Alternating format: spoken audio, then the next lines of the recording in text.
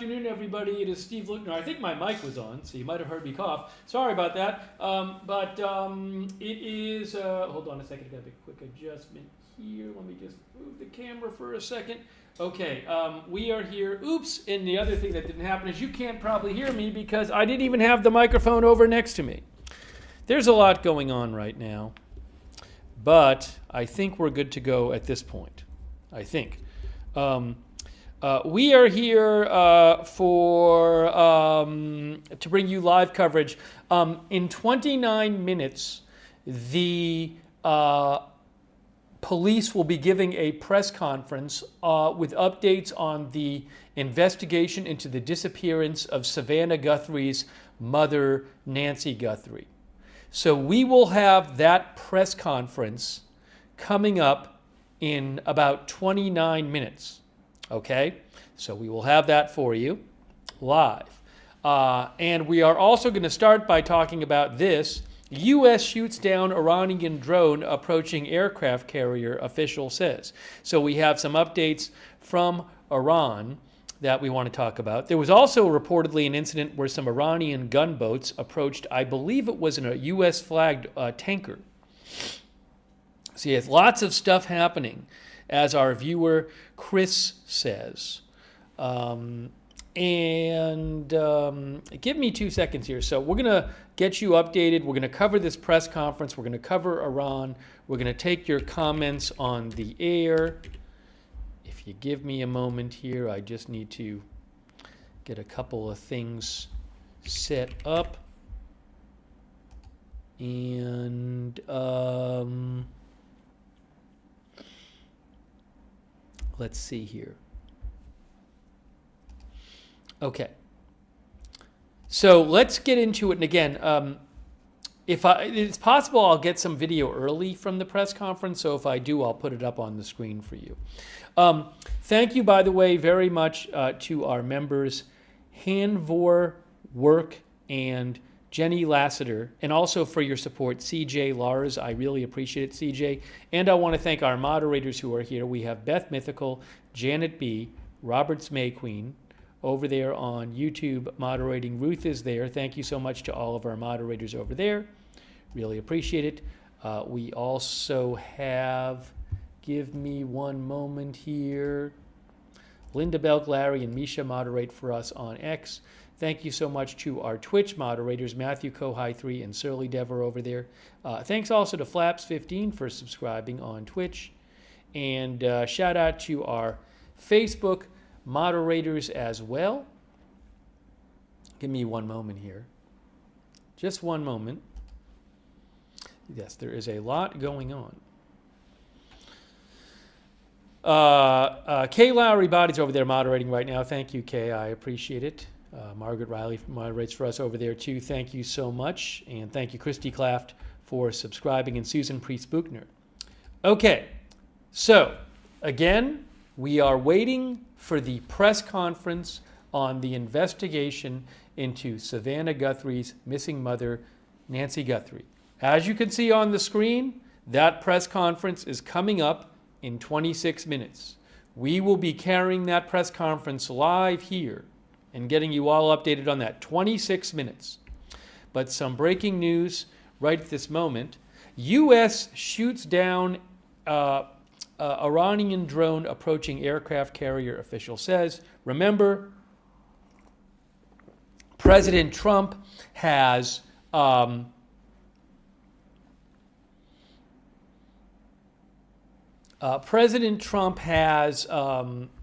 said, and President Trump has said that that there could be U.S. military action against Iran. There's a sizable U.S. Military force presence right now in the water around Iran, near Iran, and while this is good, but there's also supposedly negotiations going on between the U.S. and Iran to avoid such a thing. Well, now we have this. Uh-oh. Hey, guys, it says aircraft carrier. Look at that. Sorry about that. You know, that's happened a bunch. I actually just looked at it and didn't see it. I typed it right before I came on the air. Again, this always happens when I'm rushing to get on the air. And I type stuff and I don't notice. Yes, it is not aircraft carrier. It's aircraft carrier. Thank you. I got to really... next time, there will not be a typo. Okay. Okay. Thank you for letting me know. Let's see here. You can see Reuters says the U.S. military on Tuesday shot down an Iranian drone that, quote, aggressively approached the Abraham Lincoln aircraft carrier in the Arabian Sea. The U.S. military said in an incident first reported by Reuters, the Iranian Shahed 139 drone was flying toward the carrier with unclear intent and was shot down by an F-35 U.S. fighter jet. Unclear intent. The Iranian Shahed drone. Shot down by an F-35 fighter jet. Some of our viewers say Gulf of Tonkin. Well, I don't hear the U.S. I don't believe the U.S. is using this as an excuse to launch military strikes. As you can see here from Wikipedia, the Gulf of Tonkin incident was a naval confrontation in the Gulf of Tonkin off the coast of North Vietnam, which led to the U.S. engaging more directly in the Vietnam War. Later investigation revealed that on the night of 4th August, back in 1964, 2 U.S. destroyers reported they were attacked by North Vietnamese vessels and they were returning fire. Later investigation revealed that the August 4th attack did not happen. Again, I don't see any sign right now that the U.S. is using this drone incident as an excuse to start attacking Iran. But we'll have to keep an eye on this. Also, I wanted to show you something about the drone itself. Here is what... can I find a nice picture of it, maybe? I found a picture of the Shahed 136. No, I don't have a handy picture of a 139 drone. Anyways, I'm not going to worry about it at the moment. Let me just get you more updates about this. We have to keep an eye, 22 minutes till the press conference, which we will be going to, the press conference on Nancy Guthrie. So again, that is the USS Abraham Lincoln in that picture, by the way. So this was the Arabian Sea. The U.S. military shot down an Iranian drone that aggressively approached the Abraham Lincoln aircraft carrier in the Arabian Sea. The U.S. military said in an incident first reported by Reuters, the Iranian Shahed 139 drone was flying toward the carrier with unclear intent and was shot down by a F-35 U.S. fighter jet. U.S. military said an F-35C fighter jet from Abraham Lincoln, from the aircraft carrier, shot down the Iranian drone in self-defense and to protect the aircraft carrier and personnel on board. No American service members were harmed during the incident, and no U.S. equipment was damaged. The incident came as diplomats sought to arrange nuclear talks between Iran and the United States, and U.S. President Trump warned that U.S. warships heading toward Iran, bad things would probably happen if a deal could not be reached. The Lincoln Carrier Strike Group is the most visible part of a U.S. military buildup in the Middle East following a violent crackdown against anti-government demonstrations last month, the deadliest domestic unrest in Iran since its 1979 revolution. Trump, who has stopped short of carrying out threats to intervene during the crackdown, has since demanded that Tehran make nuclear concessions and sent a flotilla to its coast. He said last week that Iran was seriously talking, while Tehran's top security official, Ali Larijani, said arrangements for negotiations were underway. Also, in another incident today, Reuters says, the U.S. Military Central Command, the U.S. military said, in another incident on Tuesday, hours later in the Strait of Hormuz, Iran's Islamic Revolutionary Guard forces harassed a U.S.-flagged, U.S.-crewed merchant vessel. 2 Iranian Revolutionary Guard boats and an Iranian Mohajer drone approached MV Stena Imperative, that's a merchant vessel, at high speeds and threatened to board and seize the tanker, said the U.S. military. I believe the Wall Street Journal had a report about that as well, the ship. According to the Wall Street Journal says that Iranian gunboats approached a U.S. oil tanker in the Strait of Hormuz today and ordered the ship to stop. And they said 6 Iranian gunboats approached the U.S. oil tanker and told it to stop and prepare to be boarded, but the vessel sped up and was later escorted by a U.S. warship. So a couple of incidents today involving the U.S. and Iran. Our viewer TC1 Messenger says things are about to escalate. It's going down today, people. Ingo says cannon boat diplomacy.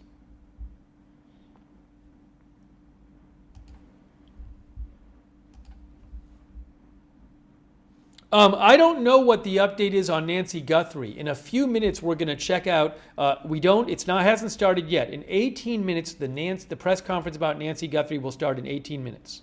So as soon as I have video of that, we're going to be showing to you live. I will let you know.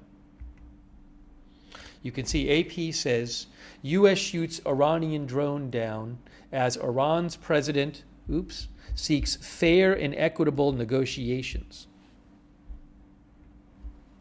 Yeah, there's been talk for weeks of possible U.S. military action. Our viewer Dave says it's not going down today. Shrenko says, is there still an internet shutdown? I believe there is a partial internet shutdown. Let me show you the latest that NetBlocks posted about that. The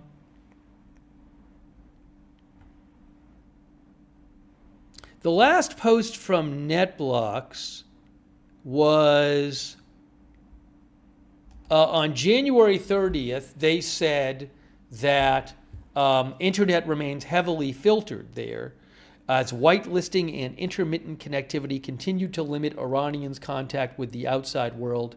Networks are visible internationally but broadly restricted.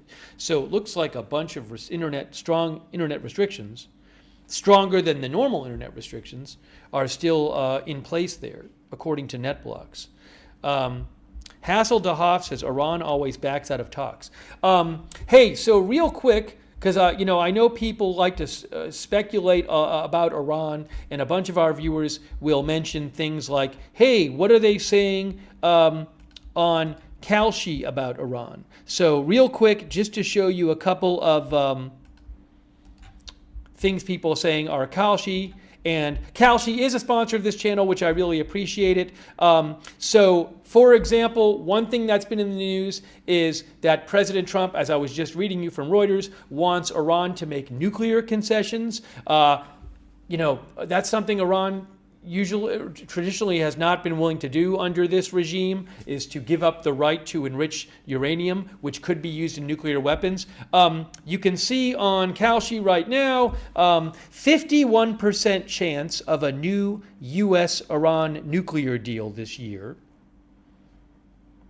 So the odds on Kalshi change on future events depending on how people are trading on those events. It's a platform where you can trade on the outcome of future events. Also, you can go over there and just check out what people think about the probability of future events. Another one, will Iran close the Strait of Hormuz this year? That is at 37% on Kalshi.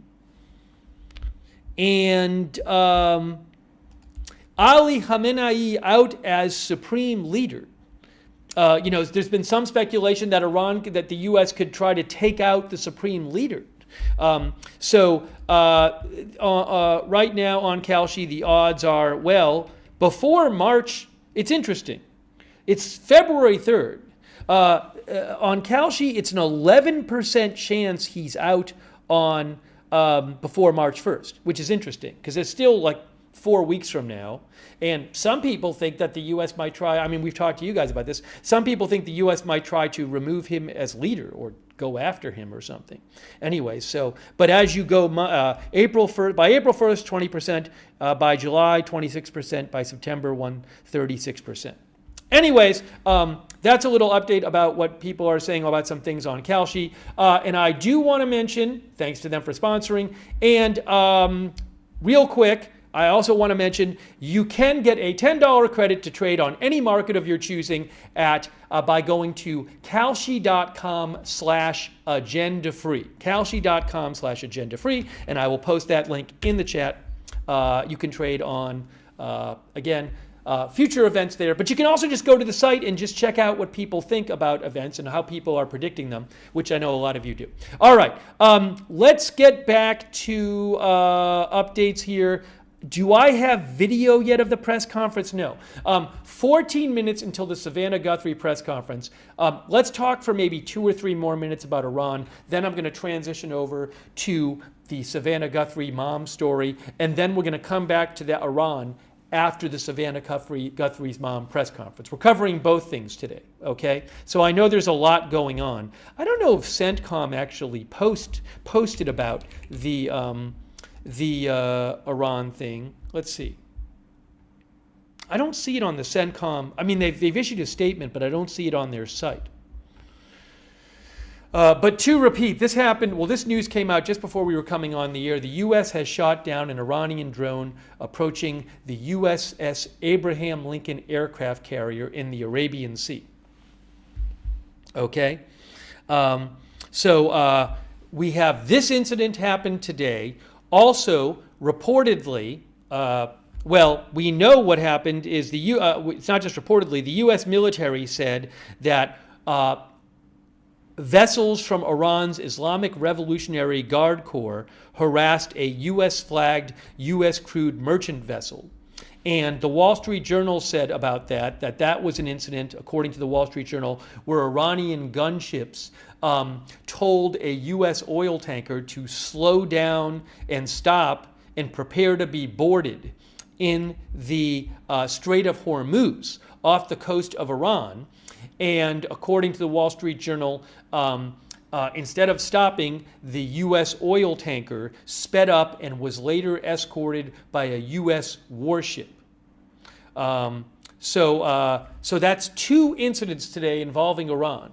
Are we getting closer to some kind of conflict, military action from the U.S. At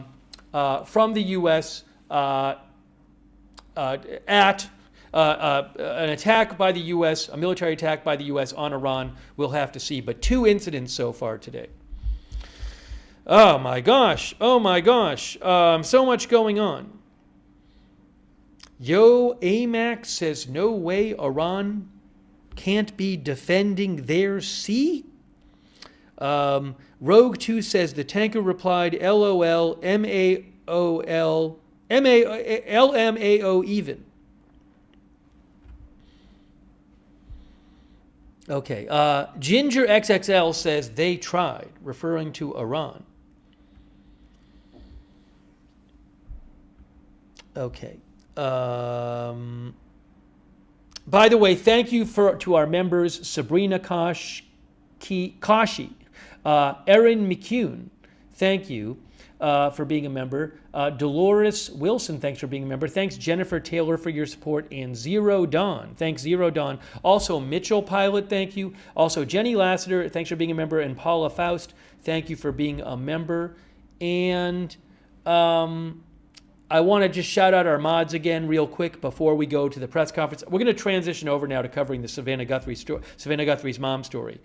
Give me 2 seconds, though. Real quick. Oh, thanks to Donut Catnap on Twitch and Lewis Carl on Twitch for subscribing. Also, our moderators. We got I Got That Fire, Matthew Kohai 3, and Surly Dev over on Twitch moderating. Thank you. We have Ruth, Beth Mythical on YouTube. Really appreciate it. They are moderating over there. Janet B is moderating. And let's see here. We have Roberts May Queen is moderating too. Beth Mythical, Linda Belglary, and Misha on X. And last but certainly not least, thanks to our moderators over on Facebook. I know Kay Lowry Body was over there moderating. Really quick, let me just do a quick thanks to them. And just in a few minutes, the press conference is coming up. We're going to be carrying that live for you. Margaret Riley moderating as well. Thank you so much for moderating. Okay, one moment here. Let me get all set up here. Thanks for your... Oh, Paul Anderson is moderating too. Thanks, Paul Anderson. I appreciate it. Okay, now I need to change the headline. Savannah Guthrie's missing mother soon. Press conference on Savannah Guthrie's missing mother. Remember, police say they believe a crime has been committed. There's some new reporting. The Los Angeles, well, I saw a couple reports. But one I saw is that the Los Angeles Times reported that, let me make sure they're still reporting it. They reported it early today. The Los Angeles Times had reported that blood was found inside the home of Savannah Guthrie's mother. The Los Angeles Times reported that today. That again, they reported that authorities found blood inside her home. She has been missing since, well, she was dropped off at her house on Saturday night by family, and she lives alone. And on Sunday morning, she did not show up at church, and she's been missing. So the last time she was seen was Saturday night. Police said there were concerning things at the home that made them feel a crime has been committed. They do not believe that she left the home of her own free will. They believe she was taken from the home. She does not have dementia. She is as sharp as a tack, the police say. Also, she can't walk more than 50 yards on her own. She has some physical ailment. She's 84. So police believe that a crime has been committed and she has been taken from the home. But as of from what I've heard from a few minutes ago, there's been no update on finding her, but we're supposed to get a press conference in 7.5 minutes. So we're going to have that press conference live for you, and I'm waiting to get the video of it here. Just bear with me for a second here.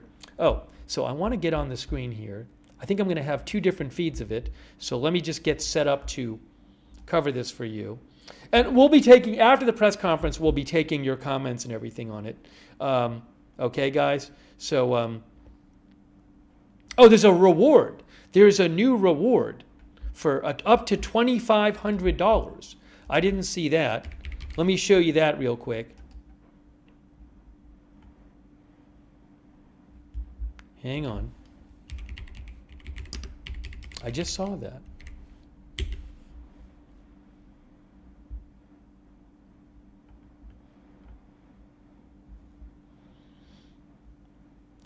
Give me a moment. I'm going to put that on the screen right now and show you the reward being offered. Let me just real quick do this. Thanks for your patience. I appreciate it.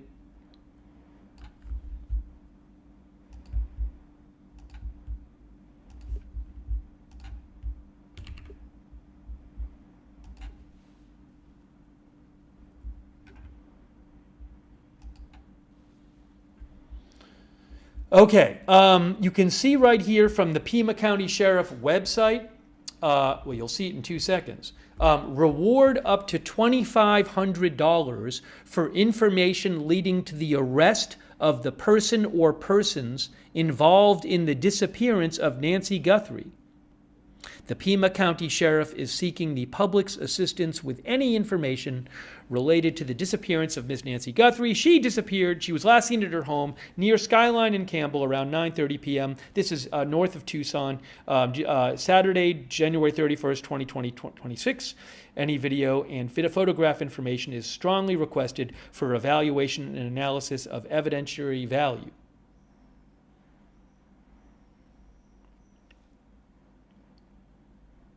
Now, it says in the poster, leading to the arrest of the person or persons involved in the disappearance.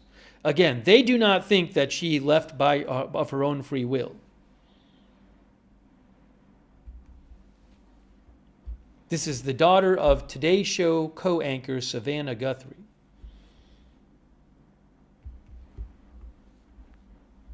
Okay, now, hang on a moment. Yeah, up to $2,500. Some of our viewers think that is a low number.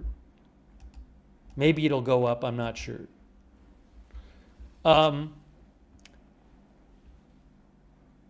It's Savannah Guthrie's mother. I'm sorry, did I say Savannah Guthrie's daughter? Sometimes I think one thing and say another. Yes, it is Nancy Guthrie. Nancy Guthrie is the mother of Savannah Guthrie. Savannah Guthrie is Nancy Guthrie's daughter. Okay, now, yeah, I misspoke. Obviously, I misspoke.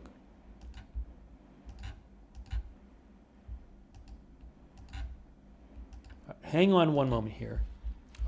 This press conference is supposed to be coming up in 4 minutes, if it starts on time. The Reuters video is not live yet. The sheriff's video is not live yet. So I am just waiting to get that video live for you, and as soon as I do, I will put it on the screen. I believe when they announced it earlier today, they said, hold on a moment here. They said that it was going to be approximately 1:30 p.m. Eastern Time.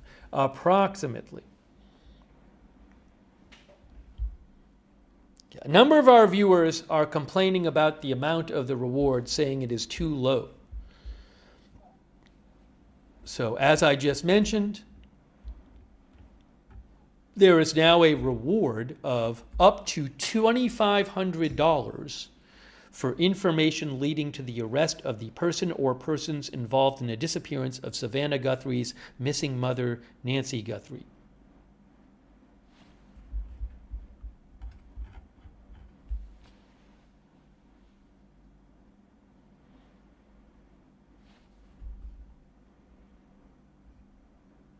Justin D. Winters says this is truly sad. He says without her medicine, it's not going to be a positive outcome. Yes, the police had said that she does not have her medicine with her, which she needs. If I'm remembering right, that the police say that it could be fatal if she didn't have her medicine? They did say it was a very serious thing. Also, I think they said she needed it within 24 hours, but I can't remember exactly. So I'm sorry if I'm getting the details wrong there. Okay.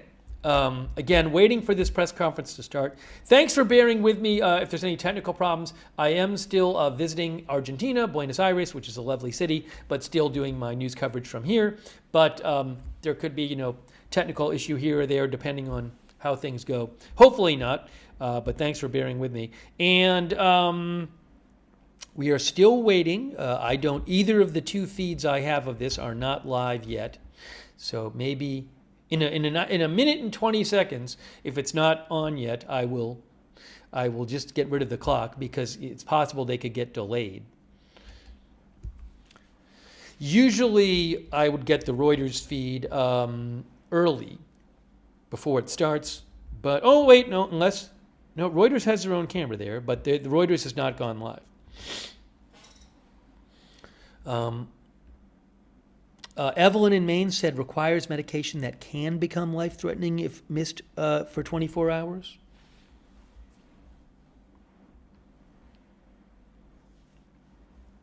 Hey, by the way, thanks to Dr. Fatbird,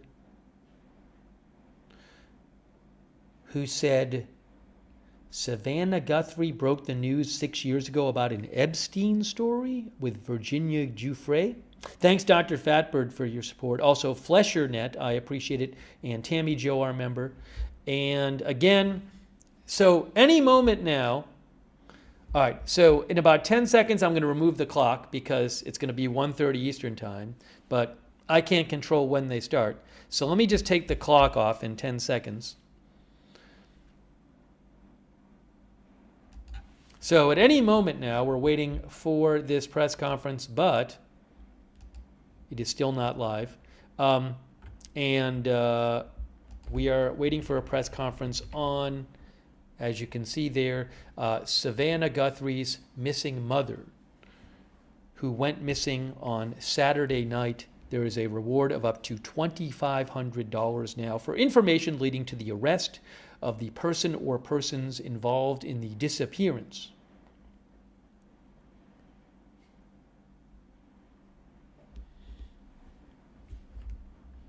So just waiting for this to start. I should have two different feeds, but neither of them is live. It has not started yet.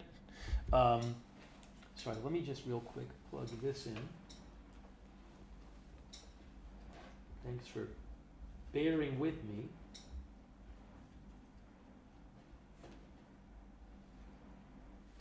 Okay, thank you.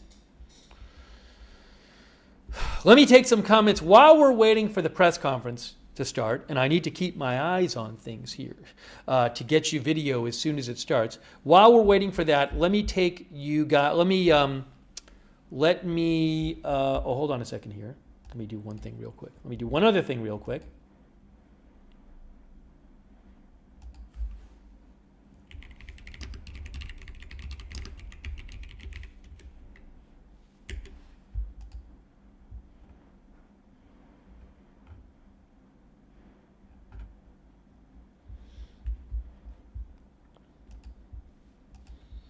Just check one other thing here.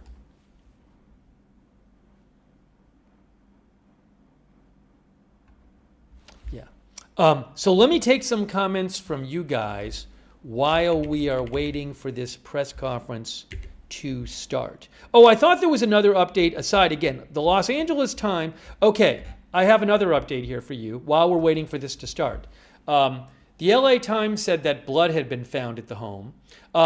Look what AP is saying. Signs of forced entry found at Arizona home of Today Show host Savannah Guthrie's mother. Investigators found signs of forced entry at the Arizona home of Today Show host Savannah Guthrie's mother, a person familiar with the investigation said today. Investigators also showed specific evidence in the home showing there was a nighttime kidnapping. A nighttime kidnapping. The motive remains a mystery. Investigators do not believe at this point it was part of a robbery, home invasion, or kidnapping for ransom plot, the source told AP. All right, hold on. There's a press conference about to start, so I want to make sure we don't miss the start of it.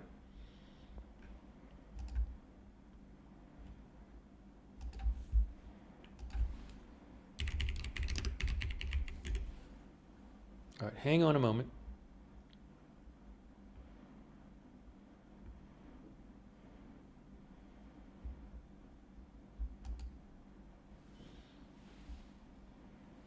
The New York Post says the same thing. Oh, the New York Post says there was signs of forced entry and a struggle in the house.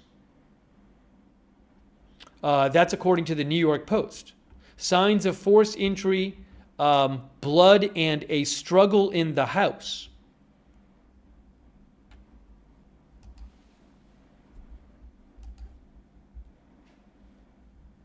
Hang on. Hold on. I got it. I got the video. I got the video. Give me 1 second. I am getting the video on the screen for you. Please hold on one moment. Hold on one moment. Look, we have the live video coming up for you.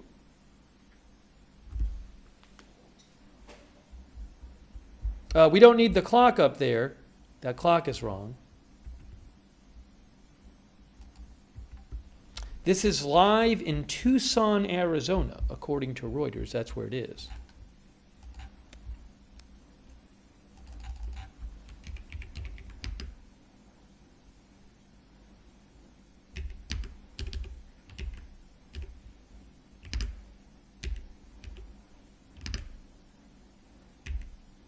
Hold on.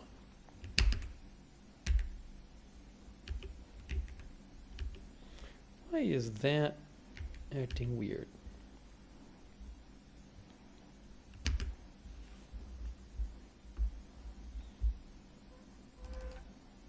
I think they have the mic off.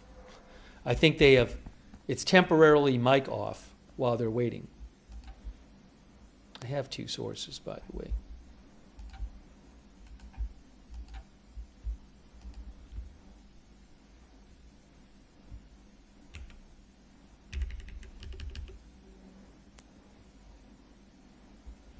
I'm having one little issue here. What is happening with this?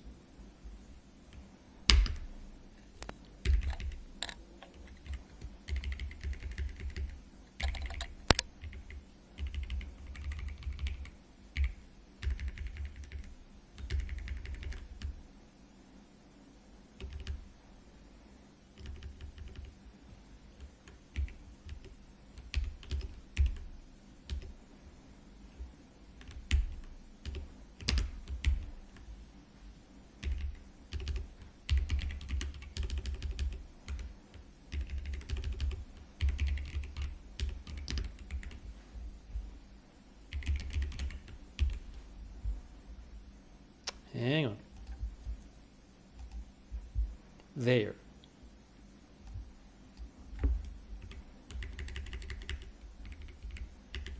I know you can't hear her, but I believe that's because that the microphone is muted for the start of this. By the way, I have two different feeds I can use for this. So if one of them doesn't work, I'll throw the other one up there. But we are waiting right now.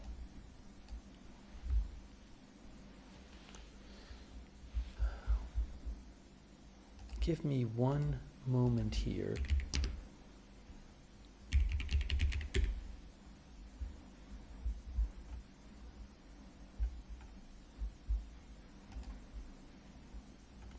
Again, AP says investigators have found signs of forced entry at Savannah Guthrie's mother's home.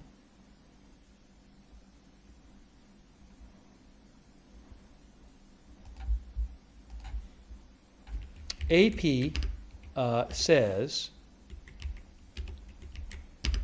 investigators have found signs of forced entry at Savannah Guthrie's mother's home,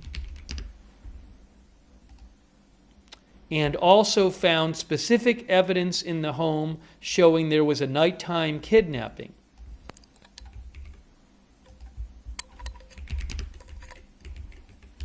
There we go. Something crazy happens. Hold on. Let's see if we can get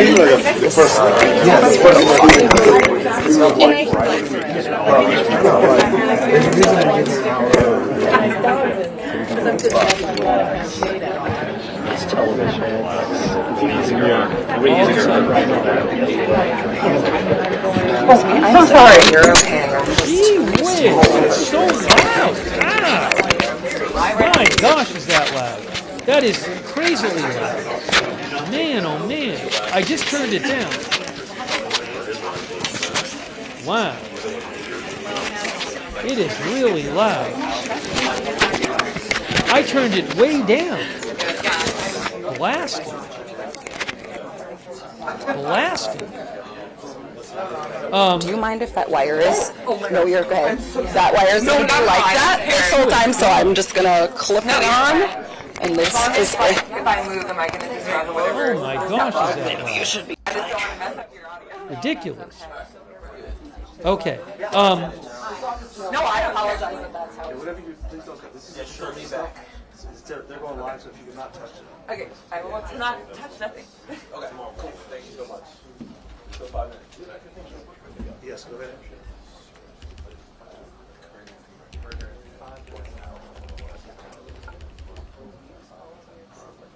So I want to mention again what AP is reporting.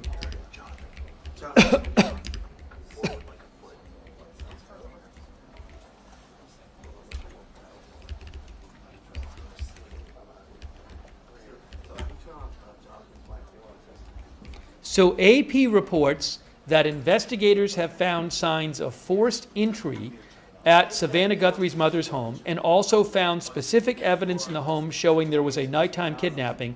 Also, investigators do not believe at this point that the abduction was part of a robbery, home invasion, or kidnapping for ransom plot. He doesn't hear you. Keep talking, please. 1, 2, 3, 4, 5, 6, 8.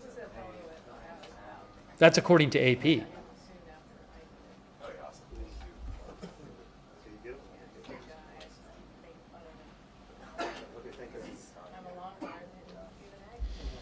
The volume is a little better now. Sorry about that. Let me just adjust it a little bit.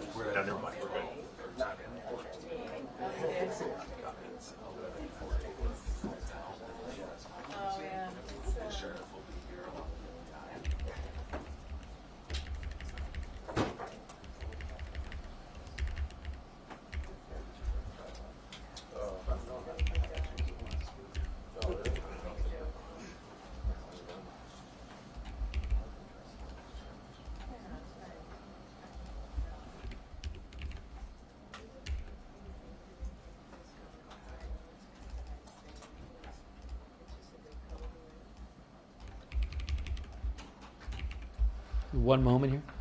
One moment, thank you. Just fixing something on the screen.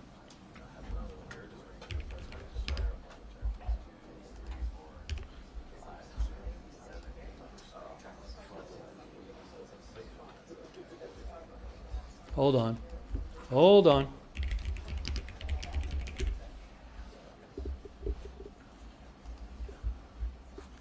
There's a, sorry. Hold on, give me a moment. Spell check. Typo. Sorry, another typo. Everything is going. Everything is falling apart.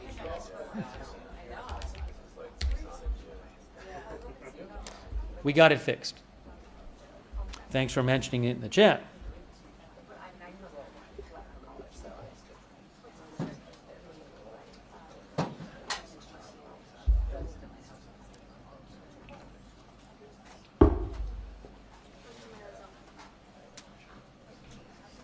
Okay, I think we're good to go.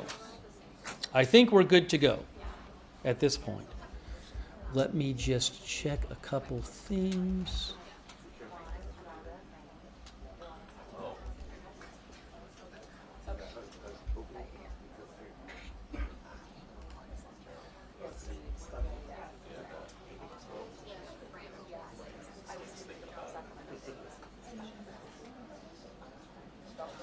We'll have more about Iran after the press conference.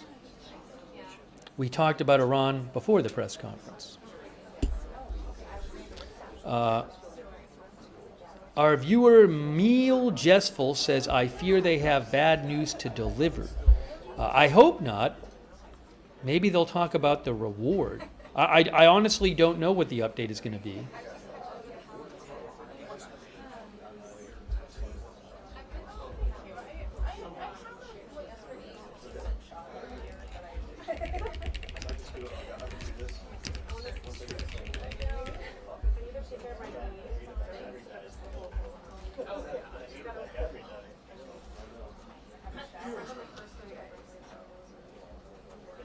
Yes, the reward is up to $2,500. That's the current reward.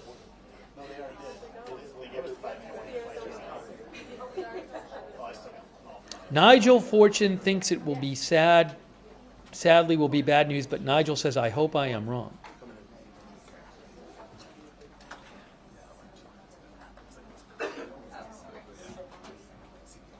Authorized says, so sad, leave the elderly alone. Thank you, Tenfold and Paper Chaser. Thank you, Paper Chaser, CEO, and Tenfold, and the THX 1974.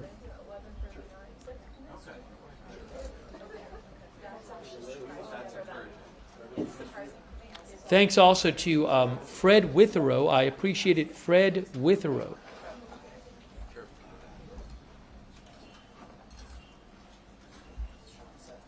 All right, hang on. It looks like it's about to start right now. I think it's about to start, guys.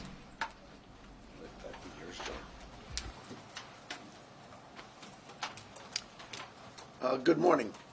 I don't know that everybody knows who's here. Of course, I'm Sheriff Chris Nanos. John Edwards is the Tucson chief here for the FBI, and he'll have some words for you as well. This is really, for me, pretty new, all the media attention. So I apologize to you for sometimes I'm speaking in generalities, and I'm not used to everybody hanging on to my words and then trying to hold me accountable for what I say, but I understand. So we're going to try our best to be succinct with you in the future, and also more important for you to understand is we have a lot of work in front of us. We have a job to do, and we have someone's life who is in jeopardy. And so job number one is we got to find her, and we got to work hard to do that. I understand there's great attention on this, and rightfully so, and I appreciate it, and I thank you for it, because it has generated a lot of leads for us. And so we're tracking those leads, and we're doing things with evidence that you would expect us to be doing. So having said that, we're going to set this up. I know that a number of you yesterday, you guys drove me crazy. Yesterday I was going from a.m. to all the way till 9, 10, 11, midnight, answering concerns and questions, and it's just too tough. And it's not fair to the case. So what I'm going to tell you is today we're going to do this similar to what we're doing right now. Here we'll take questions. It's not really my briefing, it's your briefing. You'll be able to ask us some questions. We'll probably shut you off after a while because I just can't be here all day. We have work to do.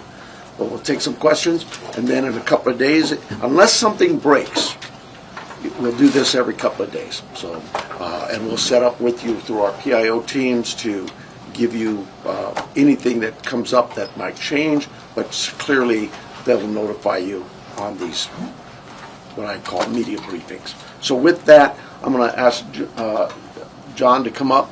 If you've got a statement to say, John, and then we'll take some questions and we'll get back to work.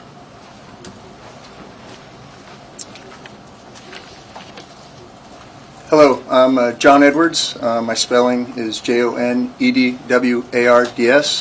I'm the Assistant Special Agent in charge of the FBI's office here in Tucson. First, we want the community to know that the FBI is doing everything in our power to bring Nancy Guthrie home to her family. The FBI is working alongside the Pima County Sheriff's Department on this incident.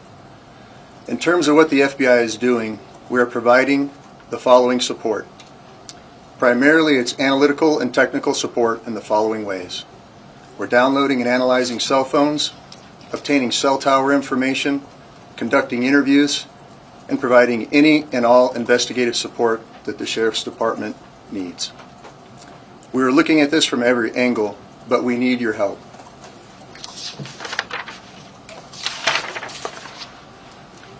If you live in the area or saw something on Saturday night, the 31st of January, or Sunday morning, the 1st of February, please report it to the Pima County Sheriff's Department or the FBI at 1-800-CALL-FBI. Every lead and tip is important. We are aggressively pursuing and looking into every single one. Again, please help us bring Nancy Guthrie home. Thank you.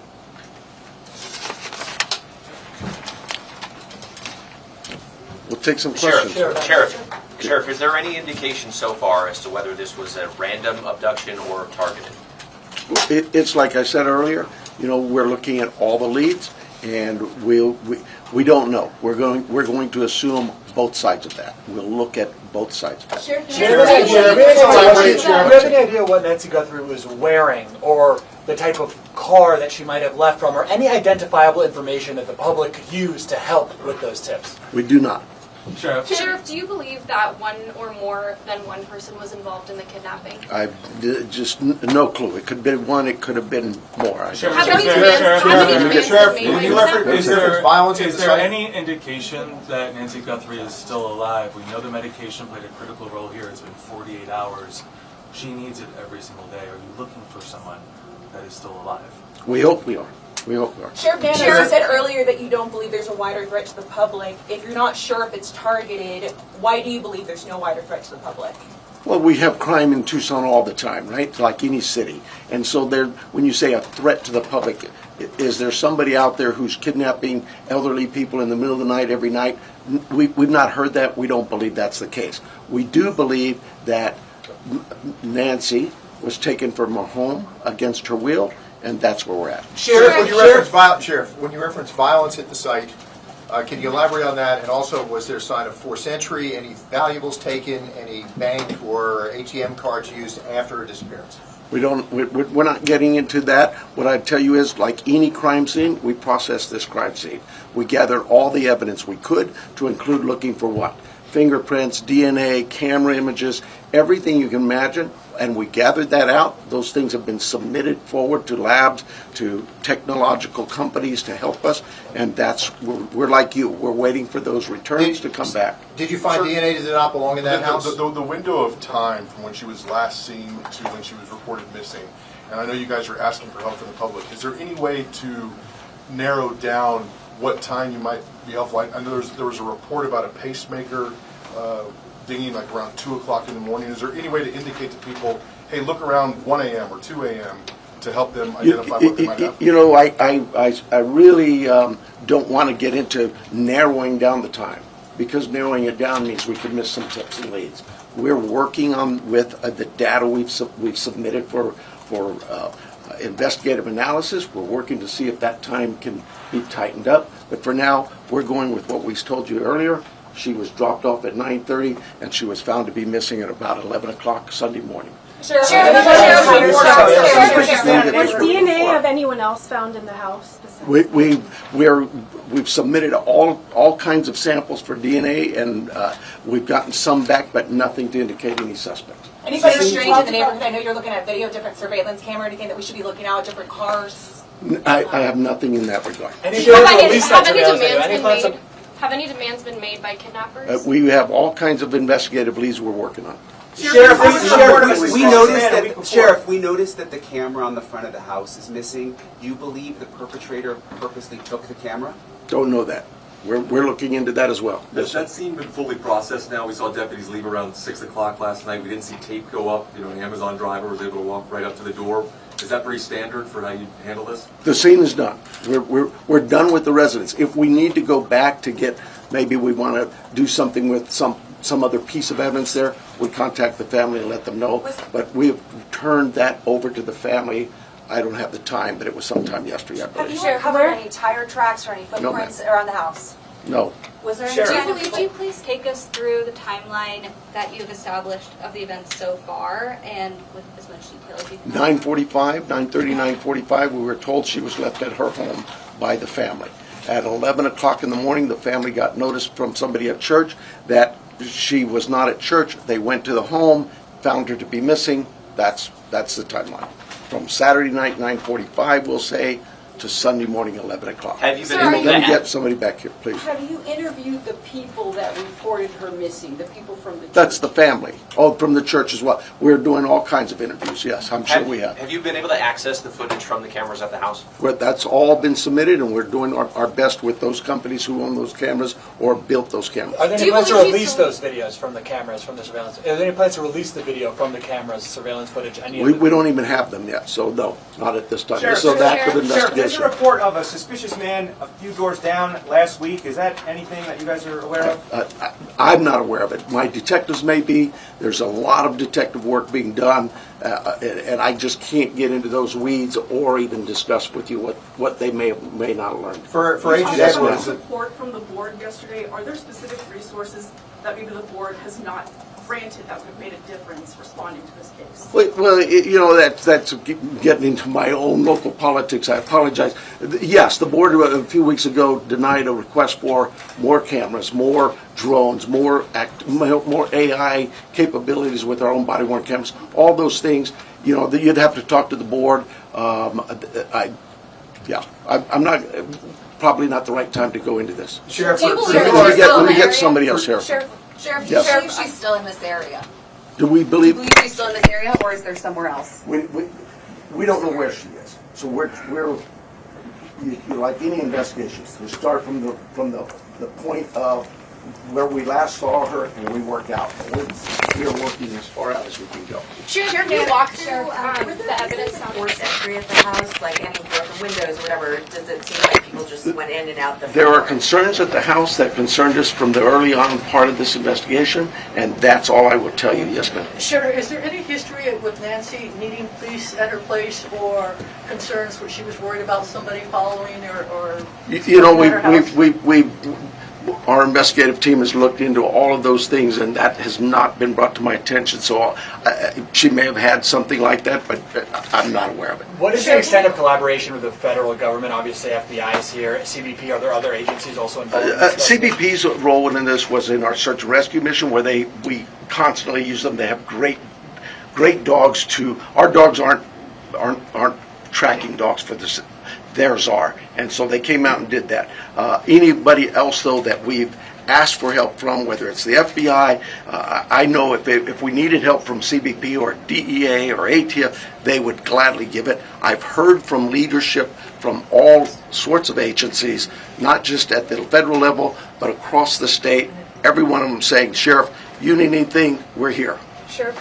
So you obviously said investigators, when they got on scene, they found suspicious circumstances. When the family called originally to report her missing, did they say anything about the state of the home? I don't know that. I don't know. Hang on, let me make sure I'm getting some different people here. Yes, ma'am. Yeah, so there was blood that was found inside the house and you're testing it for DNA. How much blood and where was it? I'm not saying there's blood inside that house or outside that house. What I'm saying is our team processed a scene like you would think of any crime scene. We go in and we process it. We look for things like that, blood, DNA, any kind of physical evidence, fingerprints, anything. And all of that is gathered and submitted to a lab. That lab will report back to us what they find. So far, that what we found from that lab is nothing that would tell us this is who did this. We'll take a couple more questions, and then the sheriff's got to go. Sheriff, can you walk through the evidence that was found at the scene in as much detail as possible? No, I cannot. What is the bottleneck to the surveillance footage? I know you said some of it is in the cloud, but you've also been reached out to tech companies that are saying they're cooperating. Why do you not have the surveillance footage on media? That's what I tell them. How come I don't have this? Where's my evidence? It is a process, and I'm sorry, but you know, we're grateful that there's large corporations and companies who have bent over backwards to help us, to say, hey, Sheriff, tell us what you need. And so, yeah, I can't slam them. And we've asked them. They know the urgency here, but I'm like you. What do you mean I don't know that now? Yeah, it's tough. Follow up on an answer that you gave earlier. You were asked if there was Last question. You were asked if there was any ransom, and you didn't say no. You said we're following all leads. Does that mean a ransom has come in? We're following all leads we have. That's all I can tell you. We've got hundreds of leads, and it's from you that produce those leads by telling people we need help, and I'm grateful for that. But I'm not going to get into all that. We have a team designated to deal with all of our leads. They're looking into all of that. We are sharing all of our leads with the FBI. They are helping us in evaluating those leads, how good they are, where their priority should be, and so we're just. But look, I know you guys are doing your job, and you're doing a great job. But we have a job to do too, and I really need to back away from this for a while, and we'll see you unless something breaks. We'll see you Thursday morning.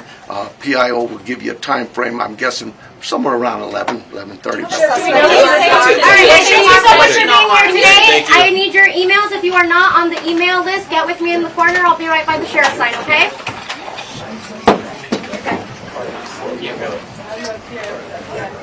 Okay, so we're gonna talk about that. I want to play that again at some point too, because there was kind of rapid fire questions. I didn't even hear all the, sometimes I have to deal with some stuff here with the broadcast while that's going on, and it was so rapid fire I missed a couple of the questions. I mean, I heard them, but I wanted to hear exactly what was being said. So yeah, I mean, they don't have any suspects. They're still not saying specifically what was found at the house.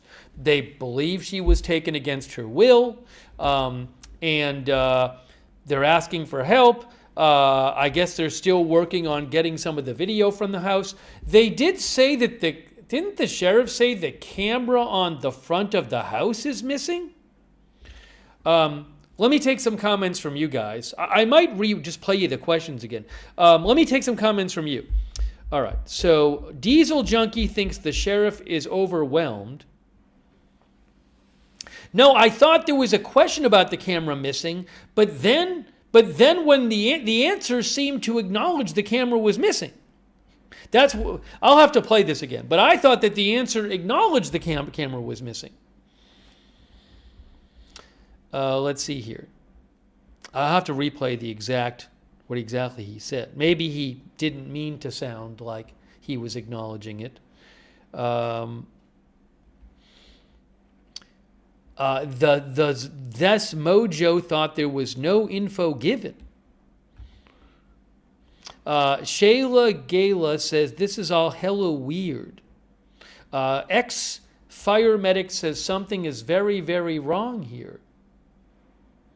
It was very rapid fire, the press conference.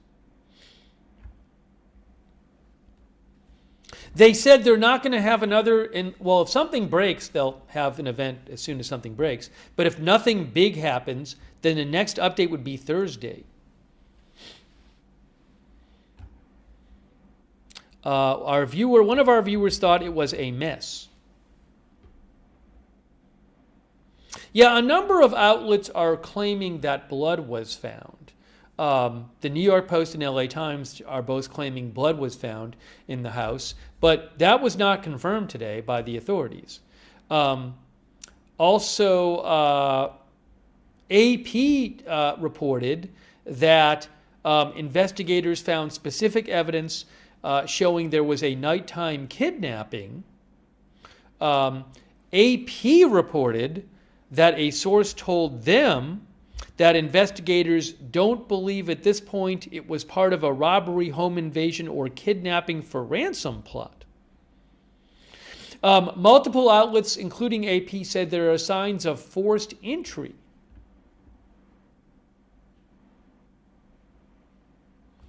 Karen says the authorities didn't really confirm anything.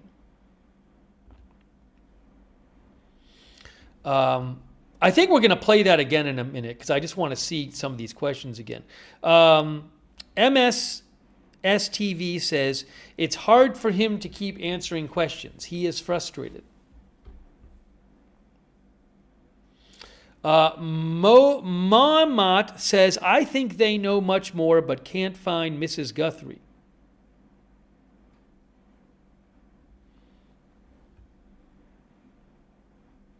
One of our viewers said, could be a ransom going on in the background. That's what Bringo said.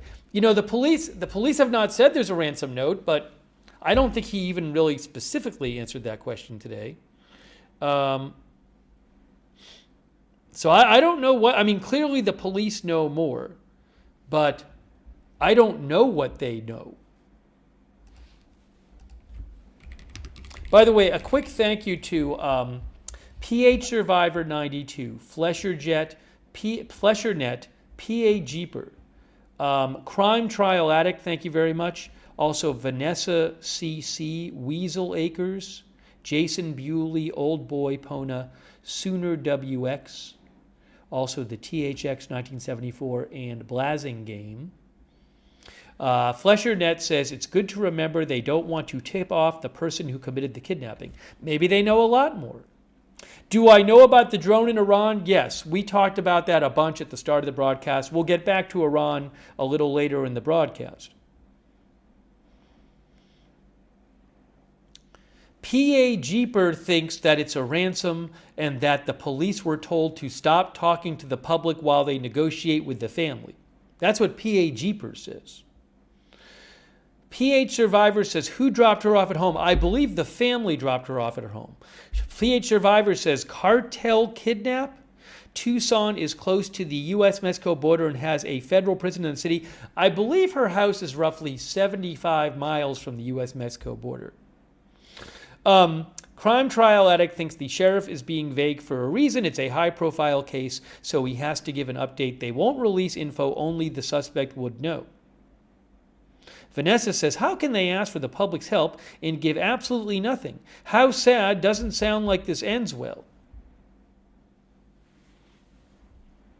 All right, give me a moment here. I'm going to take some more comments, and I'm going to show you again what was just said. It wasn't that long a press conference, so I would like to show you again what happened. Give me one moment here. Let me just pull this up. Hang on a moment. Hang on a moment. Let's do this.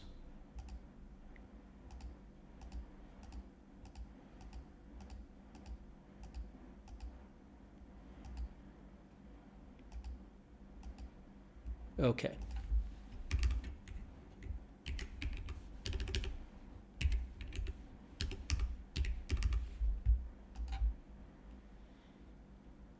Oops, one moment. I'm getting the press conference ready for you. Why is this not behaving?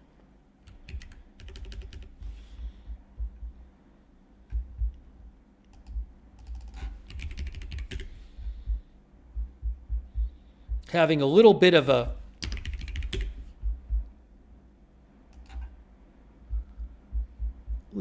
hardware keyboard issue today.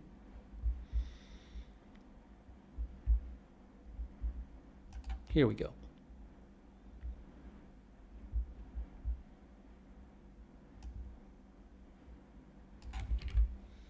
All right, I'm pulling up right now the going to show you the in a second we're going to watch that again and see what was said.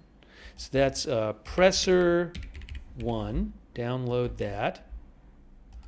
And we'll do this. 19001940 presser 2.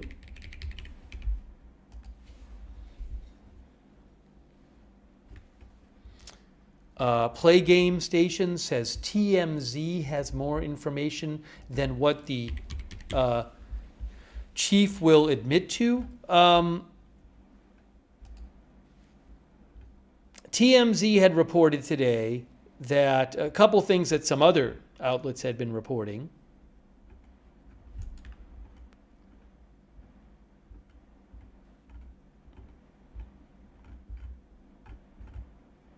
For example, them and other outlets like the New York Post were saying there was blood found in the house.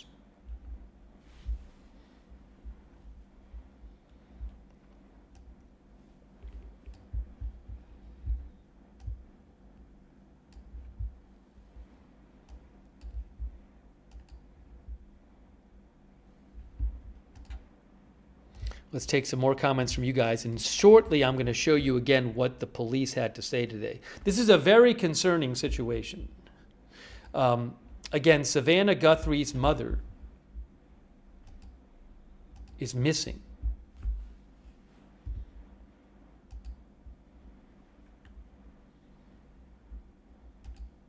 And police believe she was taken from her home.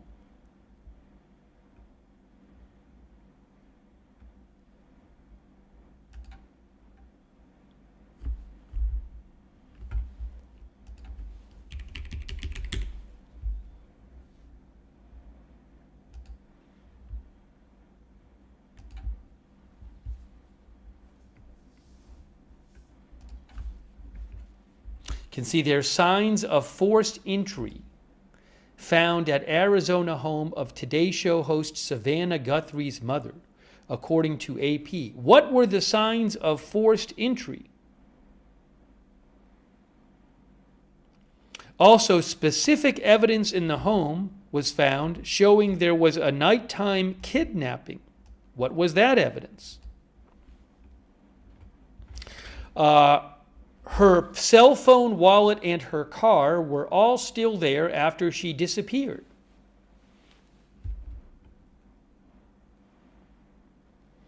RC Booty says, hopefully at the next press conference, the guy will talk more. Hidden says, maybe someone obsessed with Savannah Guthrie. We don't know if there's a connection, but if the fact that her daughter is Savannah Guthrie has anything to do with this. TTV Azenia says, yes, I mean, what's the motive for taking her? Is there one?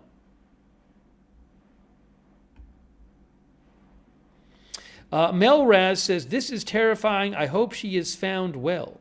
Thank you, by the way, to Chocolate Angel, who says, do you think kidnappers really wanted to kidnap Savannah instead, but settled for her mom to get her attention?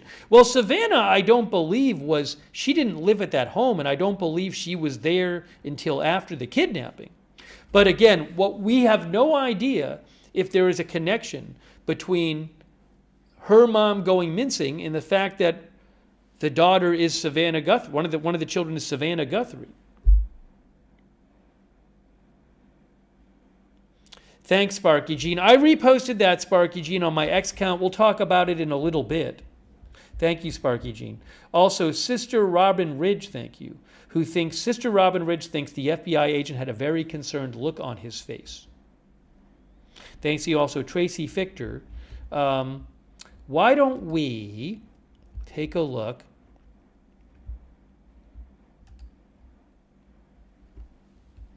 Hang on a moment.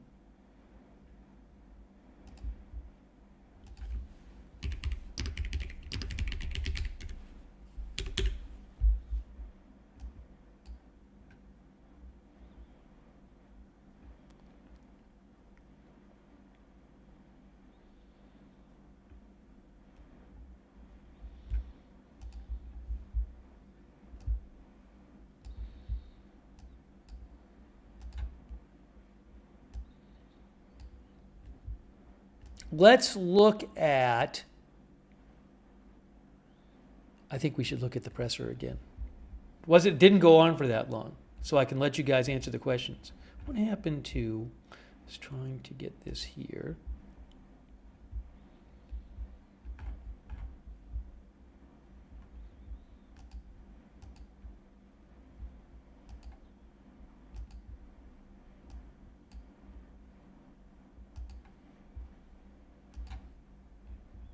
Okay.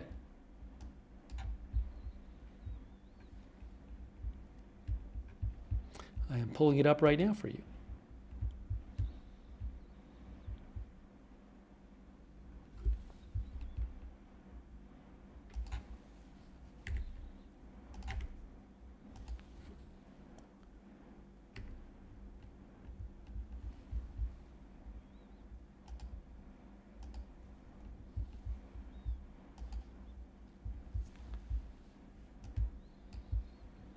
Here is what was said. I'm putting it on the screen for you. We'll take some more comments from you guys. Oops, hold on. Hang on.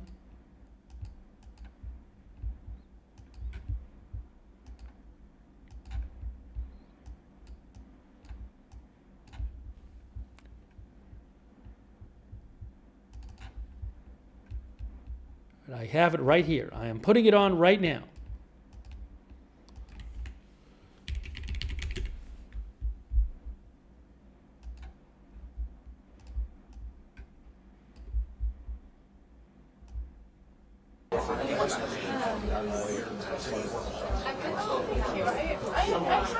Oopsie. Let me also change the headline. This is obviously not now. Savannah Guthrie's mother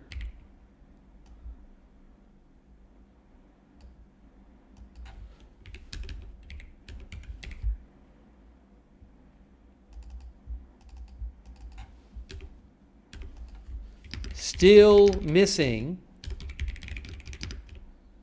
Crime suspected. Okay.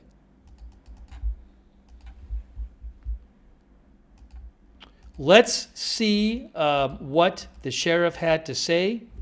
And I'm just going to replay this for you guys. Sorry for the delay in getting it up on the screen there, but we have it on the screen now for you. and we're going to see what he had to say. It was a lot of questions, so I'd be interested in hearing this again. And let me also put on the screen, this is moments ago in Tucson, Arizona.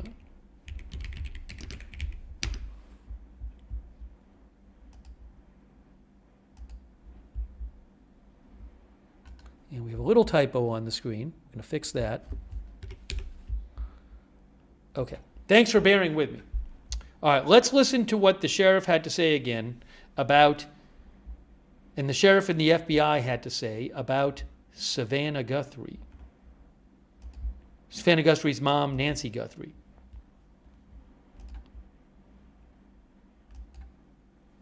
Let's see how the volume is. Good morning. I don't know that everybody knows who's here. Of course, I'm Sheriff Chris Natos. John Edwards is the Tucson chief here for the FBI, and he'll have some words for you as well. You know, this is really, for me, pretty new, all the media attention. So I apologize to you for sometimes I'm speaking in generalities, and I'm not used to everybody hanging on to my words and then trying to hold me accountable for what I say, but I understand. So we're going to try our best to be succinct with you in the future, and also more important for you to understand is we have a lot of work in front of us. We have a job to do, and we have someone's life who is in jeopardy. And so job number one is we got to find her, and we got to work hard to do that. I understand there's great attention on this, and rightfully so, and I appreciate it, and I thank you for it, because it has generated a lot of leads for us. And so we're tracking those leads, and we're doing things with evidence that you would expect us to be doing.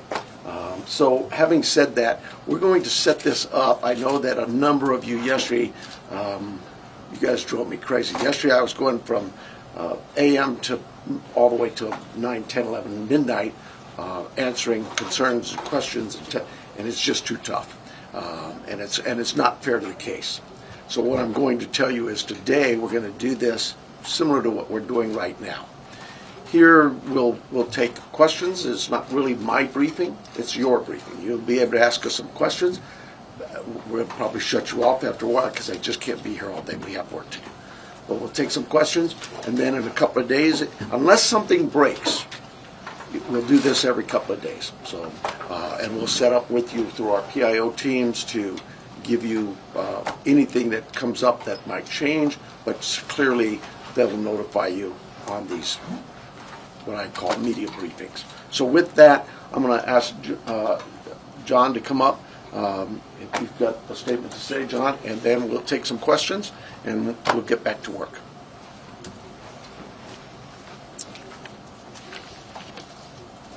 Hello, I'm John Edwards. My spelling is Jonedwards. I'm the Assistant Special Agent in charge of the FBI's office here in Tucson. First, we want the community to know that the FBI is doing everything in our power to bring Nancy Guthrie home to her family. The FBI is working alongside the Pima County Sheriff's Department on this incident. In terms of what the FBI is doing, we are providing the following support. Primarily, it's analytical and technical support in the following ways. We're downloading and analyzing cell phones, obtaining cell tower information, conducting interviews, and providing any and all investigative support that the Sheriff's Department needs. We are looking at this from every angle, but we need your help.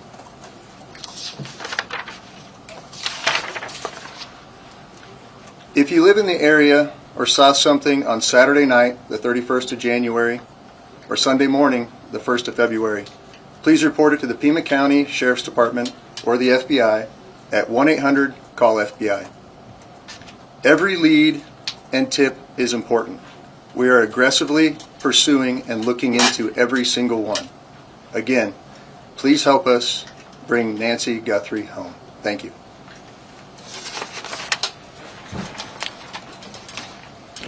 We'll take some questions. Sheriff, is there any indication so far as to whether this was a random abduction or targeted? It's like I said earlier, you know, we're looking at all the leads, and we don't know. We're going to assume both sides of that. We'll look at both sides of that. Do you have any idea what Nancy Guthrie was wearing, or the type of car that she might have left from, or any identifiable information that the public could use to help with those tips? We do not. Sheriff, do you believe that one or more than one person was involved in the kidnapping? I just no clue. It could have been one. It could have been more. Is there any indication that Nancy Guthrie is still alive? We know the medication played a critical role here. It's been 48 hours. She needs it every single day. Are you looking for someone that is still alive? We hope we are. We hope we are. Sheriff said earlier that you don't believe there's a wider threat to the public. If you're not sure if it's targeted, why do you believe there's no wider threat to the public? Well, we have crime in Tucson all the time, right? Like any city. And so when you say a threat to the public, is there somebody out there who's kidnapping elderly people in the middle of the night every night? We've not heard that. We don't believe that's the case. We do believe that Nancy was taken from her home against her will, and that's where we're at. Sheriff, when you reference violence at the site, can you elaborate on that? And also, was there a sign of forced entry, any valuables taken, any bank or ATM cards used after her disappearance? We're not getting into that. What I'd tell you is, like any crime scene, we processed this crime scene. We gathered all the evidence we could, to include looking for what? Fingerprints, DNA, camera images, everything you can imagine, and we gathered that out. Those things have been submitted forward to labs, to technological companies to help us, and we're like you. We're waiting for those returns to come back. Did you find DNA that did not belong in that house? The window of time from when she was last seen to when she was reported missing, and I know you guys are asking for help from the public, is there any way to narrow down what time you might be off? Like, I know there was a report about a pacemaker dinging like around 2 o'clock in the morning. Is there any way to indicate to people, hey, look around 1 a.m. or 2 a.m. to help them identify what they might have? You know, I really don't want to get into narrowing down the time, because narrowing it down means we could miss some tips and leads. We're working on with the data we've submitted for investigative analysis. We're working to see if that time can be tightened up. But for now, we're going with what we told you earlier. She was dropped off at 9:30, and she was found to be missing at about 11 o'clock Sunday morning. Was DNA of anyone else found in the house? We've submitted all kinds of samples for DNA, and we've gotten some back, but nothing to indicate any suspects. Anybody strange in the neighborhood? I know you're looking at video, different surveillance camera, anything that we should be looking out, different cars? I have nothing in that regard. Have any demands been made by kidnappers? We have all kinds of investigative leads we're working on. Sheriff, we noticed that the camera on the front of the house is missing. Do you believe the perpetrator purposely took the camera? Don't know that.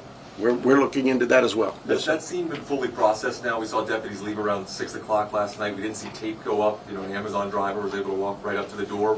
Is that pretty standard for how you handle this? The scene is done. We're done with the residents. If we need to go back to get, maybe we want to do something with some other piece of evidence there, we contact the family and let them know. But we have turned that over to the family. I don't have the time, but it was sometime yesterday, I believe. Have you uncovered any tire tracks or any footprints around the house? No. Was there Could you please take us through the timeline that you've established of the events so far, and with as much detail as you can? 9:45, 9:30, 9:45, we were told she was left at her home by the family. At 11 o'clock in the morning, the family got notice from some. Hold on, let me just put on, I'm playing the second part now. Hold on, putting on part 2. I'm replaying this for you and me. You'll see it in a second. Have you uncovered any tire tracks or any footprints around the house? No. Was there Could you please take us through the timeline that you've established of the events so far, and with as much detail as you can? 9:45, 9:30, 9:45, we were told she was left at her home by the family.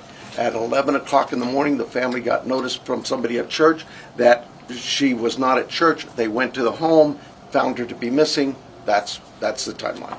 From Saturday night, 9:45, we'll say, to Sunday morning, 11 o'clock. Have you been And able let to me get somebody back here, please. Have you interviewed the people that reported her missing, the people from the church? That's the family. Oh, from the church as well. We're doing all kinds of interviews, yes, I'm sure we have. Have you been able to access the footage from the cameras at the house? Well, that's all been submitted, and we're doing our best with those companies who own those cameras or built those cameras. Are there any plans to release those videos from the cameras, from the surveillance? Are there any plans to release the video from the cameras, surveillance footage, any of it? We don't even have them yet, so no, not at this time. Sheriff, So that could Sheriff, there's a investigation. report of a suspicious man a few doors down last week. Is that anything that you guys are aware of? I'm not aware of it. My detectives may be. There's a lot of detective work being done, and I just can't get into those weeds or even discuss with you what they may not have learned. For Agent Yes, Edwards. support from the board yesterday, are there specific resources that maybe the board has not granted that would have made a difference responding to this case? Well, that's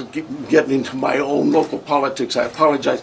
Yes, the board a few weeks ago denied a request for more cameras, more drones, more AI capabilities with our own body-worn cameras. All those things, you'd have to talk to the board. I'm not.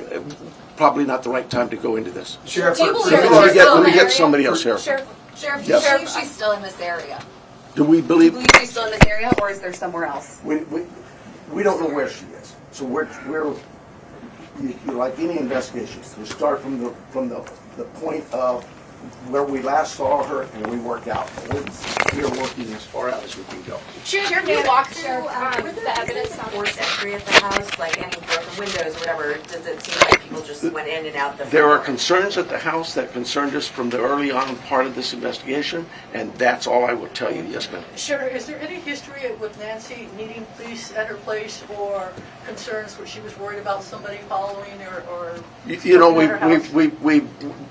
Our investigative team has looked into all of those things, and that has not been brought to my attention. So she may have had something like that, but I'm not aware of it. What is the extent of collaboration with the federal government? Obviously, FBI is here, CBP. Are there other agencies also involved in this? CBP's role in this was in our search and rescue mission, where we constantly use them. They have great dogs. Our dogs aren't tracking dogs for this. Theirs are, and so they came out and did that. Anybody else, though, that we've asked for help from, whether it's the FBI, I know if we needed help from CBP or DEA or ATF, they would gladly give it. I've heard from leadership from all sorts of agencies, not just at the federal level, but across the state. Every one of them saying, Sheriff, you need anything, we're here. Sure.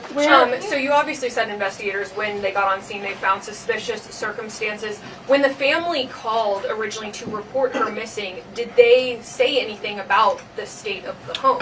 I don't know that. I don't know. Just Hang on, let me make sure I'm getting some different people here. Yes, ma'am.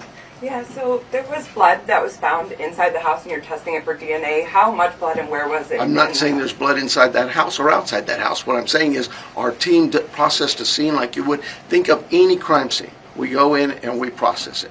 We look for things like that: blood, DNA, any kind of physical evidence, fingerprints, anything, and all of that is gathered and submitted to a lab. That lab will report back to us what they find. So far, that what we found from that lab is nothing that would tell us this is who did this. We'll take a couple more questions, and then the sheriff's got to go. Sheriff, can you walk through the evidence that was found at the scene in as much detail as possible? No, I cannot. What is the bottleneck to the surveillance footage? I know you said some of it is in the cloud, but you've also been reached out to tech companies that are saying they're cooperating. Why do you not have the surveillance footage on media?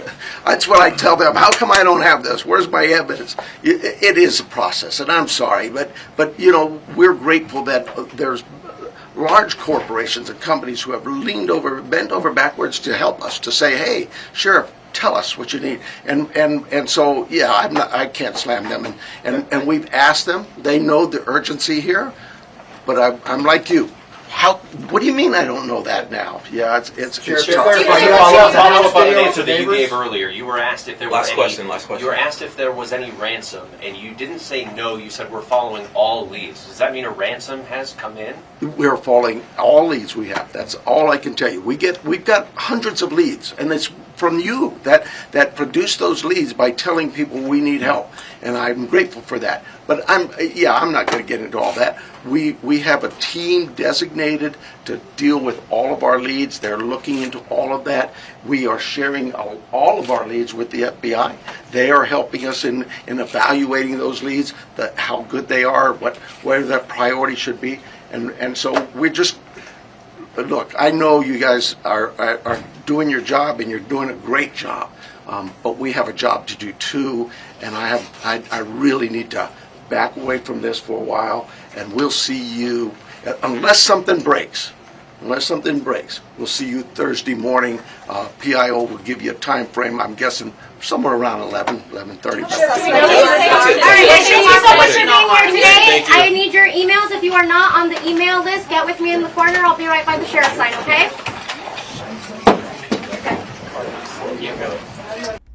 All right, so as some of the viewers were pointing out, like he didn't even say no or yes when asked if there had been a ransom yet. And then the first question was something like, can you confirm whether there's been a kidnapping? And he said no. I just want to replay the first two questions. But, I mean, again, not much really confirmed in that presser. I just want to go to the first question. Again, I'm not going to replay the whole thing. I just want to hear the first question or two. Right here. Of course, tried to hold linked with you in the future, and also more important for you to understand is in jeopardy. And we're questions. Right here. Random abduction or targeted. Let's listen to the first like question. I said earlier. Here's the first question. We'll right take here. some questions. Sheriff, is there any indication so far as to whether this was a random abduction or targeted? It's like I said earlier. No idea. We're looking at all the leads, and we don't know. We're going to assume both sides of that. We'll look at both sides of that. Do you have any idea what Nancy Guthrie was wearing, or the type of car that she might have left from, or any identifiable information that the public could use to help with those tips? We do not. Sure. Yeah, so I mean, there's no, they're not saying whether it was targeted or not saying whether there's been a ransom, not getting into any specifics of evidence that they have found at the home. If I heard him right, he said they haven't even gotten the security footage yet. The house has cameras, but he said that they haven't gotten that footage. That's what he says. So,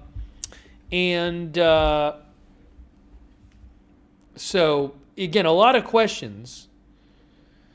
Turkey says, I think he is scared to say anything. It's possible he knows more and he's just not saying it. Well, we know he knows more, but it's possible, that they might have their reasons. They could have gotten a ransom note and they just don't want to talk about it, for example.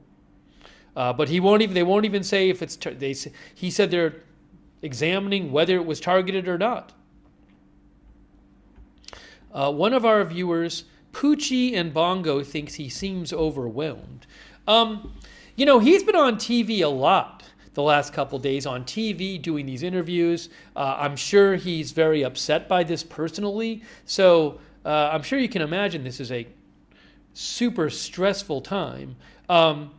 That was a lot of questions and answers, rapid fire, in this press conference.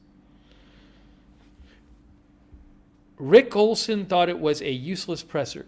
Christy Claff says he basically didn't answer anything except we don't know.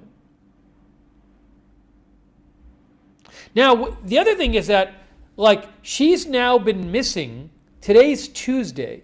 So she has now been missing for over 48 hours, right? Because she went missing between Saturday night and Sunday morning. I hope she's okay. This is very concerning. Where is she?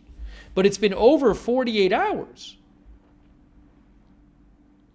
SDL said Thursday, next presser. That's a long time.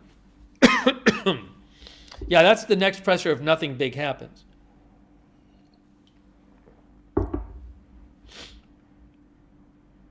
Mason D says vague, vague, vague.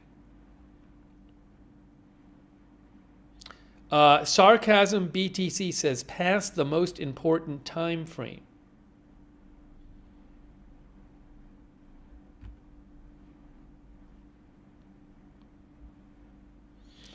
Kathy Jimenez thinks they know a lot more than you think.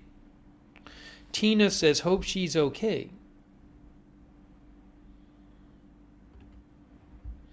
But again, he did say that they haven't even gotten the security camera footage.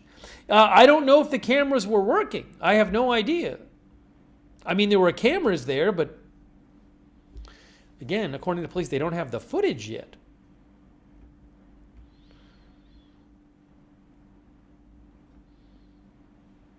Sorry, I'm looking up some more comments from you guys as well. I don't even think, did he not talk about the reward?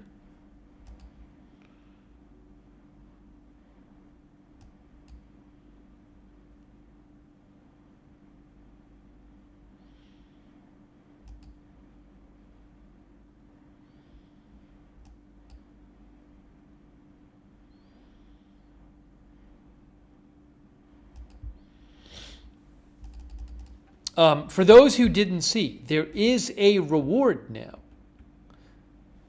This is what the reward says, for those who didn't see.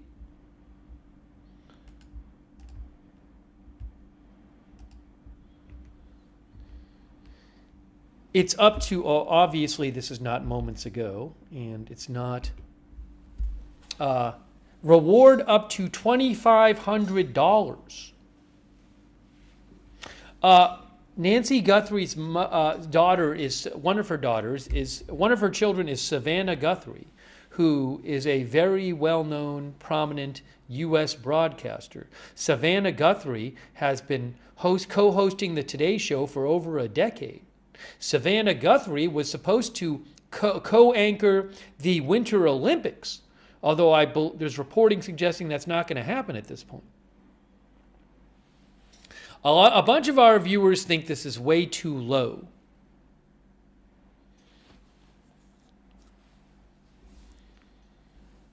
Now, also, I mean, a lot of times with these rewards, they can just go up.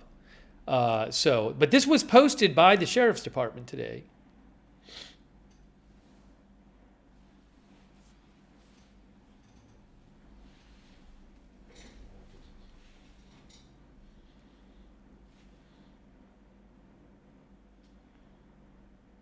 Yeah, I mean, one of our viewers said, I think it's not from family. Yeah, so I don't even know, with rewards, they can come from different sources. I don't even know if the family was aware this was going to be posted. I just don't know. So we have covered, crimes with rewards before where the rewards go up.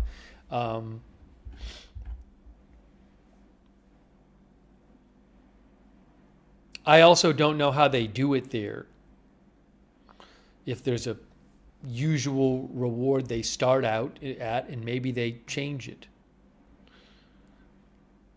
I don't want to minimize that amount, but a bunch of our viewers think it should be more.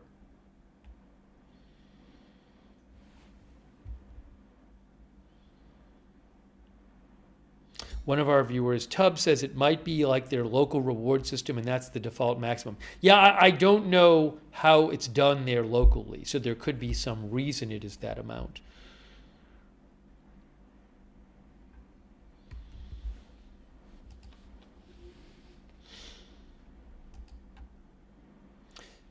But remember, they said the next presser is Thursday morning, but that's if nothing big happens.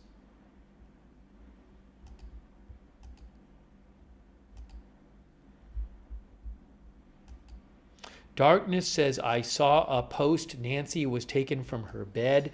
It's not clear that happened. I think ABC News had claimed a couple days ago that they had heard that from the Sheriff's Department, but we have not heard it publicly from the Sheriff's Department.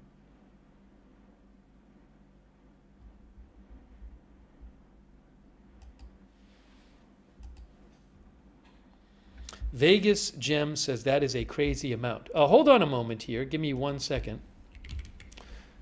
1 second. 1 second.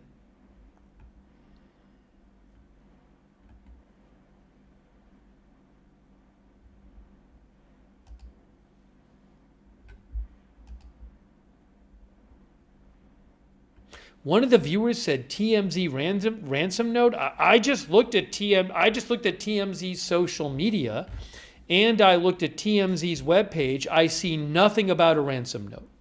I have not seen TMZ report a ransom note.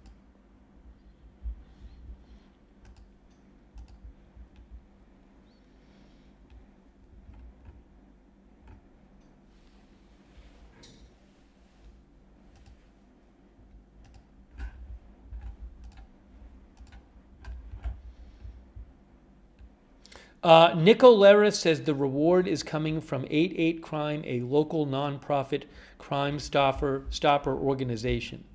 The reward, thanks very much, Nicole Ree. If you go to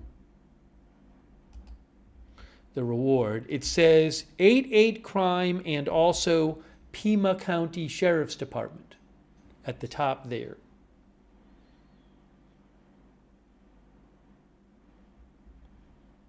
I don't know exactly what 88 Crime is. I'll have to look that up.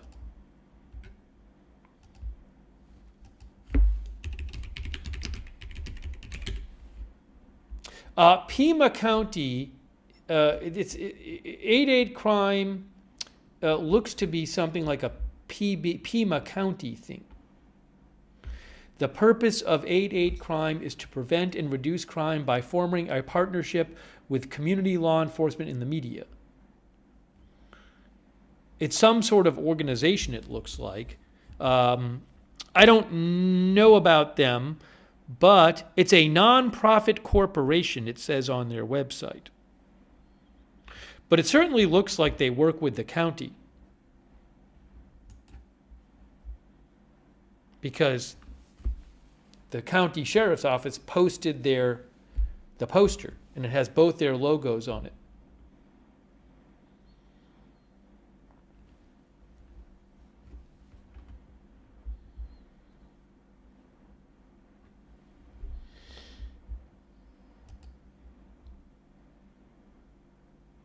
The thing is, though, I mean, maybe that organization has some sort of prescribed way in which they do the rewards, but most people aren't going to see it that way.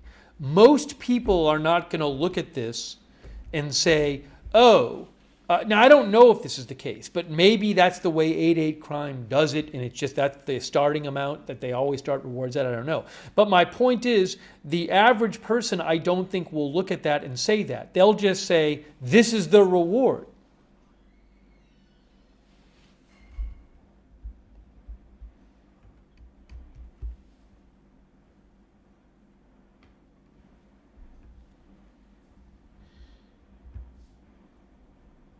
But we'll see. I wouldn't be surprised to see that number change at some point. Again, I don't even know that the family knew that that was going to come out. I have no idea.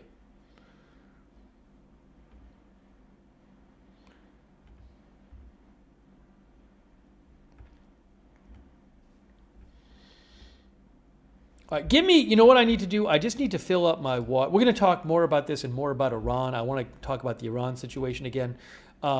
Let me really quick, what I have to do is I have to fill up my water glass, which will take about 15 seconds. So allow me to fill up my water. Okay, hold on. I'm going to leave this up there right now. Give me about 15 seconds. I'm just filling up my water glass. Oh, you can't even see me. Give me about 15 seconds. I'm filling up my water glass. Hang on.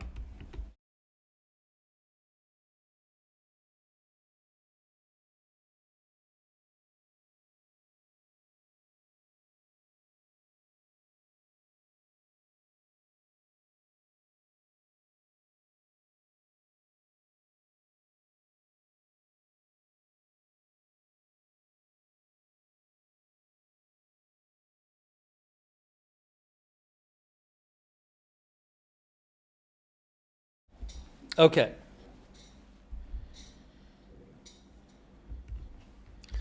Oh,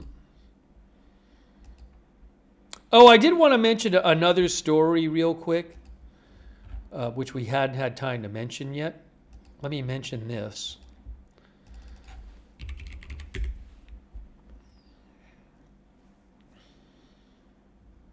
Jill Biden's first husband, her first husband, was charged with murder.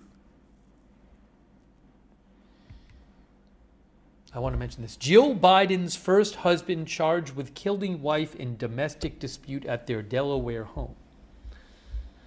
I wanted to mention this. Oh, really quick, before I do that, a quick thank you to Nico Lear. Nico Lear thinks that Annie Guthrie was the last person to see her. It's been reported. I haven't seen that. She and her boyfriend bought a house near the mom. I mean, somebody in the family was the last to see her. That's what Nico Lear thinks. I haven't heard who the last was to see her specifically, besides family. Thank you, Nico Lear. Also, thanks Sister Robin Ridge.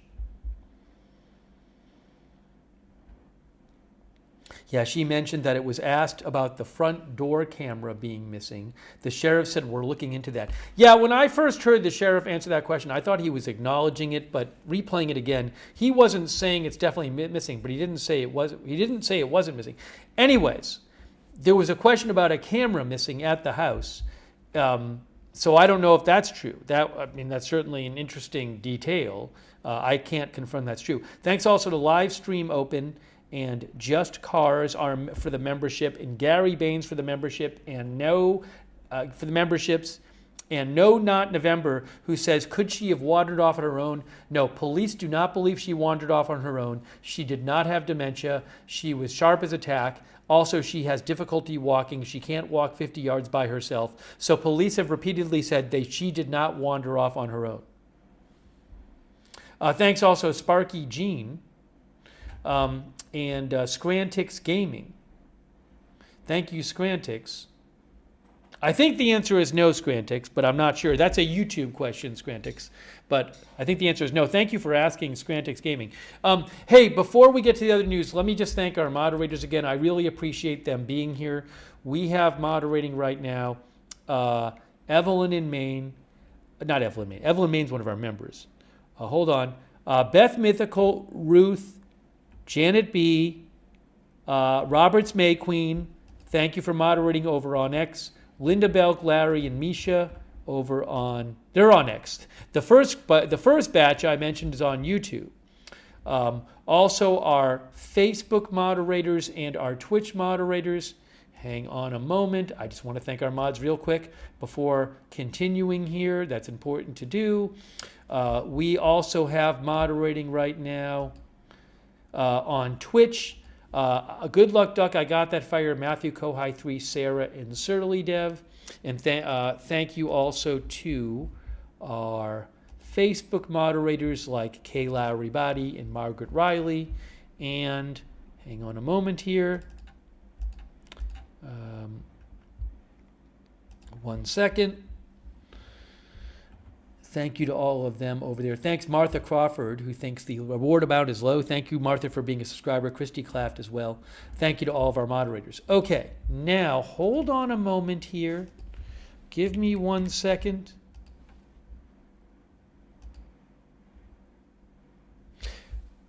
Okay, TMZ is reporting. Interesting new report from TMZ. Some of our viewers mentioned this. Thank you. TMZ says that they received an unverified ransom note demanding a substantial amount for the return of Today anchor Savannah Guthrie's missing mother. We have contacted law enforcement. So TMZ, the news entertainment news media outlet, they're saying they received an unverified ransom note. Now, it could be legit, but also it could just be some person who decided to make up a ransom note and send it to TMZ. Austin Batman said, why did the perp send it to TMZ? I'm not saying they're making it up. I'm not saying... I genuinely think they did receive a ransom note. But what I'm trying to convey to you is they say it's unverified. Doesn't mean it's a legit, doesn't mean it's actually from whoever took Savannah Guthrie's mom.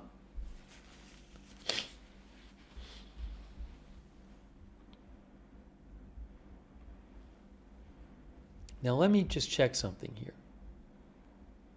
Again, TMZ is saying they received an unverified ransom note.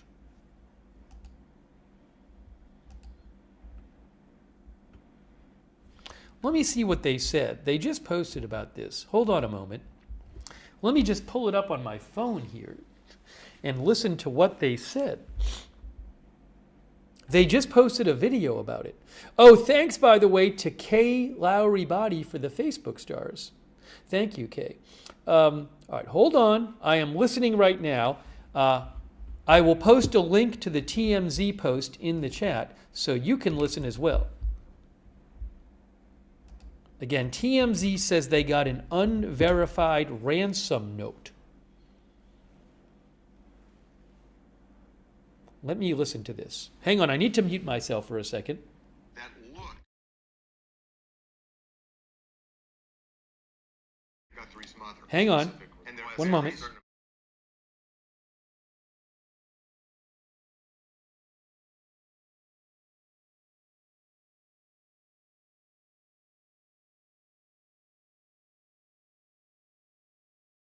So TMZ also says that in the ransom note they received, it included specifics about, did they say damage to the house and what she was wearing?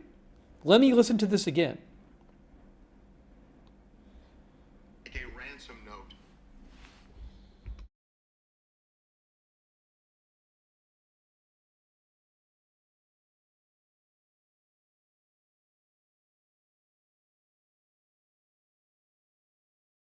Yes, TMZ says in the ransom note they received, there are specific things said about what Nancy Guthrie was supposedly wearing and specific damage to the house.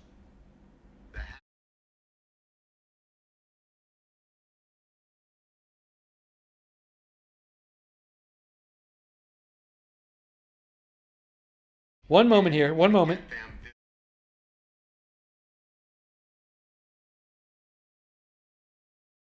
They have sent it to the sheriff's department.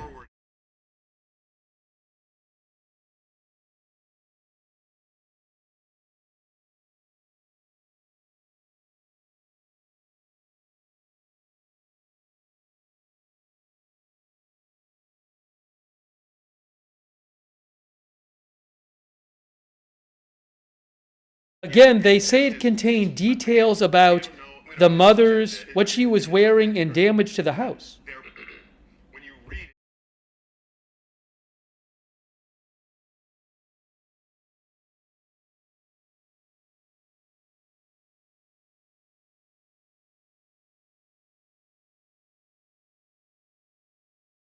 One moment. They say at the bottom there are certain things they're saying.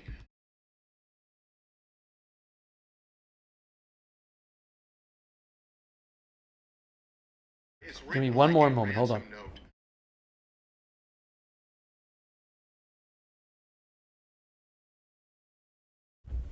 One of the TMZ correspondents said there was certain amounts of money, Bitcoin, demanded. I don't know if he means it was all demanded in Bitcoin or not.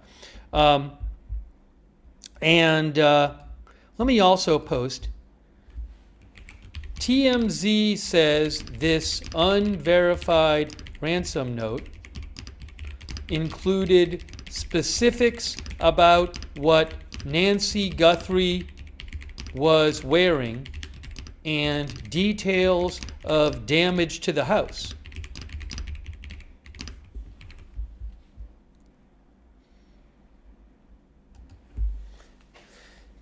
So again, I just want to repeat this update from TMZ. TMZ says that they have received an unverified ransom note demanding a substantial amount of money for the return of Savannah Guthrie's mom. And it implies a or else kind of thing, they said.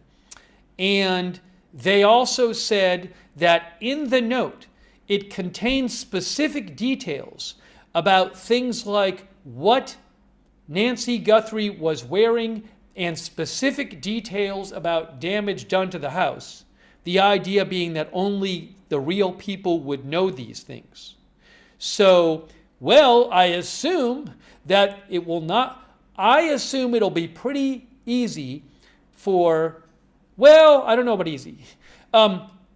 It'll be pretty easy for the sheriff's department to figure out if those details are true, right? If the sheriff's department gets that note and the details about what she was wearing and damage to the house are false, they'll just be like, this note is BS. Now, if the sheriff department gets the note and they read the note and they say, wow, this note has true information about what she was wearing and if they even know that, or what the damage to the house was, that still doesn't mean it's from the actual kidnapper or kidnappers, assuming there are kidnappers, because you might say, well, why? How could that be?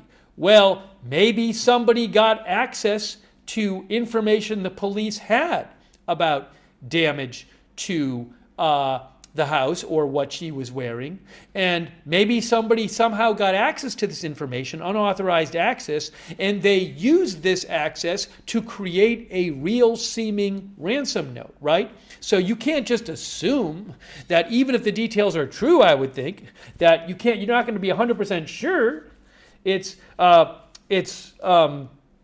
legit note, although maybe there's a level of specificity they could get into with the details that would convince the police, yeah, this must be the real people.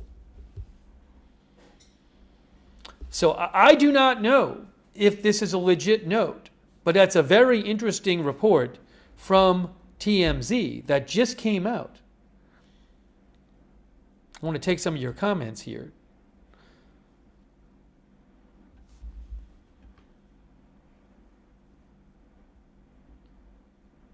What about her medications, says Lori Sunshine? We have not heard any.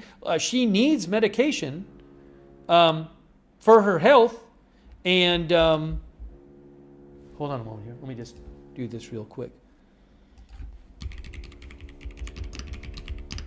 And I don't. The police believe she doesn't have it with her.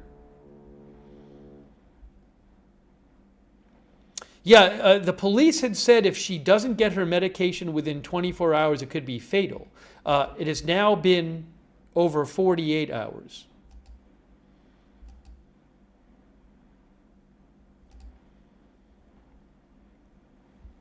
Right, give me a moment here. Just give me one moment. There's a lot going on.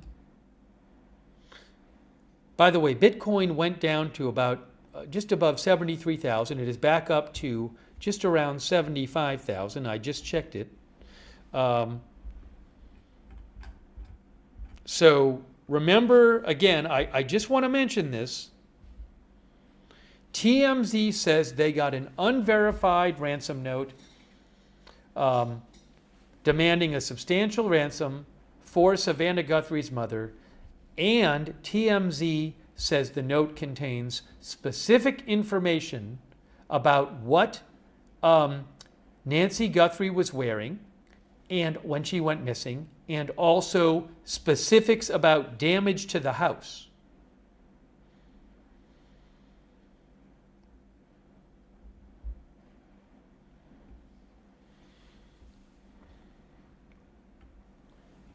Okay. So we will have to see how that plays out. I wonder if that is true. Is it possible that's a real note? Is it possible that the people that somebody took her and really sent a note to TMZ?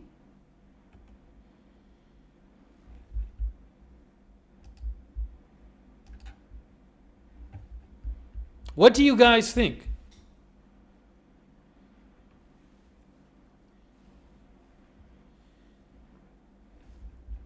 Part of me would like to do a poll. I think it's weird to do a poll about it, though, so I'll just ask you and see what you say.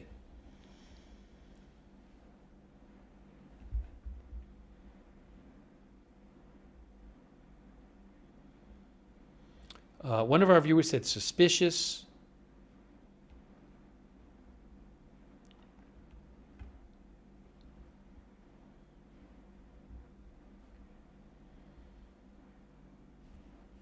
One of our viewers said it definitely could be real. I think it's probably real. Hold on a moment here.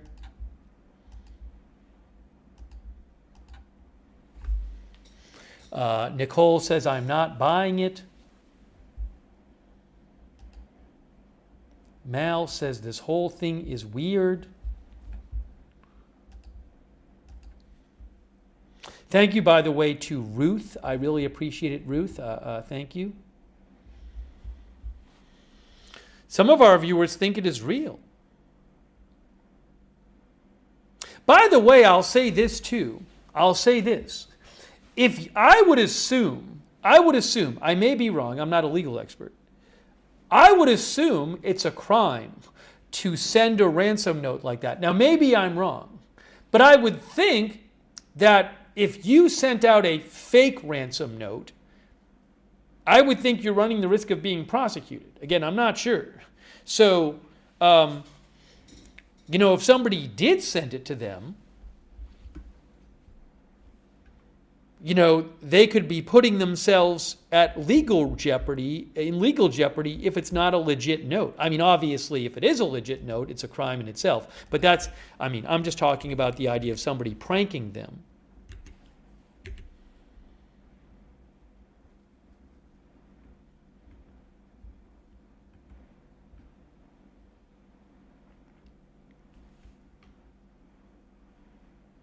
Robert Mac Media thinks it's not legit.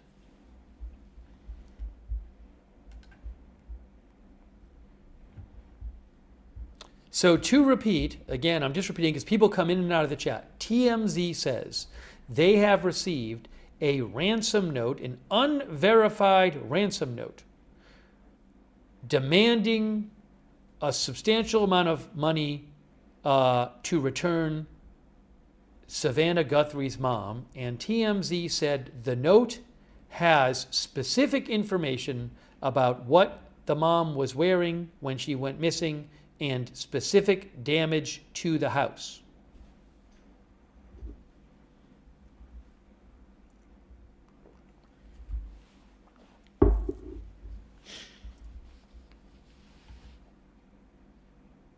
How did Cass Woot says, by email or mail? I have no idea in what form the ransom note TMZ received came to them, was delivered to them.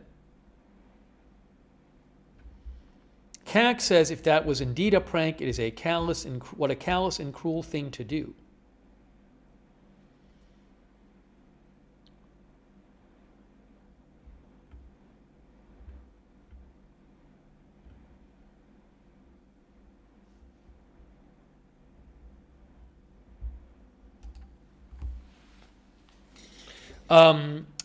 Beers Your Friend says, give us the amount and they want, and maybe we'll believe it. So TMZ did not specifically say. I would certainly be interested in knowing what it is. They said it's a substantial amount. Yeah, I don't... guys, TMZ posted it on their X account. That is where it is. I am looking at the post right now. I have reposted it. They have not posted it on their website, last I looked, but they literally have a video posted on X where they discuss this.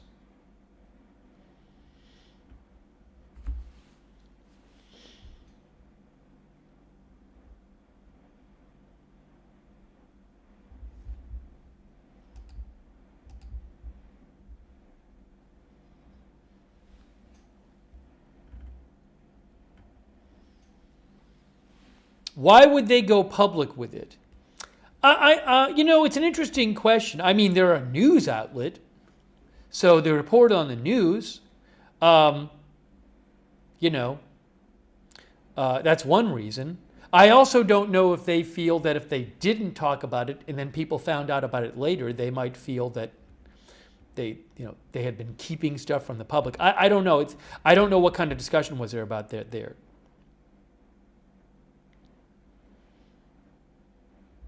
Oh, Kelesian said they posted the video talking about it on their YouTube channel. I'm assuming it's the same video they posted on their X account.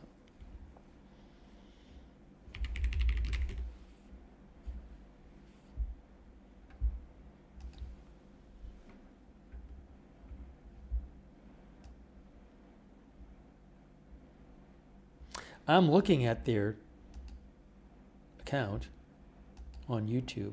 I mean, they're live, so maybe they talked about it in their live stream. I'm not sure. But again, they posted about it on X.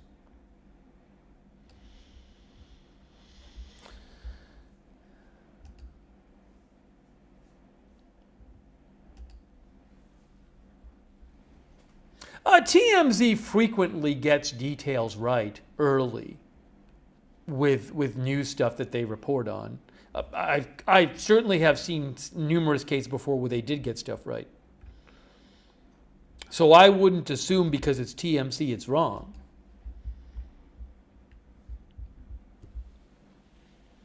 Thanks, Nicole Lear thinks that sending, what do you mean, a false note would be federal extortion? Thank you, Nicole Lear. All right, so we're going to have to keep an eye on that. We are going to have to keep an eye on that. I don't know. I mean, that could, if that note is legit, that's obviously a huge piece of news in this case.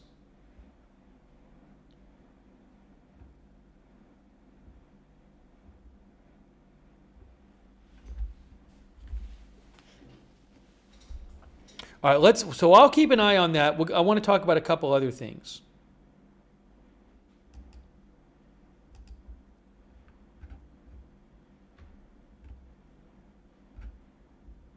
Also, it could just be, a prank, but a terrible prank.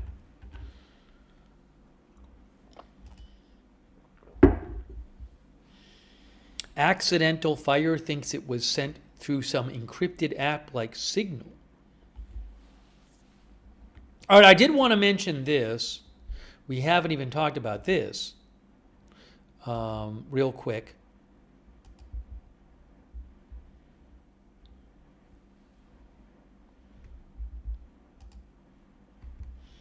Jill Biden's first husband charged with killing wife in domestic dispute at their Delaware home. I just wanted to mention this quickly. Hold on.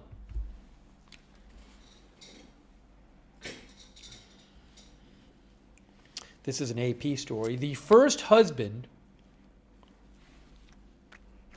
of former First Lady Jill Biden has been charged with killing his wife at their Delaware home in late December. William Stevenson was married to Jill Biden from 1970 to 1975. So to be clear, he was married to Jill Biden 50 years ago. Actually, over 50 years ago.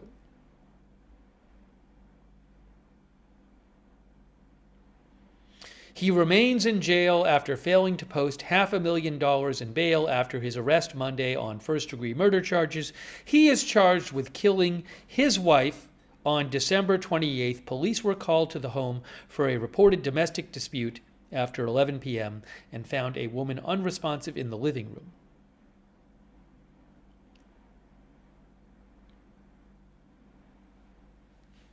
Again, he was married to Jill Biden from 1970 to 1975.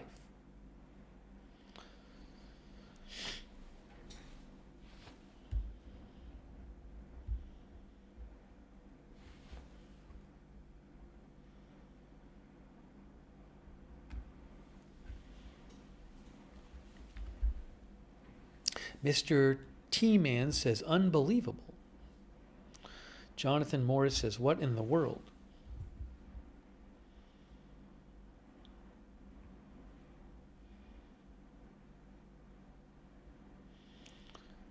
Our viewer, by the way, Scoosbird said about TMZ, TMZ always gets stuff right, Scoosbird says.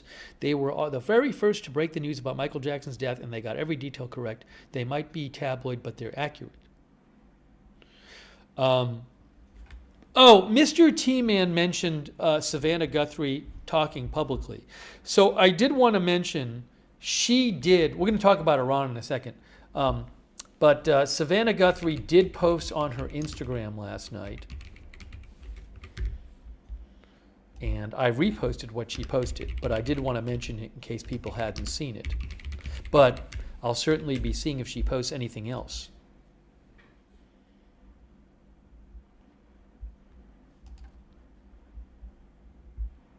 So, yes, the last thing she posted on her Instagram is as follows. Let me pull this up here. It says, please pray, and let me show you what she posted 16 hours ago. Here is the post from Savannah Guthrie's Instagram. It reads, you'll see it in a second.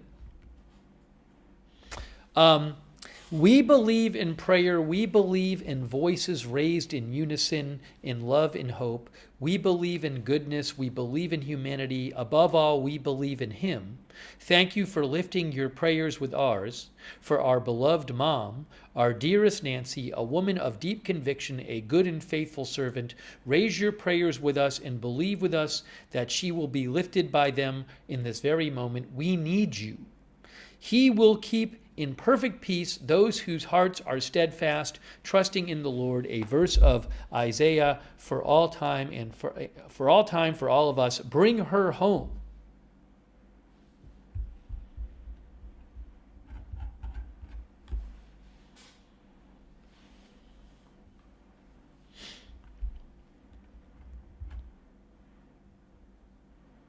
That was 16 hours ago. That's her last post on Instagram. Oh, our viewer, one of our viewers, Rhiannon Stace says they read this on the Today Show this morning. I did not watch the Today Show this morning. Hold on a moment here.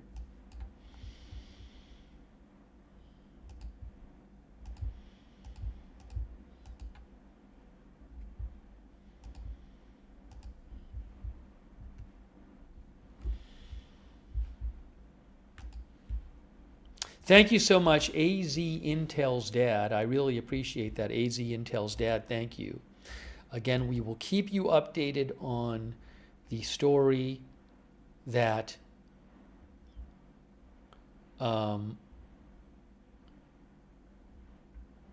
TMZ says they received a ransom note, an unverified ransom note, asking for a large amount of money for the return of Savannah Guthrie's mom, Nancy. And TMZ says the note had specific information about in it, claiming that the note gave specific information about what the mother was wearing and specific details of damage to the house. We don't know if those details are true.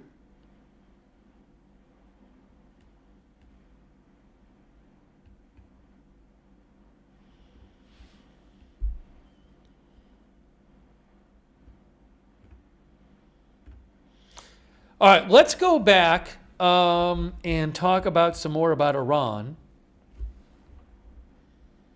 Kyle Hamill thinks this is not going to end well. I still think it's someone she knows. I'll say this.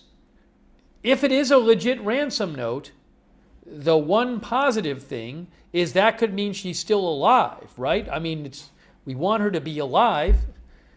I believe that this was asked in the press conference, is she still alive? And the sheriff's department doesn't know. So, I mean, the one thing would be that at least she's alive, but we don't know that.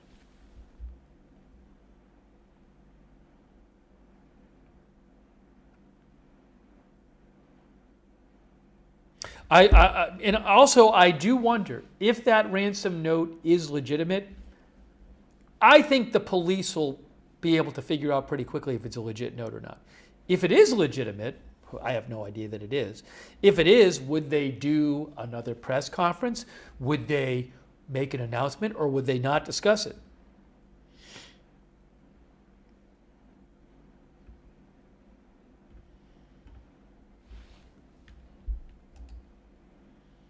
Oh, the White House posted about it today, by the way. just so you know. If you didn't see this, the White House posted about Savannah Guthrie's mother.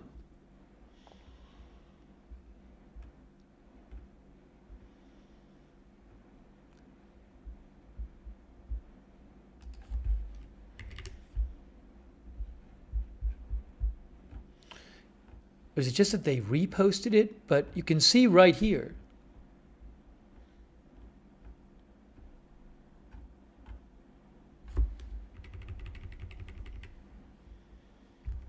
See, the White House account reposted the Pima County Sheriff's Department post about Nancy Guthrie.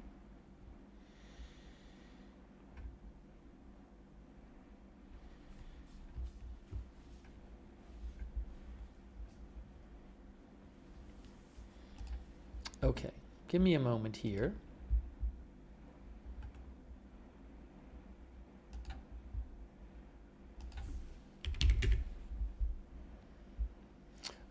Thanks, your Lunger, for subscribing on Twitch, and also CC for the bits on Twitch. Thank you.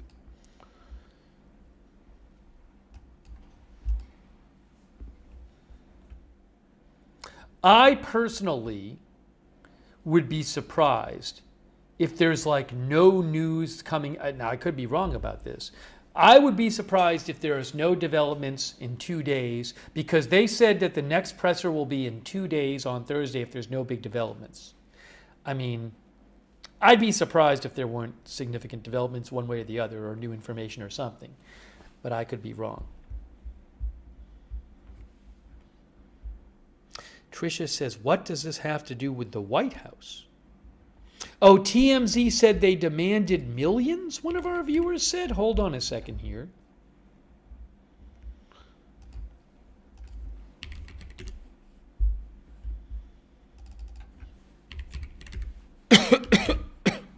Hang on. Okay, demanding big money in Bitcoin. The note, breaking news, TMZ says that the amount that the unverified ransom note they got demands millions of dollars be sent to a specific Bitcoin address. TMZ now reports that the unverified ransom note they received for Savannah Guthrie's mom demands that millions of dollars in Bitcoin be sent to a specific Bitcoin address. Okay, they have it on their website. They say the amount is in the millions, and it demands that it be sent to a specific Bitcoin address. TMZ has verified the Bitcoin address is real. There is a deadline connected to the ransom and an element of or else.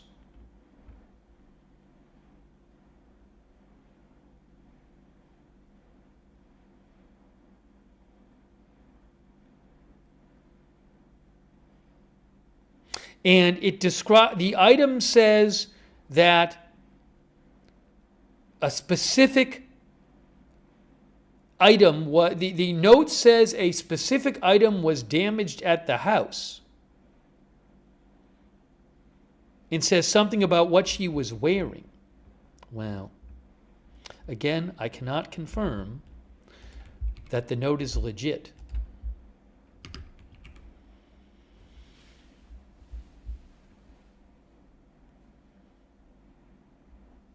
So, again, just to repeat, thanks for letting me know about this. TMZ is now reporting that the unverified ransom note that they got demanding a ransom for Savannah Guthrie's mother, and it specifically mentions damage to the house and stuff she was wearing or not wearing, stuff about what she was wearing. That note demands millions in Bitcoin be sent to a specific Bitcoin address, and the Bitcoin address is a real Bitcoin address. It's a real Bitcoin address. I wonder if the authorities can, how long would take, what they can find out about this Bitcoin address.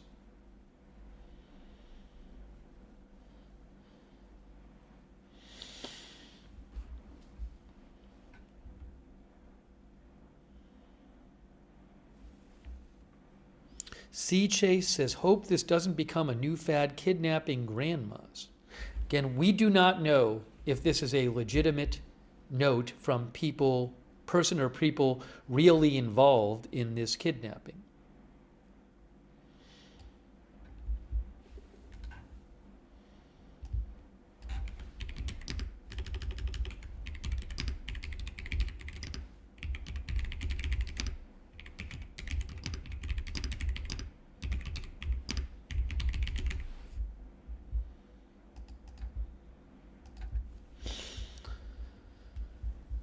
Okay, so, sorry, I know I keep saying we're going to get back to Iran, and we are. We talked about Iran earlier. We're going to talk about it more, but, I mean, I have to report on this.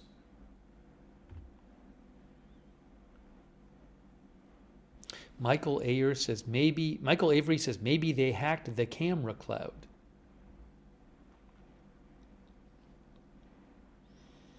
Janet Smith says, this is unreal, poor woman. Again, we do not know if this is a legit note.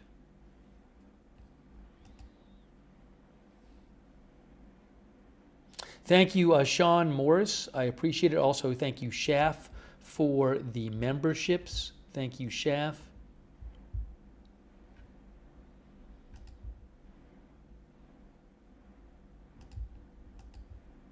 Michelle Batten says this is crazy. I mean, it's pretty crazy in itself. Even if the note is not legitimate, that someone sent such a note to TMZ. TMZ has given the note to authorities. TMZ just posted on their X account, alleged ransom note that they received for Nancy Guthrie kidnapping demands millions in Bitcoin.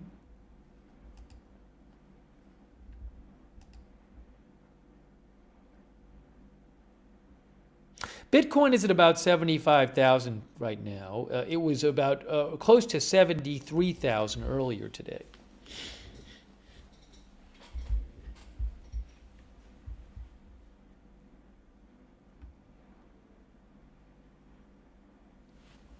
What would the person be held at ransom for, says Afromatic? Well, presumably, if it's a legit ransom note, presumably it's related to the fact that her daughter Savannah is a famous media personality. I mean, I don't know if it's legit, but presumably if they're asking for a lot of money, it's because her daughter is, although maybe that's not there's a world in which they would think that she has money and just ask her family and didn't know about her daughter. It seems much less likely that if there's a ransom note that it's somebody who didn't know her daughter is Savannah Guthrie. How terrible for the family. By the way, how terrible either way for the family. Your family and you want your mother, your relative to come home, you're worried about her safety, and you don't know where she is. And then you hear that there's some ransom note floating around, and you don't know if it's legit. So just more torture for the family.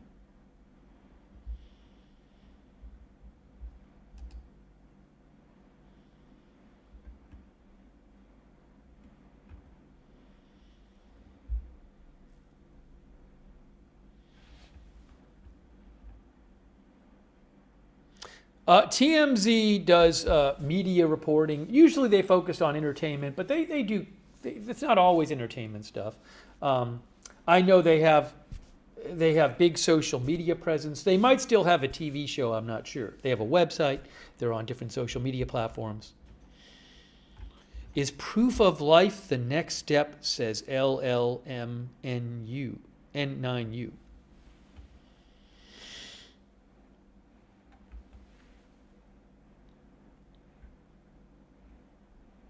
Roberts Mayqueen says horrible. Look, the one thing I'll say is that, as I said either last night or the day before, maybe it was yesterday, because I think we first covered this yesterday. Even before today, I said, this kind of reminds me, this situation, of when the MIT professor was shot and killed at his home shortly after the Brown University shooting. It just seemed like it was such a strange event. Why would somebody, go kill an MIT professor at his home? And it just seemed really strange, and it seemed like maybe there's some connection here. It just seemed like really, really weird. Like there had to be more to it. And I said yesterday, I don't know what's going on here, but this whole situation just seems really strange. And look, I mean, the sheriff has said it's a strange situation. The sheriff said they had homicide detectives out there early on looking into this case, which they normally don't do in a missing persons case. So it just, the whole thing feels very strange. So if it turns out it was a ransom situation, I wouldn't be surprised, but we don't know if it is.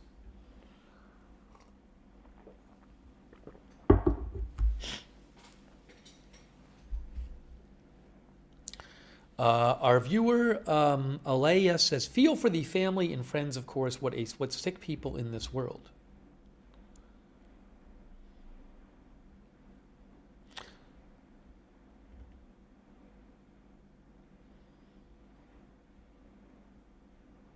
Barbie Lori Walton says, could be a family member? I can't speak to it. That would be crazy, but I don't know who did this. Thank you also, Chocolate Angel, who says, are the kidnappers giving her the life-saving medication she needs?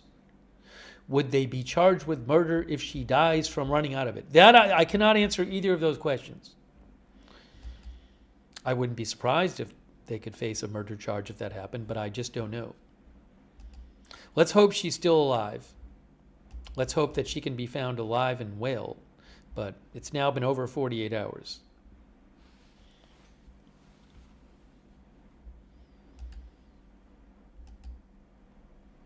Ruth says they may know the family.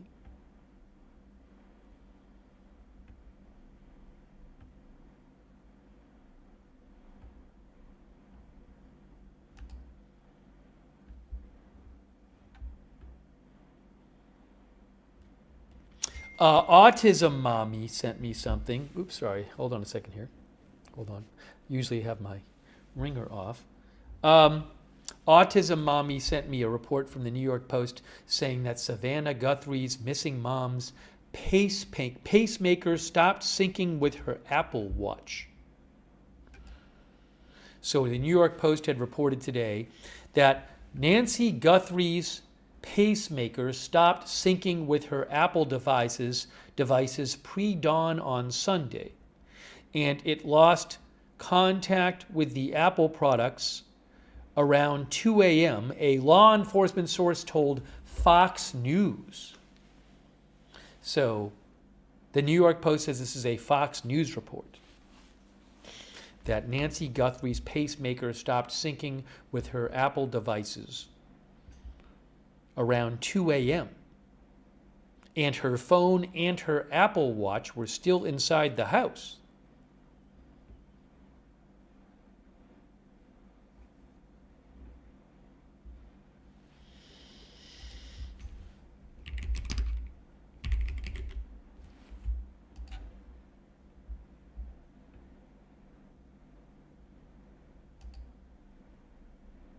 Also, Fox News is reporting that, hold on a second here. Where's the specific here?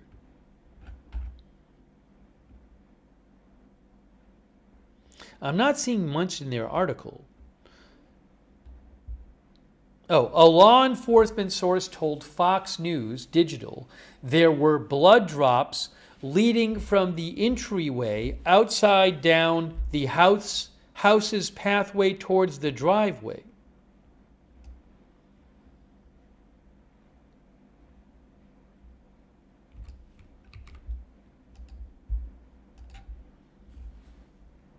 So, let me just post that. Hang on. Oopsie. Hold on a moment here. Where is...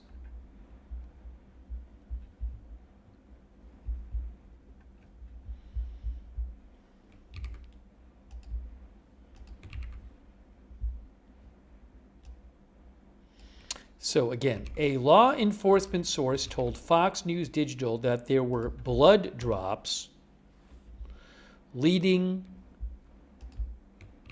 from the entryway outside down the house's pathway towards the driveway.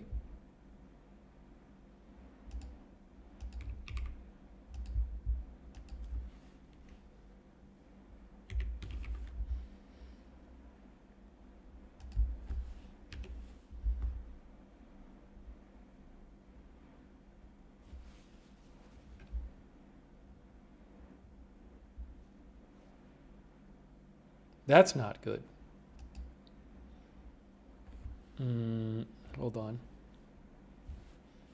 Give me 1 sec here. Just give me 1 second. Thank you.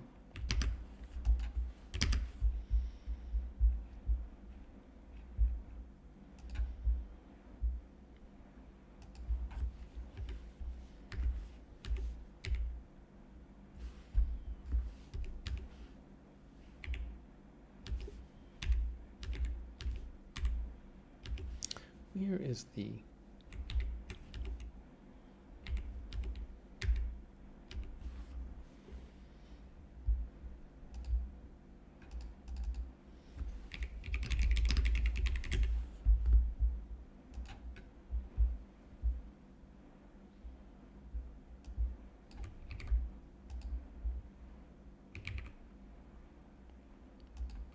All right, thanks. I just wanted to get this posted. Sorry, I know we got delayed getting back to Iran stuff, but there's been a bunch of news coming out about everything, about the Savannah Guthrie mother story. So I wanted to update you on that.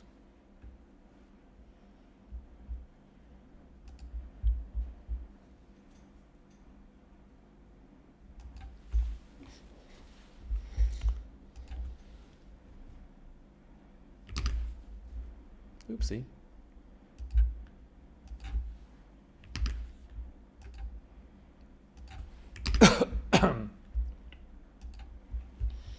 All right.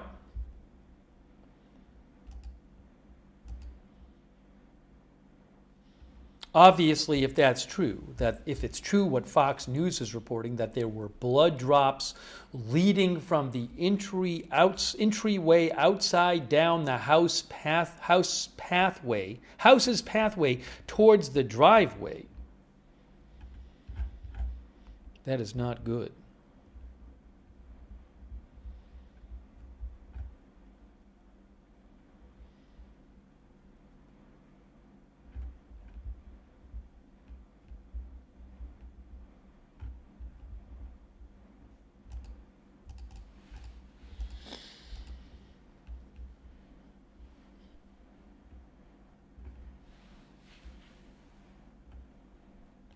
Okay, let's go back and talk about right now Iran for a second, while I will continue to bring you updates on the Nancy Guthrie story.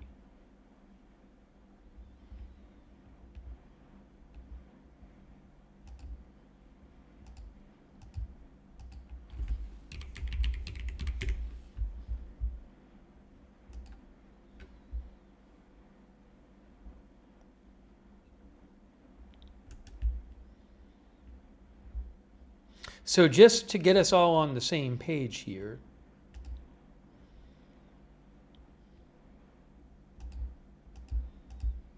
Sorry, I have way too many things open on my desktop here. Thanks for your patience. Just to get us all on the same page.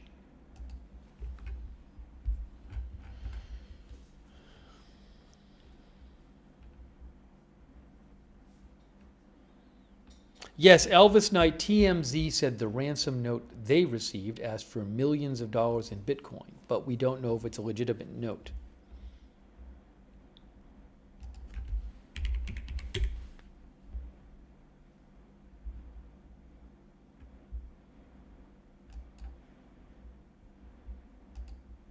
There have been multiple incidents today involving Iran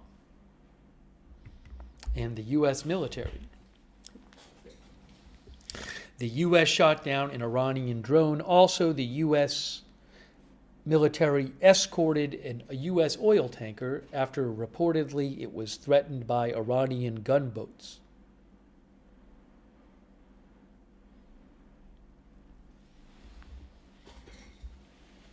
Thanks to our member, Jack MCK, by the way. And Mama Nina Cooks. Thank you, Mama Nina Cooks. Yeah. The caption says unverified ransom note, because that's what it is, unverified. Okay, let's talk about Iran.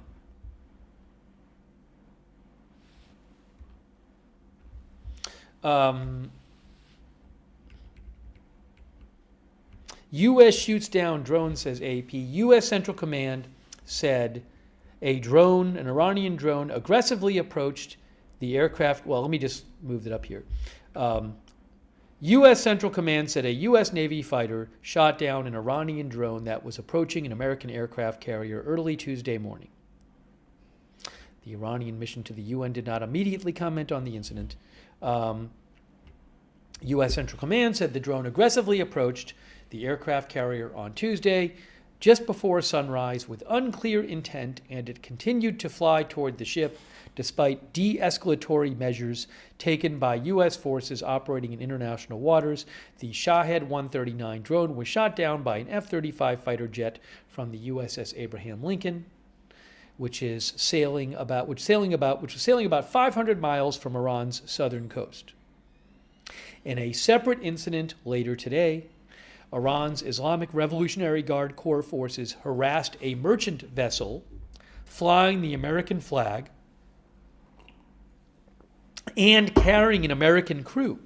How about that? Said Central Command.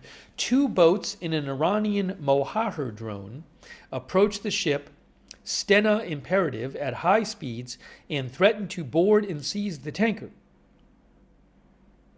The position of the incident appeared to be in Iranian territorial waters, according to the British military's United Kingdom Maritime Trade Operations Center. Iran had warned of a naval drill by the paramilitary Revolutionary Guard in recent days. I don't know if that ship was not supposed to be in those waters. I have no idea. The destroyer USS McFall responded and escorted the Stena Imperative with defensive air support, the statement said, adding that the merchant vessel was now sailing safely.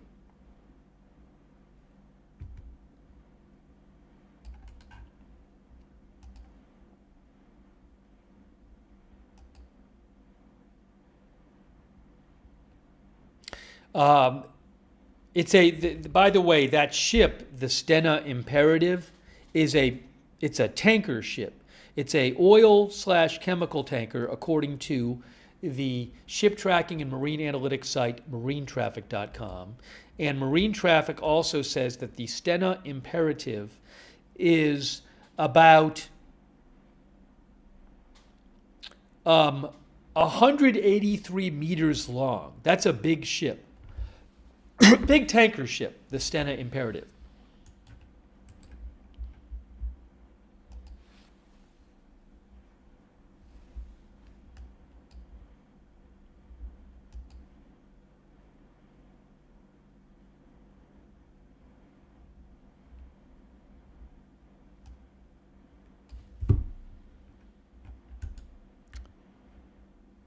And also, I want to mention about that story. The Wall Street Journal today said that what they said happened, the Wall Street Journal, is that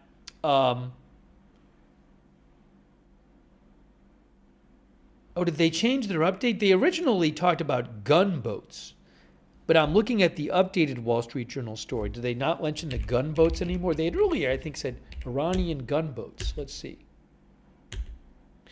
The Wall Street Journal said that maritime security firm Vanguard said in a message, told its clients that 6 Iranian gunboats had approached the U.S. flagged tanker and ordered it to stop and prepare to be boarded.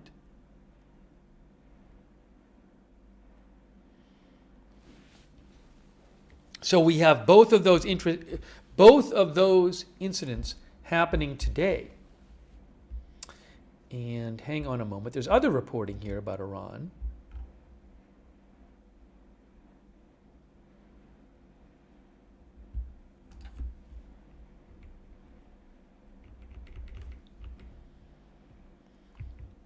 The White House press secretary said Trump special envoy Steve Witkoff is planning to hold talks with Iranian officials in Turkey later this week.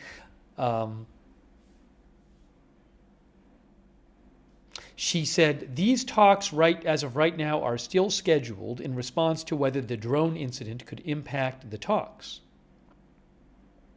She said President Trump is always wanting to pursue diplomacy, but obviously it takes two to tango. The shift toward negotiations marked a major turn for reformist President Masoud Pezeshkian, who had broadly warned Iranians for weeks that turmoil in his country had gone beyond his control.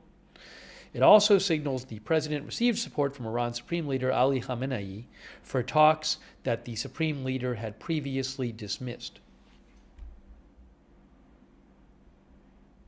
Whether Iran and the U.S. can reach an agreement remains to be seen, says AP, particularly as President Trump has now included Iran's nuclear program in a list of demands from Tehran in any talks.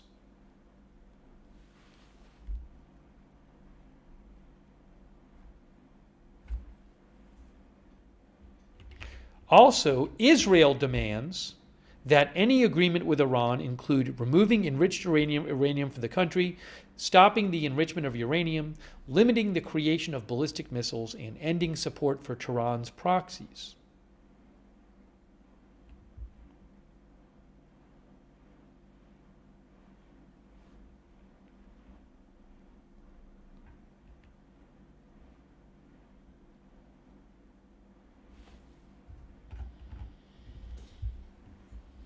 Old Mordim says, Israel? Well, maybe Israel thinks if this is not part of a deal, we'll take our own action. I'm not sure. Sons of Liberty says, good luck with that, Israel. Charm Accent says, hopeful for peace.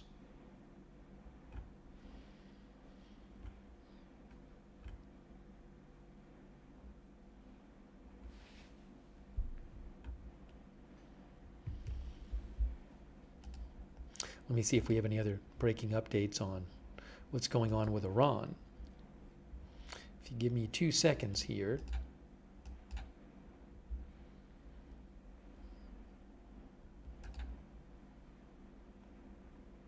think there was a story about the flotilla there near Iran that I wanted to mention. Hold on a moment.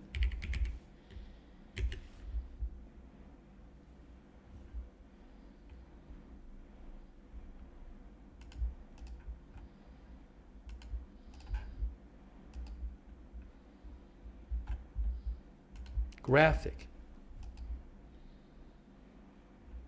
I have a graphic here. Hey, look. There's an article from the Washington Post. Satellite imagery shows where U.S. military is positioned near Iran. And there's a graphic that goes along with it. I want to show this to you. If you can see it here. It says... So you can see Iran. It says the orange says approximate U.S. ship locations. Black is key U.S. military bases and troop deployments. The crossed out countries like Saudi Arabia are countries that said U.S. can't use their airspace. But so you can see it says the USS Abraham Lincoln over here and a number of U.S. ships here, also in the Persian Gulf. This is the Arabian Sea here. So ships in the Arabian Sea, including the USS Abraham Lincoln, ships in the Persian Gulf, USS Delbert D. Black in the Red Sea, and ships in the Mediterranean Sea. The Post says the USS Abraham Lincoln is traveling with 3 destroyers, 2 other destroyers. The USS Bull-Kelly and the USS Roosevelt were spotted in the eastern Mediterranean Sea over here. And they say the U.S. military has deployed dozens of aircraft to bases operating near Iran and assembled about 12 warships in or near the Middle East in the past month, setting the stage for but not assuring possible U.S. strikes against the Iranian regime in coming weeks. This is interesting. The current force buildup falls short of what the Pentagon deployed in the region ahead of the strikes against the Iran nuclear program last year. But it does provide President Trump with a credible military threat as he seeks to negotiate a peace deal with Iranian officials and is likely to be expanded in the coming days. The Trump administration appears to be readying forces that could support more expansive operations than the targeted U.S. strikes on Iran's nuclear program in June, according to analysts.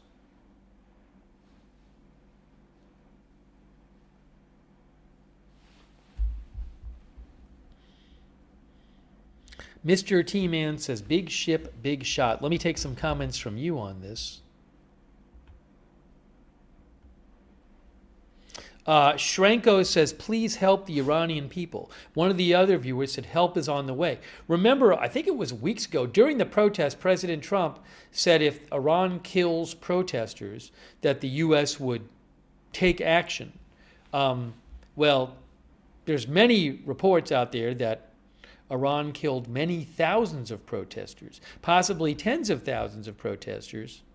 So far, no U.S. military action yet.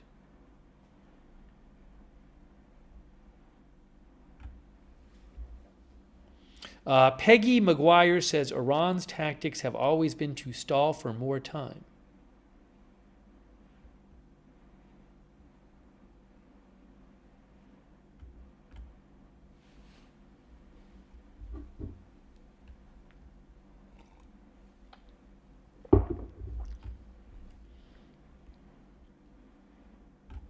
Maybe we'll do a poll. Let's do a poll. One of our viewers said the stock market is down, by the way. Hold on.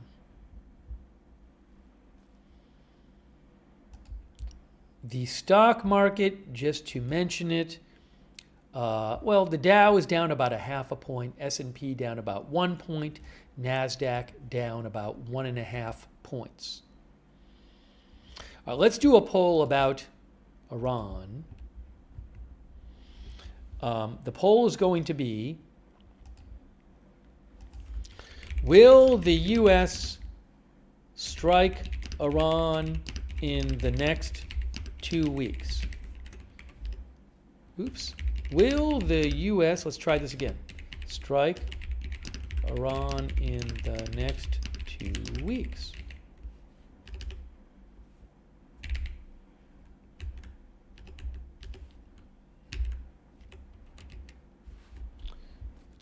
This is so frustrating. Sorry. Give me one more second here.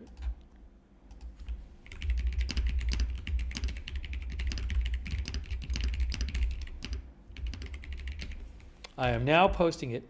Oh my gosh. I am now posting it over on. It is now posted on YouTube, and I will post it on Twitch right now as well. I am posting the poll, and then I'll show you what you guys said about it.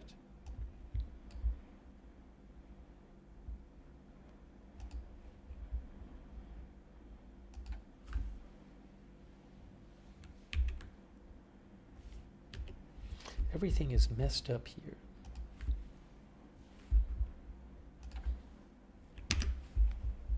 Let's try this again. One moment here. Oh my gosh, it's crazy. Everything is crazy. I'm having this, there's a weird keyboard issue I'm having today, so just bear with me for 1 second here. Everything is all messed up here. It's crazy. It's just crazy today. I can't even fix this thing. Oh my gosh, it's really nuts. It's really nuts. Nuts.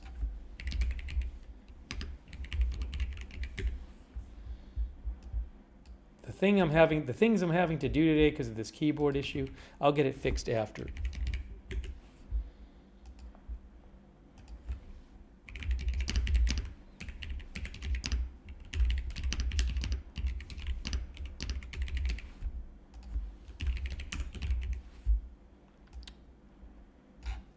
Okay, I am now showing you the poll results. Here are the poll results. Thanks for bearing with me. By the way, Reuters says oil prices climb 2% after U.S. shoots down Iranian drone, worries about armed boats. Okay, I asked in the chat, will the U.S. strike Iran in the next 2 weeks? Over on YouTube, currently 69% of people say yes. How about Twitch? What does Twitch have to say about this? Let's see.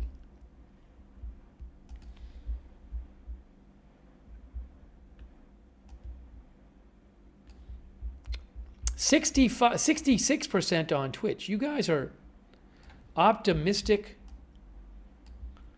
that, I don't know if optimistic is the right word, but you guys think, the majority of you think there is going to be attack in the next 2 weeks.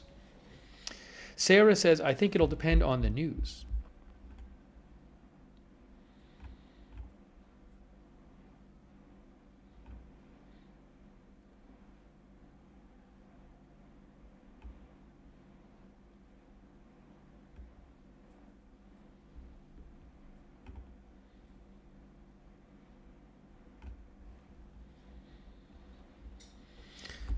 Our viewer People Stick thinks Trump will strike to distract people from the Epstein files. A lot of people thought it was going to be this past weekend. Jay the Fisherman thinks it'll be after the talks, I think by this coming Saturday or Sunday.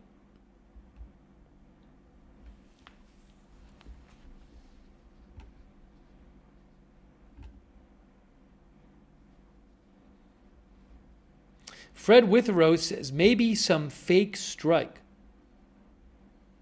The Man of Chicken says, next days. All right, well, you guys think there's going to be an attack soon. Most of you. James Herndon says, tacos.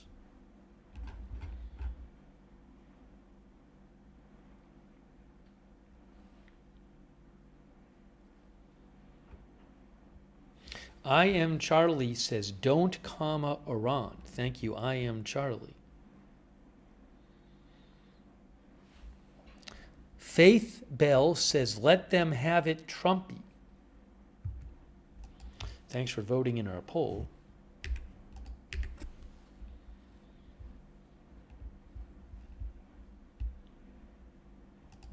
Hang on one moment here. One moment.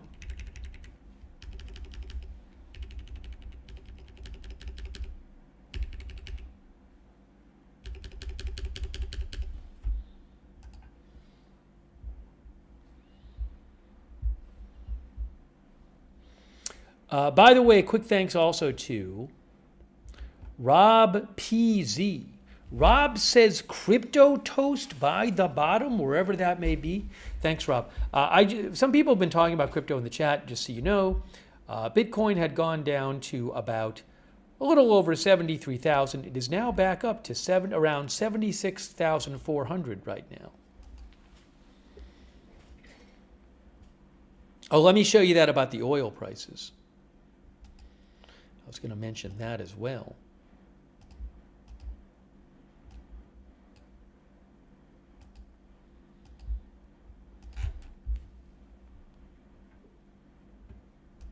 Here, look. Oil prices climb 2% after U.S. shoots down Iranian drone, worries about armed boats.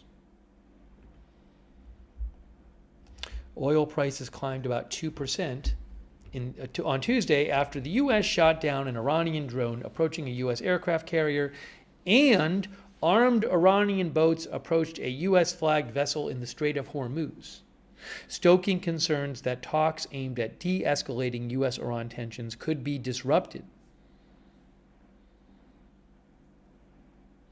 Today, the U.S. military shot down an Iranian drone that, quote, aggressively approached the Abraham Lincoln aircraft carrier in the Arabian Sea. In the Strait of Hormuz, a group of Iranian gunboats approached a U.S.-flagged tanker north of Oman.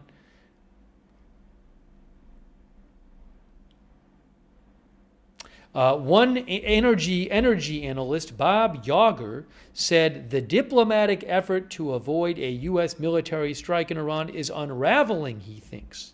It would appear elements in Iran are trying their best to sabotage the process right now.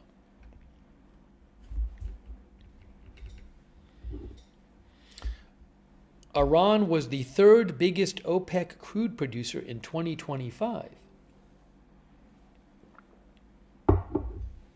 Also, this expert, Jorge Leon, said Iran's significance within oil markets extends well beyond its own production profile.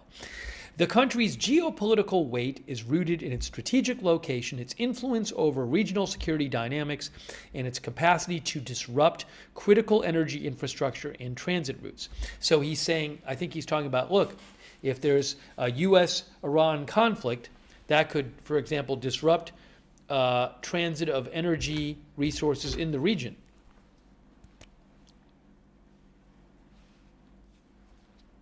Oh, here's a little update on the talks. Regional power, the UAE, urged Iran and the U.S. on Tuesday to use the resumption of nuclear talks this week to resolve a standoff that has led to mutual threats of airstrikes. Iran, meanwhile, is demanding that talks with the U.S. this week be held in Oman and not in Turkey, and that the scope of the talks be narrowed to two-way talks on nuclear issues only, casting doubt on whether the meeting will go ahead as planned.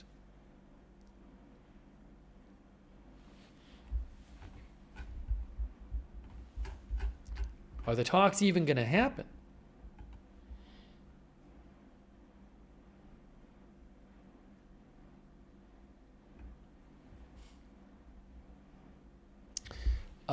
Casey Brown says America is playing the bully, pretending to be the savior.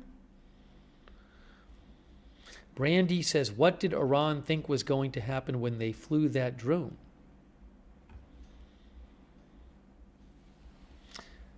Sign of the Times says, boats with arms is concerning.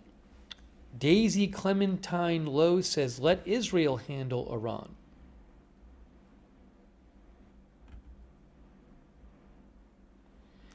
Ronis thinks the U.S. is about to control around 35% of the world's oil reserves soon.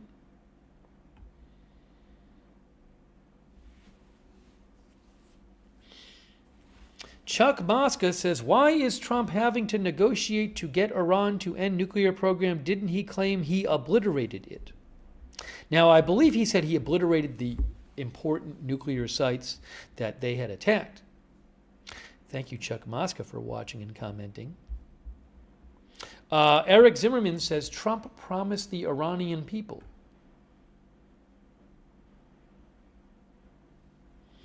Jermaine Morgan says, Iran is going off.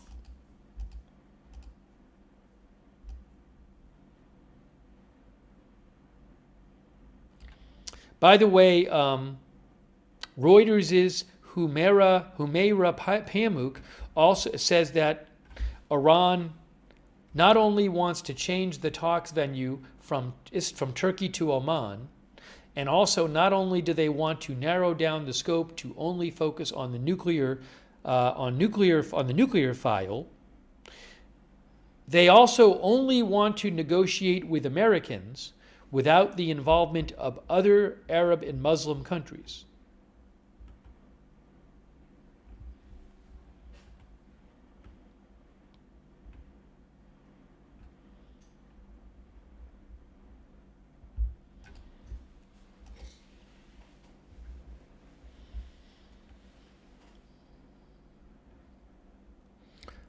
Hang on a moment here.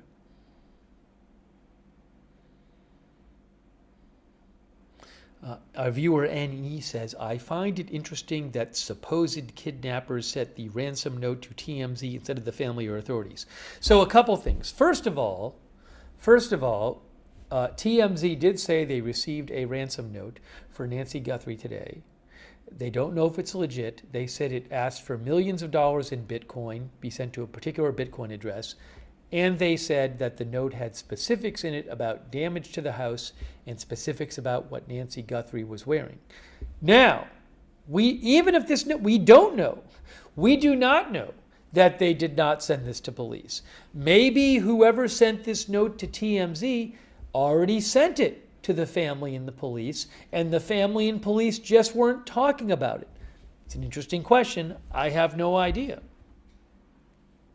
Did they get some? Did anybody else send a ransom note to anybody? We do not know. Mabel Quintanilla says she is in need of vital medication. How can the family be sure she is still alive? You're saying regarding the note. If the note is demanding ransom, how does the family know she's alive?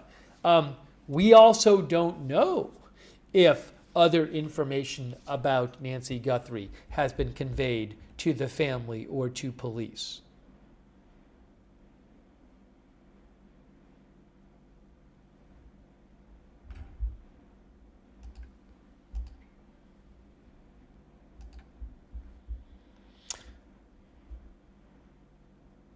Karen Moore mentioned the pacemaker alert. I think Karen mentioned that to me before I read the Fox News report saying that the pacemaker, what was it? That the pacemaker stopped communicating with her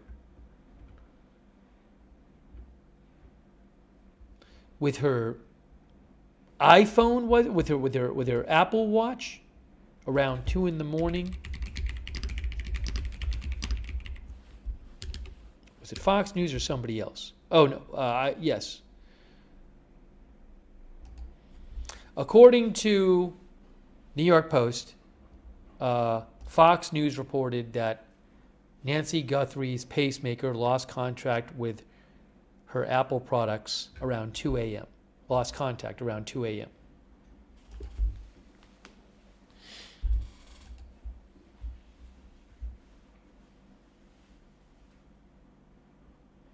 Wendy Lee thinks that there might be traffic cameras with the vehicle that took her away. We do not know if that's something the police have been asked about it. We don't know if they know anything about a vehicle, if they have any traffic camera evidence or anything.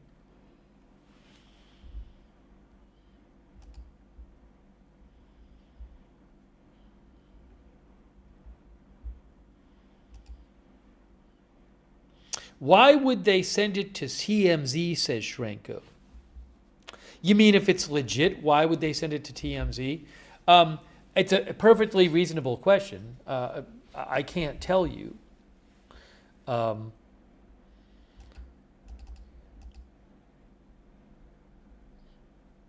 mean, one thing is we don't know if it's legit. If it is legit, did they send it to the family and police before TMZ? Hold on a second, guys. Hold on a moment. Hold on a moment. News update. News update 13 minutes ago. Some of you probably told me about this. We have a news update for you. I'm going to put it on our news update graphic up there. News update. The Pima County Sheriff's Department posted 14 minutes ago. Sorry if you mentioned this in the chat and I didn't see it. We are aware of reports circulating about possible ransom note or notes regarding the investigation into Nancy Guthrie. We are taking all tips and leads very seriously.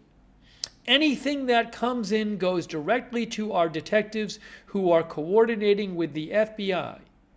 We encourage anyone who may have any information or tips to share them via this QR code. So they're now saying that They're aware of the reports, presumably the TMZ reports. They don't really say anything else, but they posted about it.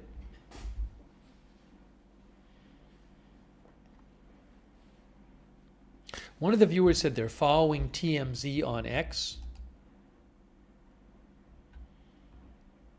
I haven't looked up. I didn't check that. I can't tell that myself, and whether it's new if it is.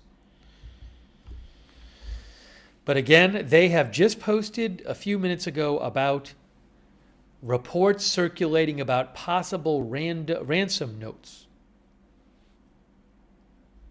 Bonus Fact thinks, says, I'd lie and say the note is fake. Oh, you mean if you're the police?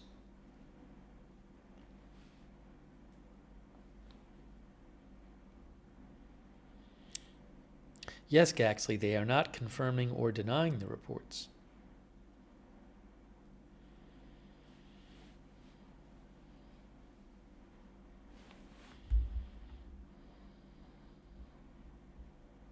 Hot Richard says, don't give them Bitcoin.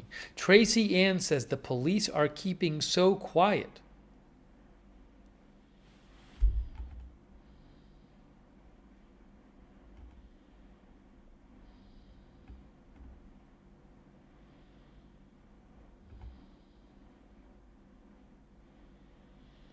Kathleen Gemple says, I wonder if TMZ asked if they could release it.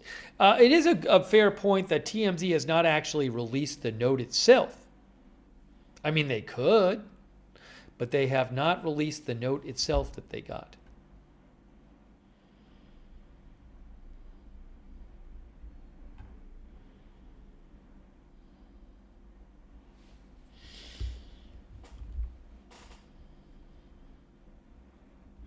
Wow.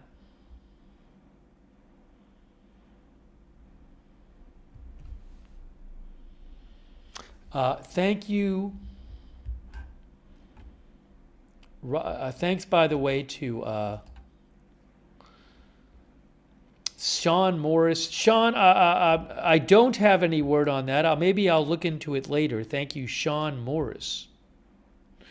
Also, AZ Intel's dad. Thanks for shouting out our mods, AZ Intel's dad. I appreciate that and your support. Also, thank you, CH5 Action News. Thank you.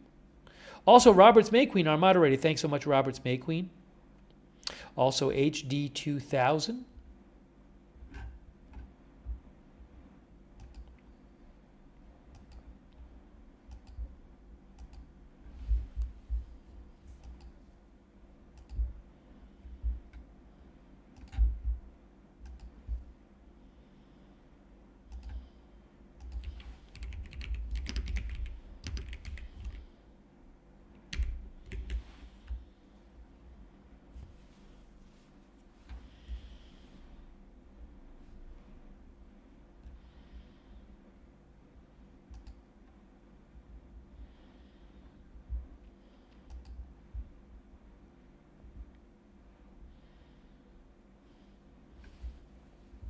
Hang on one moment here. Give me one moment.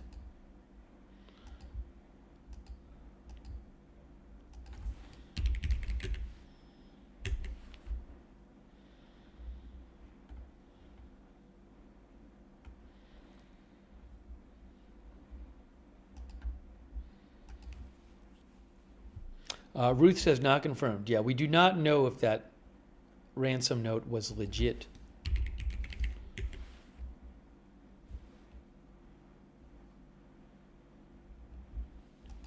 I don't really want to get into the story now. It's the one that Sean Morris mentioned. Again, I don't really want to get into it now. I would direct you to go online and read about it.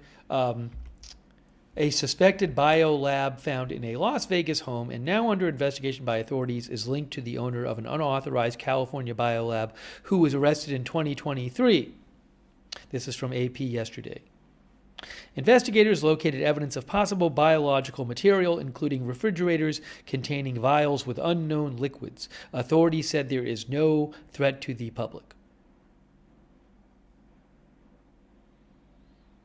The home is owned by a man who was arrested in 2023 on charges of not obtaining the proper permits to manufacture COVID tests and pregnancy tests and HIV tests and mislabeling some of the kits for a biolab in Reedley, California. Anyways, I don't really want to get into all of that, but I did want to quickly mention.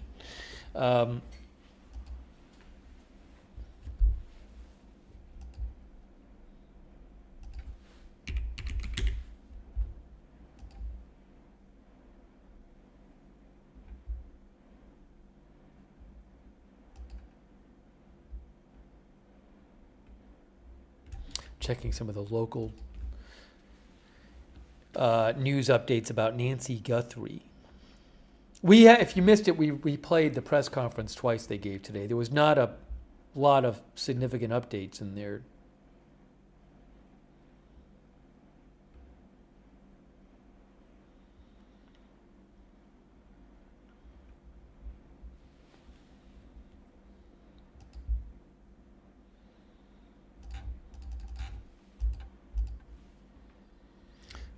Betsy's Tag says all of the speculation is horrifying. Is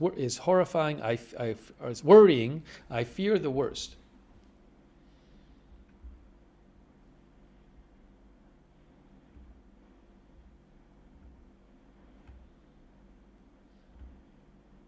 By the way, President Trump reportedly will be signing the bill to reopen the government at 4:30 p.m.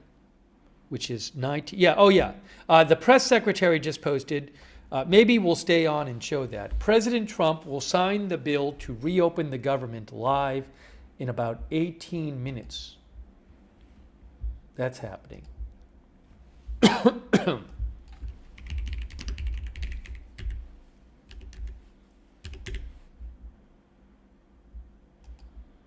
Coming up, President Trump signs a bill to reopen the government. Maybe he'll take questions. We'll have to watch that. Because we're on now. So we're going to wait and watch that. Let me just put the clock on the air for you. On the put the clock up.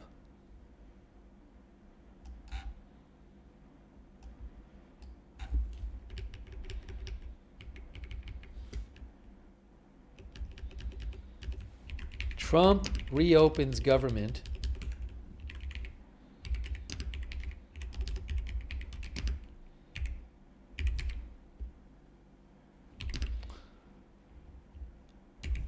Live in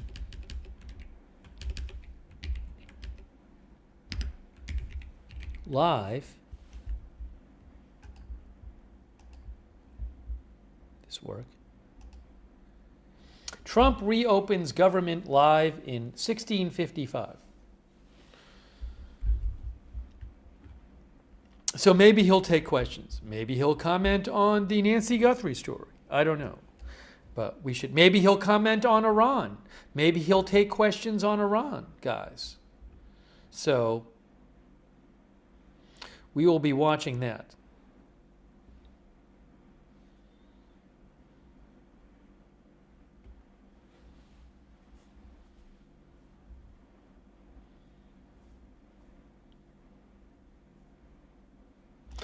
Breaking news, KOLD News also got a ransom note in Tucson.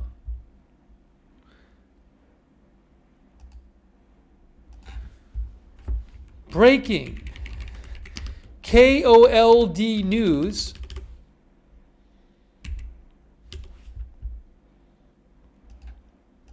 also got a ransom note.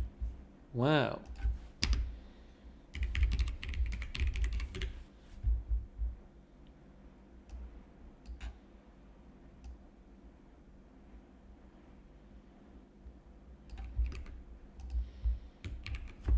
KOLD News in Tucson also received a ransom note for Nancy Guthrie.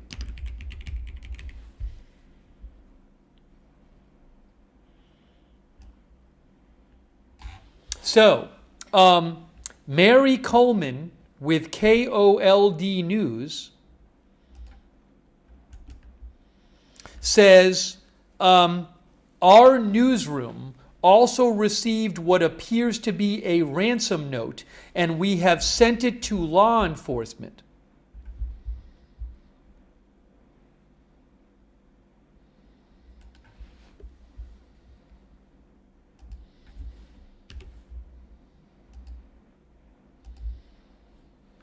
Wow.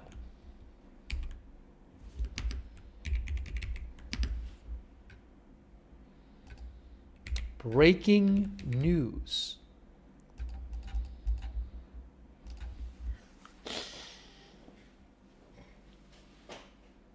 Again, KOLD News Tucson has received what appears to be a ransom note and sent it to law enforcement.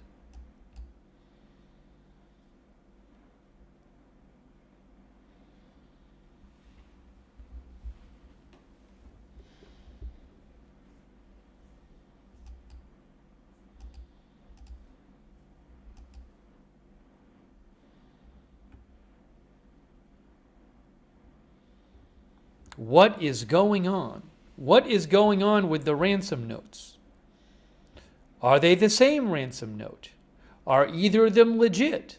TMZ said they got one for demanding millions of dollars be sent to a Bitcoin address. TMZ also said that the ransom note they received had specifics about damage to the house and what Nancy Guthrie was wearing. Still Rock in the 80s says, just when you think it can't get more bizarre. Wow.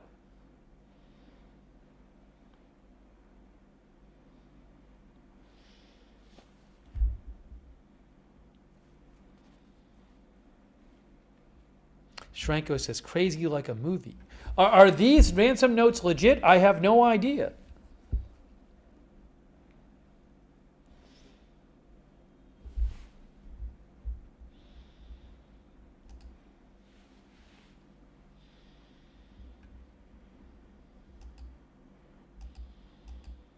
KOLD, the post I saw, did not say what the ransom note said.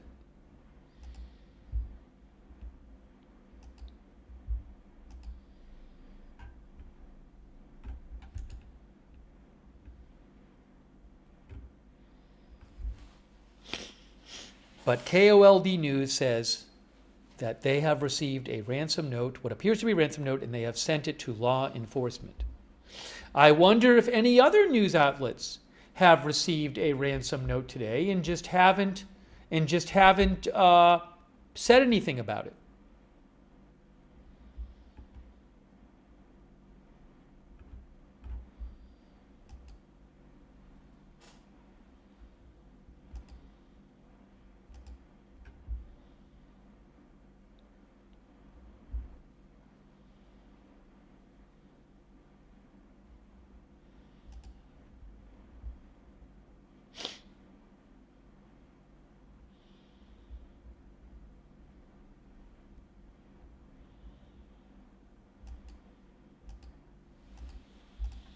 So President Trump is going to speak, well, in around 11 minutes. He's supposed to speak unless it gets delayed.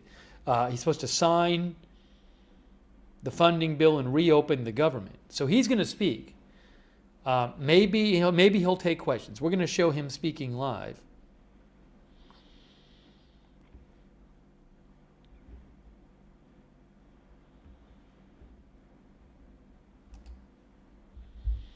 CC says you would think a ransom note would be sent to NBC.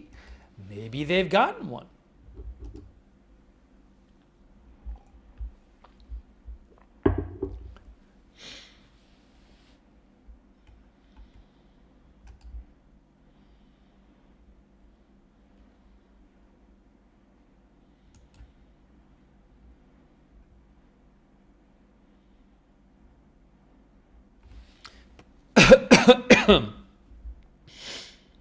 Hang on a moment.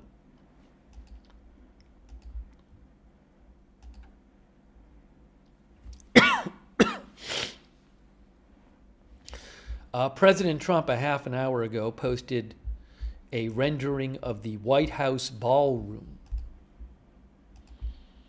Wendy Lee mentioned this to me. I saw it from elsewhere too. President Trump said, "This beautiful building will be, when complete, the much anticipated White House ballroom, the greatest of its kind ever built. It is a rendering from the Treasury building directly across the street and replaces the very small, dilapidated, and rebuilt many times East Wing with a magnificent new East Wing, consisting of a glorious ballroom that has been asked for by presidents now for over 150 years, being an identical height and scale. It is totally in keeping with our historic White House. This is the first rendering shown to the public. If you notice, the north wall is a replica of the north facade of the White House, shown at the right-hand side of the picture. This space will serve our country well, hopefully for centuries into the future."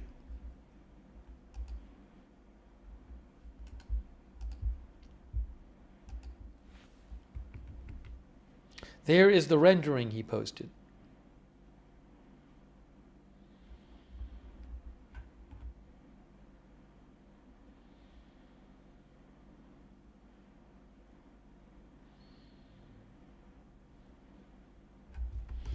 Okay, now, give me a moment here.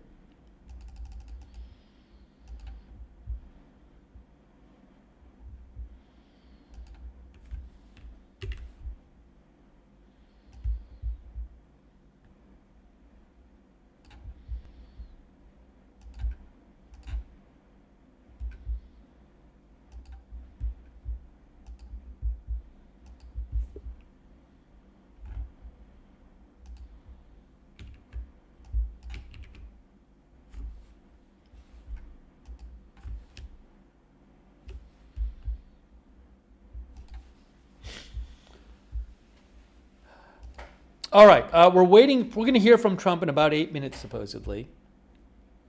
Oh, let me just see if I have any video yet from the White House. Give me a moment. The White House stream is live. All right, give me one moment. I got to get this on the air. Hang on 1 second. Thanks for your patience. I need to check on this. Just hang on a moment. I appreciate your patience. Let me pull up the video. Do I have any video already from the White House? Hang on one moment.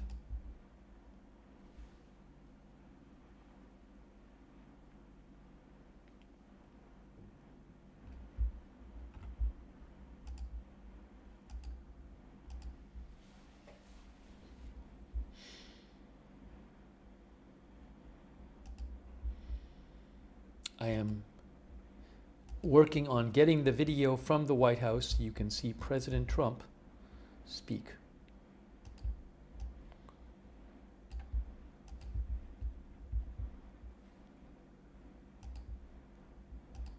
Trump signing.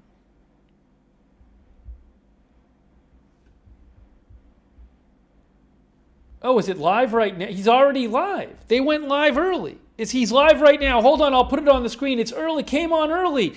Oh no, it came on early. Hold on, it's right now. I'm putting it up for you right now. Here it is. Just raise your hand.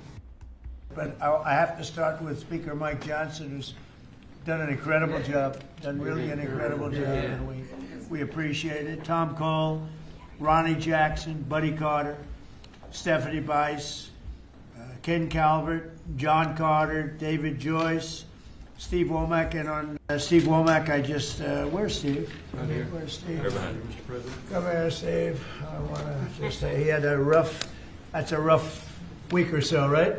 Tough, Had Mr. an President. incredible wife who passed away, but she was an incredible woman, and everybody knows it, everybody up here, so we're with you all the way. Okay? Thank you, Mr. President. I'm glad you We're could grateful. be here. Grateful for I it. understand. That's a rough deal. He went through rough. He had a good marriage. Good marriage is better than a bad marriage. But it makes it a little bit tougher when something like that happens. Robert Adderholt. Out here. Thank you. Susan Collins. Hi, Susan. All right, you're doing good. Cindy Hyde-Smith. Right here. Cindy, well, you always do good, Cindy. Thank you. Bill Haggerty. Hi, Bill. Lindsey Graham, who's way up in the polls. Lindsey, what's going on with you? You're so high. I don't It has think... a lot to do with you, don't forget that. Well, has the opponent dropped out yet? Has your Democrat opponent dropped out? You come to South Carolina, they're going. Mario Diaz-Balart. Yes, sir. Thank you, Mario. Katie Britt. Yes, sir. Hi, Katie. What a job you're doing. Thank you. John Barrasso. He knows more about healthcare than any human being on earth, I think, when I need something. John is a great person, too. Shelley Moore Capito. Thank you, Shelley. Thank you, sir. Very much. Hal Duncan, Associate Director of the Legislative Affairs. Thank you, Hal. Great job. And Susan Ross Avison and Betsy McConnell, they were really instrumental and they really worked hard. So I want to thank you all. I don't want to, anybody I didn't mention? Oh boy, that'd be nice, because it's a little embarrassing when they stick their hand up. I think to just be quiet is probably easier, but I'm glad, I'm glad we got you in, because you really have worked hard. This bill is a great victory for the American people. Instead of a bloated and wasteful omnibus monstrosity full of special interest handouts, we've succeeded in passing a fiscally responsible package that actually cuts wasteful federal spending while supporting critical programs for the safety, security, and prosperity of the American people.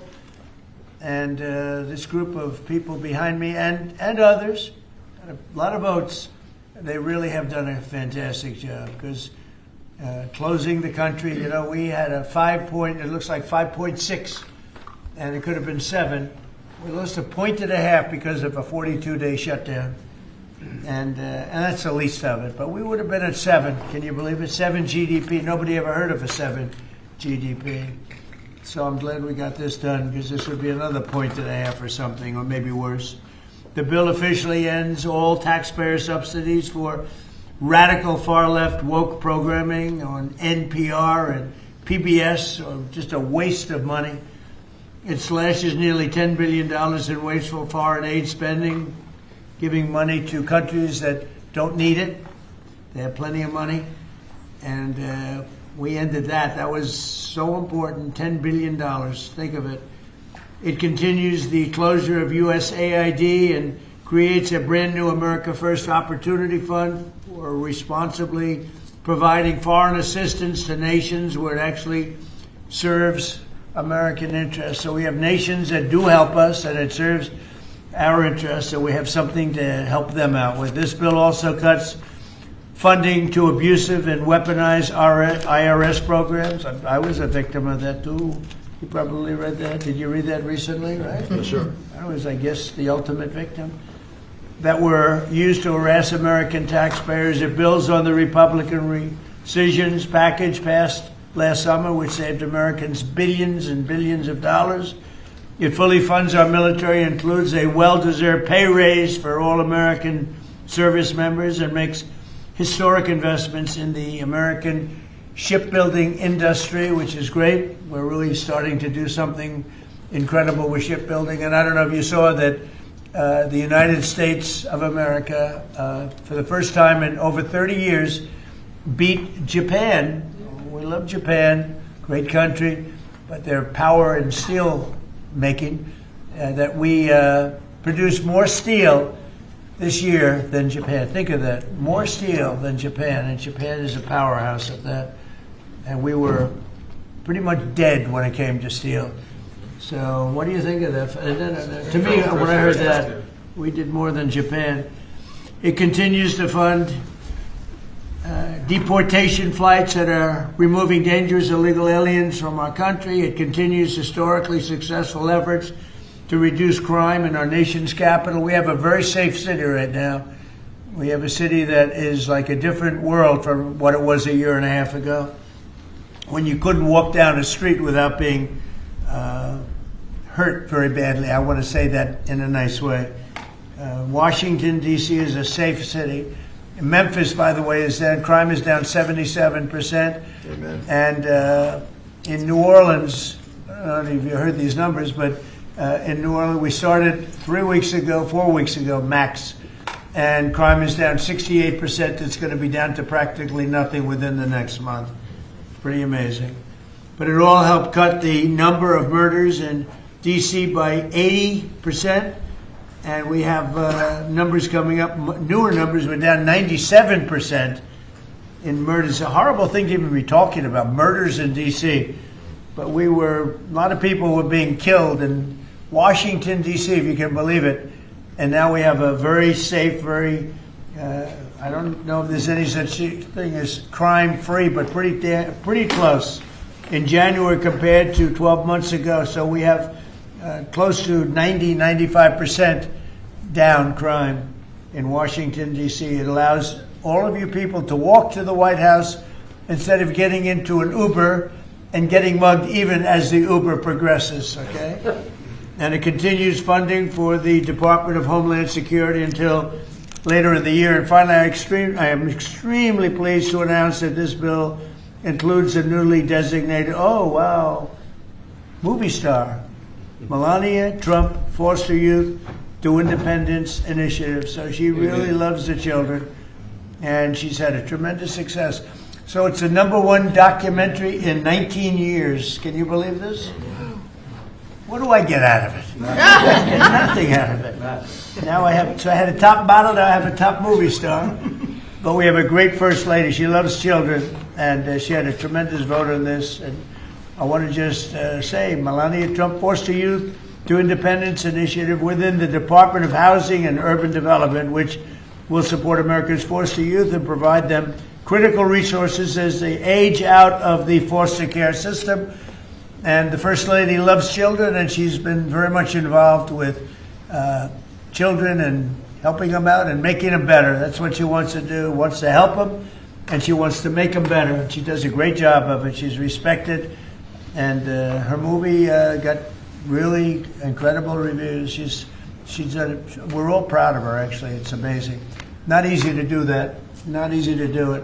So I just want to thank everybody for being here. If you would have some questions, I might just ask before you do that. These are all outstanding politicians, the top. In my opinion, the top in the whole world. But that's one of those things. I'd like to build it up a little bit, but they are. They're the top politicians. They're the top political minds. And if you have any statement, does anybody have a statement that you'd like to make? We'll start on the left side. Anybody? How about Mr. Speaker? Well, this is a big thing, Mr. President. Thank you for your leadership and helping us steward this through. For a long time, we wanted to get back to regular order in the appropriations process. And you're standing up here with the best appropriators in the business and have served in many years. And we forced the muscle memory back. We're getting back to that regular order process. 12 separate appropriations bills. We've gotten them to your desk, and this is a big thing. It seems like a small thing, but it's a big thing. And we're spending less money year over year, and with all the innovations and things that you said there, this is good for the country. And America is back. The hat is appropriate. That's the right slogan. This is a new hat. We just came out. America is back. Look, CNN's thrilled. Look at her. She's never smiles. I never see her smile. Someday I'll see her smile. Mr. President, yes. Could I mention that there's significant health care reform in this bill, PBM reform, something that you have been working on, and we appreciate and applaud your efforts, bringing drug prices down for citizens here in America.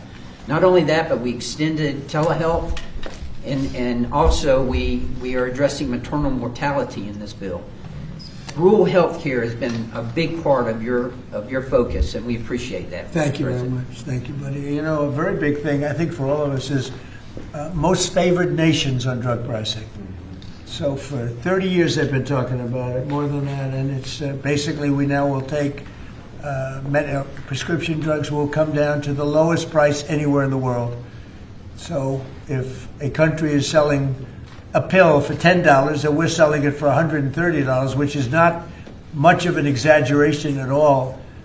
We were paying the highest drug prices anywhere in the world. Now we'll be paying tied with the lowest price. It's most favored nations. We will have the lowest price anywhere in the world. So a pill that was for $130 will be down to $20. So you can make a case that that's 800, 900%, or like the press likes to hear, it's about 80%. But we're going to get reductions like nobody's ever seen. And frankly, the Republican Party should be able to win the midterms on that alone. That's the biggest thing there is. Most favored nations, we're going to be bringing the price of drugs down. in my first term, I got it down 1/8 of 1%, and I was so proud because it's the first time in 28 years that drug prices came down. And now we're talking about bringing it down by 80, 90, 75, 68. I mean, I have numbers in the back that nobody can believe. Most favored nations. And remember, the Republicans did that. The Democrats did not do that. Republicans did it. And that's going to have a huge impact also on healthcare because medicine, I mean, it's a big chunk of healthcare. And if you're bringing something down from $100 down to $20, $18, because we were subsidizing the entire world. And frankly, I had to get the countries to go along with it, and I had to threaten tariffs against them if they didn't approve. And the healthcare companies, who weren't easy either, but they said it doesn't matter because they'll never get the countries, because they didn't really want to do it. And I got the countries. I got every one of them. And really, people can't even believe it. But for the people standing behind me, if you use that alone, you should win. We should win the elections coming up. Anybody else? How about on this side? You mentioned the IRS, Yeah, Mr. President. Right. Their behavior has been atrocious. If you think about leaking your tax returns, the tax returns of others, and never any accountability. I must have questioned Janet Yellen 4 times. I just want to jump in real quick. I wanted to let you guys know, reporter Brian Enton, we heard earlier today the police say that they were done at the crime scene at Savannah Guthrie's mother's house. She is missing.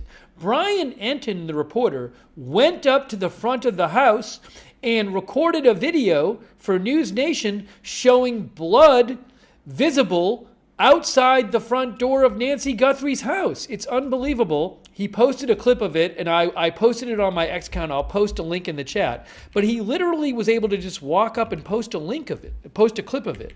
So anyways, I posted a clip in the chat. Let me turn on the volume here, but just wanted to let you know that.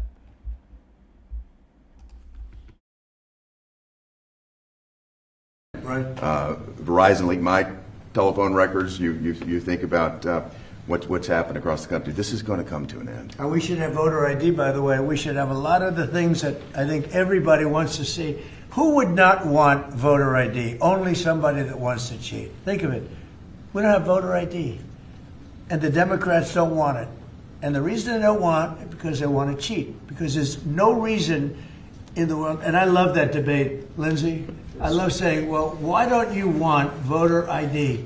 And you watch them say, I don't know, I just Make them vote.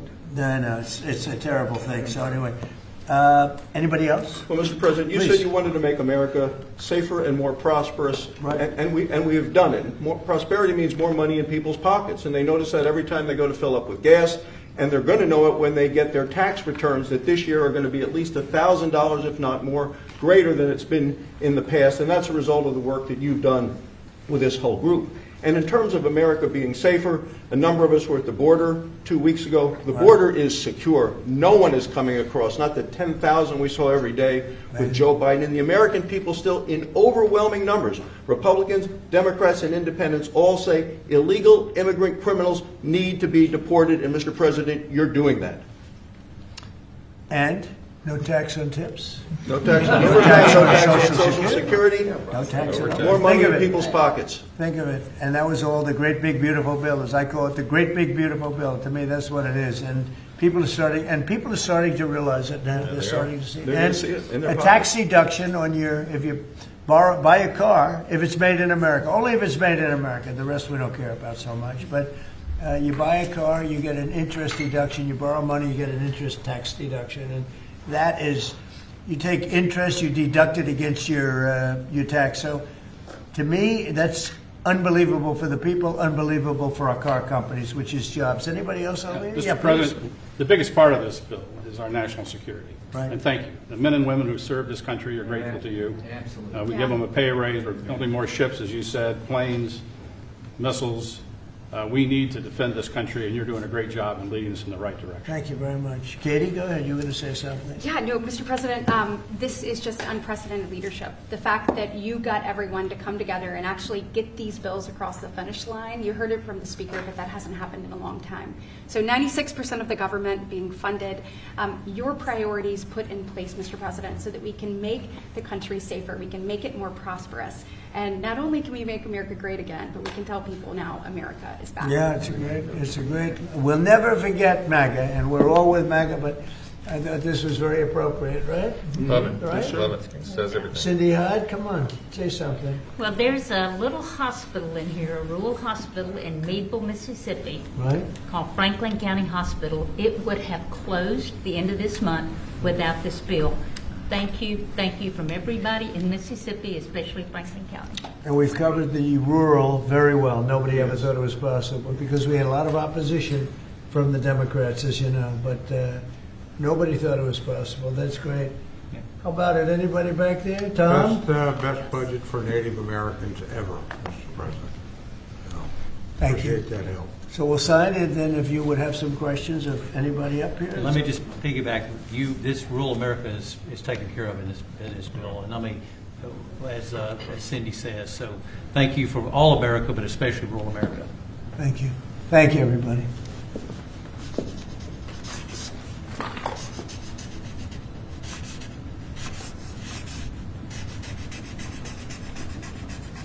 So I probably won't hold this up. And I think holding up one little page doesn't do it justice. In there, it's a lot of stuff, but it's signed. Thank you.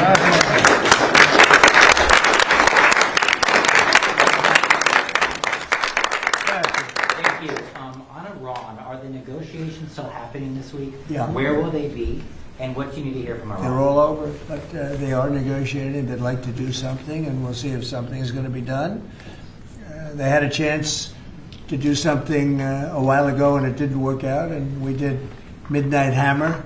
I don't think they want that happening again, but they would like to negotiate. We are negotiating with them right now, yes. Mr. President, where will the meeting be? It seems like I can't tell you that. Mr. President. There's more than one meeting. Yeah, please. Mr. President, how was your meeting with Gustavo Petro earlier today, and did you come to any agreement on counter-narcotic efforts? Yeah, we did. We worked on it, and we got along very well. He and I weren't exactly the best of friends, but I wasn't insulted because I never met him. I didn't know him at all. And we got along very well, and we're working on that. We're working on some other things, too, including sanctions. And we had a very good meeting. So you did do an agreement? I thought he was terrific. He was very good. We got along great. Mr. President, can you give us any update on how the talks are going for potential changes to the Department of Homeland Security? Have you agreed to any specifics? None. Well, we have a secure border. In fact, we have 9 months now where nobody has come into our country illegally. Now, I don't know if I can believe that because, you go from 25 million people to nobody, but the Democrats do that. They're leaning left, the people that do that report. And for 9 months, they have said nobody has come into our. It is a strong, great border. We do have people coming into our country, but they're all coming in legally. You take a look at that and look at what was going on a year and a half ago on our border, where criminals were coming in, drug dealers were coming in, people from mental institutions were coming in. The worst, they say the worst, I don't even know if I like the term, but the worst of the worst was coming into our country. And now we have virtually our country it's beautiful to see. Even if you go down, some of you, I think, were down there a couple of weeks ago, and you couldn't believe it, right? Because you were there 2 years ago. 10,000 a day. And 10,000 a day. Now you didn't even see anybody. Nobody comes up. We're saving lives because nobody comes up. They have to come through the jungles, and they're dying of all sorts of problems, including murder. And we have nobody coming in, and we're getting people out. That we have 11,888 murderers who came into our country. We're getting them out. We're getting them out fast. And the only place where there's a little bit of a problem, and I will tell you this, Minnesota, their crime because of us, because we've taken out thousands of criminals, their crime is down. Not because of anybody else, it's because of us. Their crime is down. But all over the country, wherever we're involved, we're getting criminals out of our country, and the crime rate now is the lowest it's been since 1900. That's 125 years. And that's despite the fact with an open border stupid policy, 25 million people, in my opinion, came into our country. And many of those people should not have been allowed to come into our country. On Ukraine, Mr. President, yesterday you were talking about how Vladimir Putin had agreed to a pause during the cold weather. Overnight, those attacks have started up again. I know. It was Sunday. It was Sunday to Sunday, and it opened up, and he hit him hard last night. No, he agreed. He kept his word on that. It's a lot. 1 week is, we'll take anything because it's really, really cold over there. But it was on Sunday, and he went from Sunday to Sunday. Are you disappointed he didn't go further? Or go I would like him to. I want him to end the war.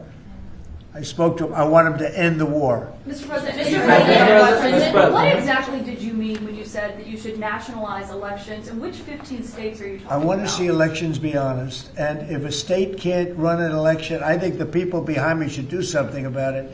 Because, if you think about it, a state is an agent for the federal government in elections. I don't know why the federal government doesn't do them anyway. But when you see some of these states about how horribly they run their elections, what a disgrace it is, I think the federal government, when you see crooked elections, and we had plenty of them, and by the way, we had them last time, but go to 2020 and look at the facts that are coming out. Rigged, crooked elections. If we have areas, take a look at Detroit, take a look at Pennsylvania, take a look at Philadelphia. You go take a look at Atlanta. Look at some of the places that horrible corruption on elections. And the federal government should not allow that. The federal government should get involved. These are agents of the federal government to count the votes. If they can't count the votes legally and honestly, then somebody else should take over. But the Constitution says it should be states that administer elections, Mr. President. Yeah, That's what the Constitution you know what? says. They can administer the election, but they have to do it honestly. Are you open to negotiating on warrants when it comes to ICE? This is an ask from Senator Schumer. Meaning? Requiring search warrants for ICE and immigration officials. I haven't even thought of it. I'm not thinking about search warrants. Can I add something? Yeah, Lindsey Graham is going to answer that. No, it makes no sense. If we have to get a search warrant to get 15 million people out, Schumer's telling me he doesn't want them out. It's the most ridiculous idea. They do have some good ideas, I think. But I've got a better idea. It's your idea. In sanctuary cities. On immigration, I know what I'm talking about. I've got the scars to prove it. Y'all are playing like Biden didn't exist. Y'all won't tell the American people about Lake and Riley. It's a one-sided debate. For 4 years, our border was obliterated. They let them come in by the tens of millions, and they want to go back that way. We're not going. So, Mr. President, stick to your guns. If you got reforms that make ICE better, more professional, talk to me. But you should embrace what I'm suggesting. As long as 12 states have sanctuary policy, they'll keep coming. Unfortunately, you won't be president forever. These magnets of illegal immigration have to go. There is no upside to sanctuary city unless you're a complete radical nut job. The cops hate it, fraud around sanctuary cities, and you're going to get more illegal immigration. We're going to have a debate. I've been trying to solve this problem, but what the Democrats are doing is they're not getting to the underlying problem. It's not Stephen Miller. It's not Chrissy Nome. It's not me. It's not you. It's policies that have been on the books that don't work. So if you want a debate on how to solve this problem, show up next week. I'm going to take President Trump's idea that it's time to end the insane policy of sanctuary cities. We're going to take it to the floor and we're going to vote, and people in November are going to get to see who they trust to keep the border secure. Schumer or Trump? I'm with Trump. Mr. President. And by the way, I hope you're going to press that very hard. And the other thing, we are not, well, we are with you. I think everybody's with you. It's a sanctuary for criminals. That's who it is. They could make our lives so much easier. All they have to do is hand over their criminals. Hand over people that came into our country illegally that are murderers. They came out of jails. They came out of mental institutions that are drug dealers. I can't believe in Minnesota that they want to have murderers walking all over the streets. I just don't believe it. Maybe somebody says it's good politics. I don't think it's good politics. I think it's really bad. The other thing we can't lose sight of is you probably have in Minnesota, and it's worse in some places like California, $19 billion in fraud. And we're going to find out, you know, we're very deep into that investigation, but we're not going to forget that. A lot of people think that a lot of this nonsense that's going on is to try and, hide what's going on with respect to the fraud. They have at least $19 billion. You know, you're hearing 9. Now I'm hearing it's 19, and it's probably much more. So it's they talk about incompetence. I think it's not incompetence. I think it's just pure fraud. These are dishonest people. They're bad people. I think they hate our country, and we're going to get to the bottom of it. But don't let this hide the fact that you have tremendous fraud. And, if we find the fraud in this country, you'll have a balanced budget without even cutting anything. You'll literally have a balanced budget. Yeah, please. Are you planning to work with President Petro to fight guerrilla groups and terrorist organizations in Venezuela? Well, they want me to do that, and we will. We're getting along very well in Venezuela with the leadership. Very, very well. We took in 50 million barrels of oil. It's right now heading to Houston. And we're getting along very well with them, but we're going to work with them, yes. Mr. President, a few months ago, you had in your office here Peter Mandelson, the British ambassador. You were shaking hands with him over a trade deal. He's today been forced to resign from the House of Lords, the upper house of the British Parliament, over his links to Jeffrey Epstein. Just wondered if you had any reaction to that, since obviously he was here before. I didn't know about it, but I really don't know too much about it. I know who he is. It's too bad. Speaking of Epstein, I will say this. A reporter named Wolf and Epstein conspired. This just came out yesterday in the millions of pages of documents, how crazy this is. Conspired against me in order to fight like hell to make sure I lose the election. That's the only thing that was mentioned about me. Now, about Democrats, some really bad stuff. But about me, that Wolf, whoever Wolf is, he wrote a couple of books, and Epstein conspired against me. Did you know that, Mr. Senator? Did you know that? They conspired against me so I lose the election, or worse.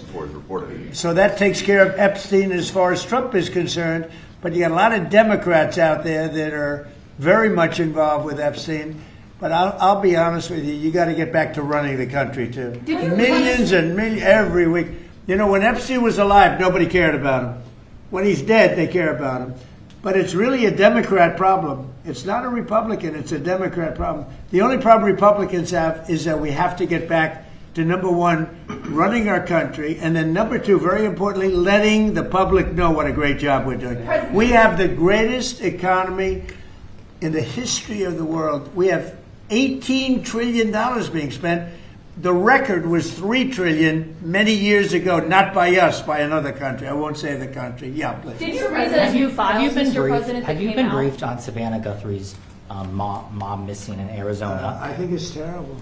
Would you commit to more federal agents, like helping out on the search? Sure, or I would. anything like I'm going to call her later on. I think it's a terrible thing. I always got along very good with Savannah. Very unusual situation, but we're going to find out. Yeah, what do you want? On the Epstein files, you talked about Democrats who were in there. Elon Musk was also in there, and so was your Commerce Secretary Howard Lutnick and correspondence that he had with him. Did you read those new files that were published by the Department of Justice? I didn't. I have a lot of things I'm doing. A lot of things I'm doing. I don't know. You mentioned two names. I'm sure they're fine. I'm sure they're fine. Otherwise, it would have been major headlines. A lot of women who are survivors of Epstein's are unhappy with those redactions that came out. Some of them, entire witness interviews are totally blacked out. Do you think that they should be more transparent? They thought they released too much. I heard that, and you tell me something else. No, I think it's really time for the country to get onto something else. Really, now that nothing came out about me, other than there was a conspiracy against me, literally, by Epstein and other people.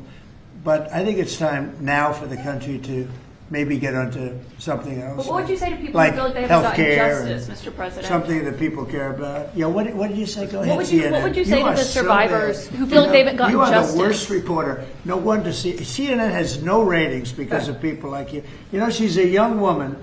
I don't think I've ever seen you smile. I've known you for 10 years. I don't think I've ever seen a smile Well, on I'm your asking face. you about survivors. You know of why? different You know why you're Mr. not President. smiling? Because you know you're not telling the truth, and you're a very dishonest organization, and they should be ashamed of you. These are Okay, survivors of a sexual abuse. of health care. And the bill that was just passed does not include your health care savings account. So this is a question for you and maybe for Mr. Speaker as I'm well. so proud of the healthcare savings accounts because it's going to happen.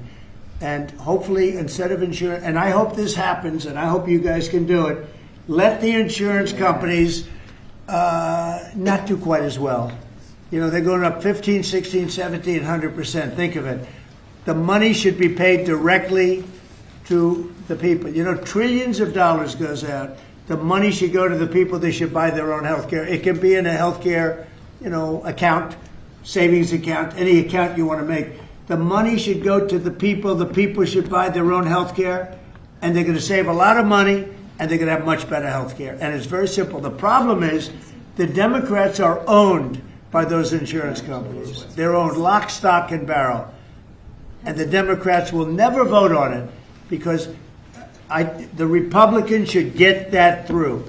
And you know how you get it through? The filibuster. Get rid of the filibuster and start voting. Yes. Mr. President, today we heard that the Clintons set deposition dates to testify before the House Oversight Committee. Any reaction to that and related to the Epstein? I think it's a shame, to be honest. I always liked him. Her, yeah. Yeah, she's a very capable woman. She was better in debating than some of the other people, I will tell you that. She was smart woman.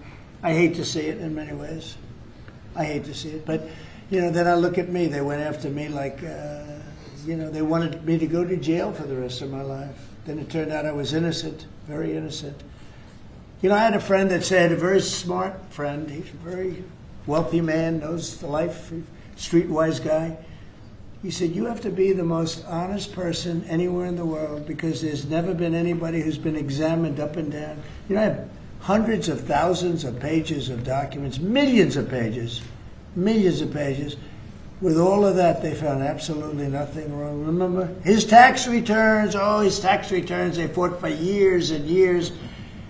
And then the Supreme Court, I was surprised, they ruled I had to give my tax returns. I'm the only one that had to ever do that. But I had to give my tax returns. I gave my tax returns. They hired the best accounting firms in the world. They found nothing. And this friend of mine said, you have to be the most honest person in the world. He actually said, you know, me referring to him, I'm a pretty honest guy, but I could have never withstood that. They've gone through millions and millions of pages, and here I sit winning an election in a landslide, winning the popular vote, winning all 7 swing states, winning 86% of the counties in the United States. That's why those maps that you see are all red. And so they tried to put me in jail. And I shouldn't feel this way, but I feel badly that they have to go through that. But then I say, but they did far worse than me. They wanted to put me in jail. Think of it. I was a very good president. We had a great first term. Rebuilt the military, biggest tax cuts ever, biggest regulation cuts ever. But, you know, I will say this. I think I can say, what do you think, Lindsay? My second term is blowing my first term away. And my first term was really good. Reagan plus. Reagan plus, yeah. Well, whatever. Thank you very much, everybody. Thank you, everybody. Thank you, press. Thank you, press. Thank you, press. Thank you, press. Thank you, press. Let's go, guys. Let's go. Thank you. Thank you. Let's go. Thank you, press. Thank you, guys. Keep moving. Thank you. Thank you, press. Go. Thank you, press. Thank you, press. Thank you. Let's go. Yours right this way. All right. Thank you, press. So I just wanted to mention, I posted it in the chat, that Brian Enton, who's a reporter with News Nation, Brian went over to Nancy Guthrie's house, where police earlier today said that they are done with the crime scene. And Brian walked up to the front of the house, and Brian has now posted videos that he says show blood on the front, in the front of the house, on the ground, and also Brian posted a video that he said shows that the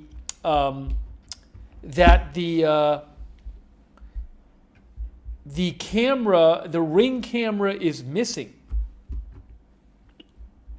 The Ring camera is missing. So I'm going to repost the links to both those videos in the chat right now. But he said blood is visible outside the house, and he posted a video clip of it on his X account. And he said, you can see here the Ring camera is missing from the front door.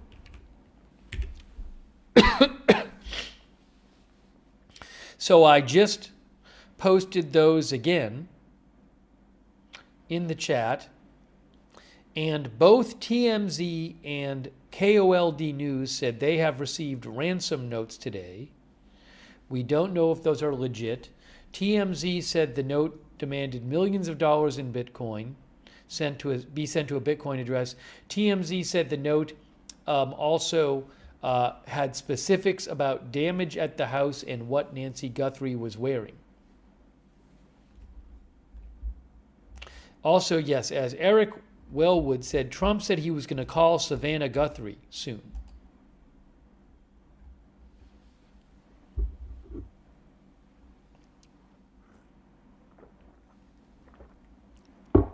Faytux News points out there were no questions in the room about the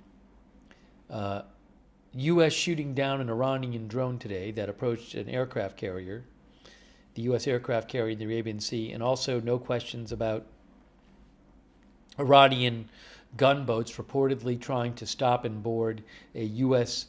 oil tanker, which then got escorted away by the U.S. military off the coast of Iran. Gina Pina said, how was the scene not secured at her house?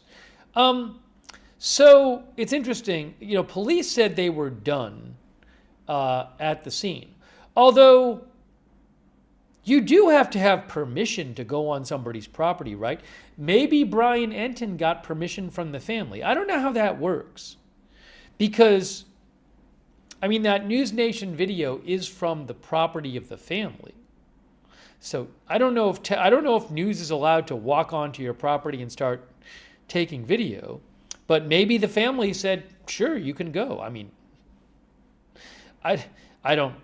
Brian Enton has been a respected journalist for a while, so maybe they got permission.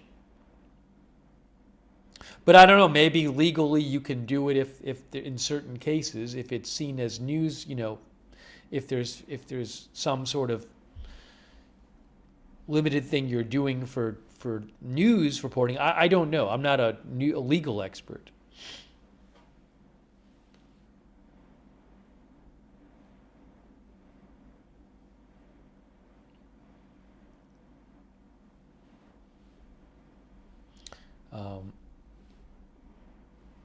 Chell says, Brian is a great reporter. He gets things done. By the way, thanks to Sarah S. for the memberships. I really appreciate it, Sarah S. over on YouTube. Also, Michael M801W and ACC75. Thank you. And also, hang on a moment here. Thanks to Good Luck Doc, sorry, not Good Luck, Good Luck Doc. I want to thank our moderators in a second. But thanks to Hot Richard for subscribing on Twitch. Also, shout out to our moderators, people like Good Luck Duck, I Got That Fire, Matthew Kohai 3, Sarah, Surly Dev on Twitch. Also, people including Ruth moderating over there on YouTube. Thank you, Ruth. I appreciate that. Linda Bell, Glary, Misha over there on X and on Facebook. Thanks to our mods over there. Hang on a moment here. Kay, Larry, Body, Margaret Riley, I know have been moderating over there. Thank you. Thanks, Barry Eisler, for subscribing. Hey, Paul Anderson's modding over there too. Thank you. And thanks to Chris the Toffee for being a member. Thank you, Chris. You know, I'm thinking, so again, I really, we earlier in the broadcast, we played it twice, the press conference today about about Savannah Guthrie's mother being missing, and police believe that a crime has been committed. They believe somebody took her out of her house on Saturday night into Sunday morning, sometime then, and then we've been talking about how TMZ and KOLD News have received unverified ransom notes that they both say that they have sent to police. I don't know if police are going to give any kind of detailed commentary on the ransom notes. They hold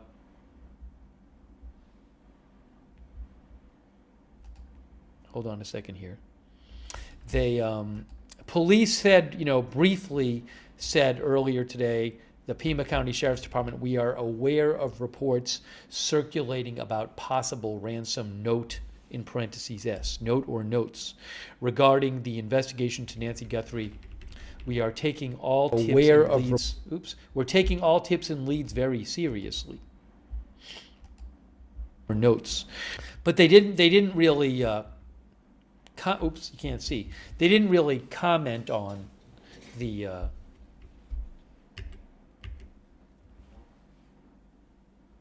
Didn't really comment on these things.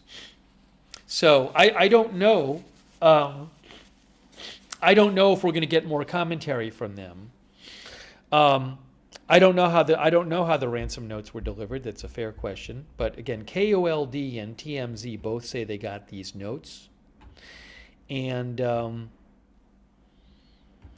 who knows? Maybe other media has gotten notes too, and they just haven't mentioned it. There might be other media who has gotten these notes. So we'll have to see what comes out about that. I'm thinking, hold on a second here. So I'm definitely going to be looking to see if other outlets say that they have gotten notes.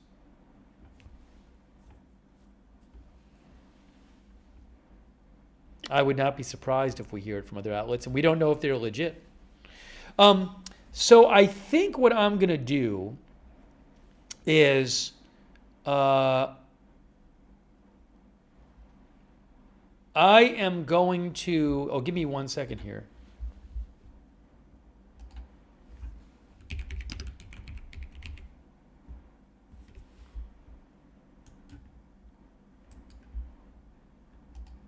I am going to wrap up this live stream, but keep an eye on what's going on. I need to get something to eat anyway. And if there's some major update tonight, we can come back on the air and do another stream. So I'll certainly be keeping an eye on everything.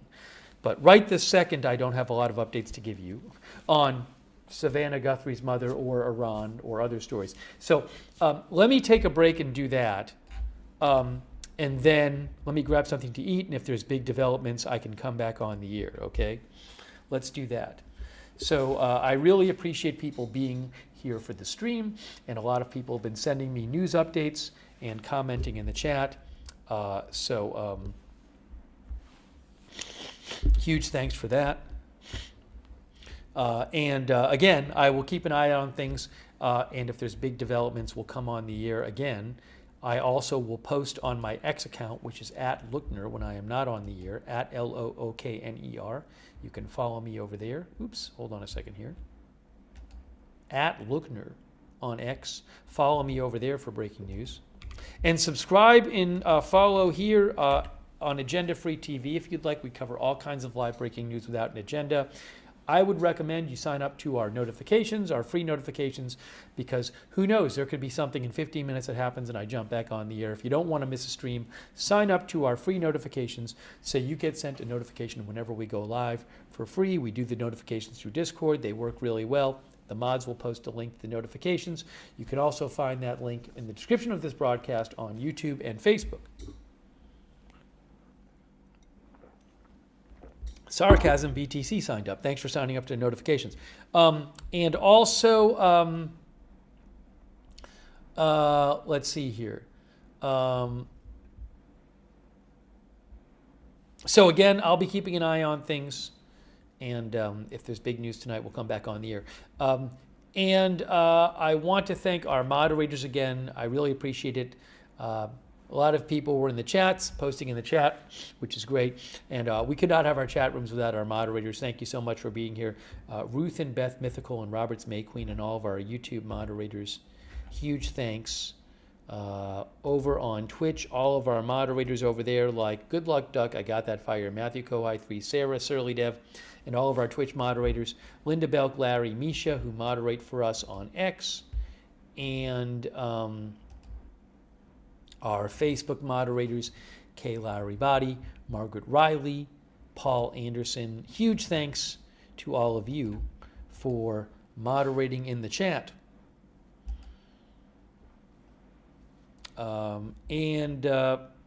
Thanks also so much to everybody who donated. That is really nice of you guys. That's what allows this channel to exist and allows me to buy news footage and everything. So very much appreciate your support. Hopefully I thanked everybody. Did I get everybody? I hope I did. I thought I did. But let me see. Oh, Wooey, thanks for subscribing over there on Twitch. Another good way to find out when we're live. Another good way to find out when we're live is following us on X. If you're on X, at Agenda Free TV. I always post there when we're going live. I post updates about the channel there too, at Agenda Free TV. We do have a chat where you can chat with other viewers when we are not on the air. The Agenda Free TV Discord chat, check it out. It's free. It's the same link as the free notifications link. So feel free to check out our chat. Huge thanks to our Discord mods who help us out on Discord. Thank you. And also, for those of you on YouTube, I would suggest turning on the notifications on YouTube. That's another helpful way to find out when we're live. If you want to turn on the YouTube notifications, what you need to do is you need to subscribe to the channel and then click the bell and choose all notifications. If you're already subscribed, make sure you click the bell and choose all notifications so that your notifications are turned on.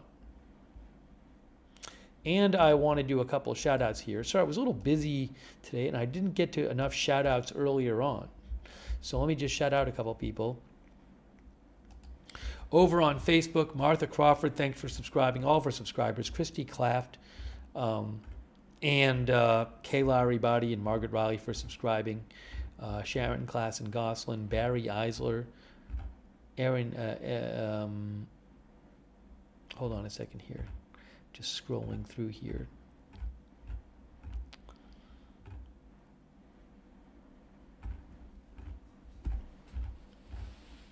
And all of our other subscribers over there on Facebook, I really appreciate. Julian and Martin, thanks for watching.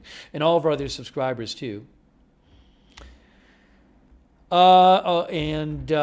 Christy Claft, thank you for subscribing, Christy, and Susan Priest Buchner, and all of our other subscribers. Thank you so much to our Facebook subscribers, also our Twitch subscribers. Huge thanks, like CC and Billy Joe and Wall Street and Shaggy, Tim Bit Power, Toolman Tim. Huge thanks. And I think I said Billy Joe, Matthew Kohai 3, Naomi Russo, Gina Pina, Massachusetts guy. Let's hope we can get some positive news in this search. Very concerning, obviously. Maybe somehow we'll hear that Nancy Guthrie is back and she's okay. Let's hope for that, but I'll be keeping an eye on things. And we'll come back on when there's a big developments. Sentient Cannabis, thank you for subscribing over on Twitch. Grant74P, Sharkingly, and all of our other Twitch subscribers, Static X as well, and our YouTube members. Huge thanks. Mason D, Sarcasm BTC, Chris the Toffee, thanks for being members. Betsy's Tag, EIM 207, UV Lightning, the one and only Confidence in God, Eric Johnson, Bluesy Girl, CAC 813, Dean R, Marcus Plain Spotting Germany, thanks so much for being members. Cherry Cola, Patricia Grace, Jane Jones, Evelyn in Maine, Mason D, Owl Hippie, John Wolf, and also Thanks, Charm Accents, for moderating. And thank you also to,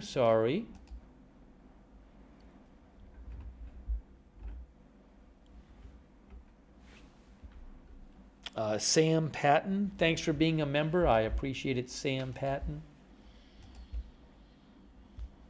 And all of our other members there, Sage Lake, and everybody else for watching. Really appreciate everybody tuning in. We'll have more news soon. More news coming up soon. But I'm going to take a break and eat something. Who knows when we will get more about this situation, the search for Nancy Guthrie. I would not be surprised if more comes out tonight. Maybe there are more ransom notes, alleged ransom notes floating around.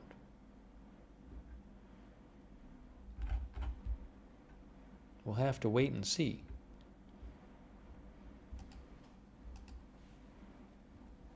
And again, I really appreciate people sending me updates, letting me know what you're hearing about.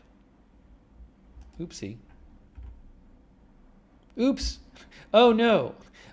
I posted my post. I had a typo in my post. I posted today about the KOLD news, and I did a typo. I reversed the S and the C in Tucson. Well, I can't. It's too late to change it now. Now I can't change it. Well, I'll leave it up now, but unfortunately, I was posting while I was on the air, and I didn't check well enough. Thank you, Joe, for mentioning that I misspelled Tucson in my post. Oh. Anyways, it's been busy, but I'll leave it posted because people know what I'm talking about.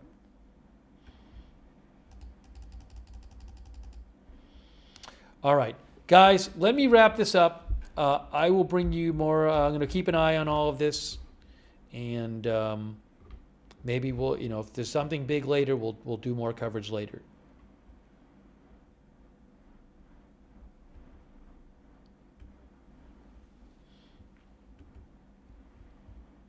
All right, guys, that is it for now. Thank you for watching our live coverage, and we will see you soon with more live breaking news coverage right here at Agenda Free TV.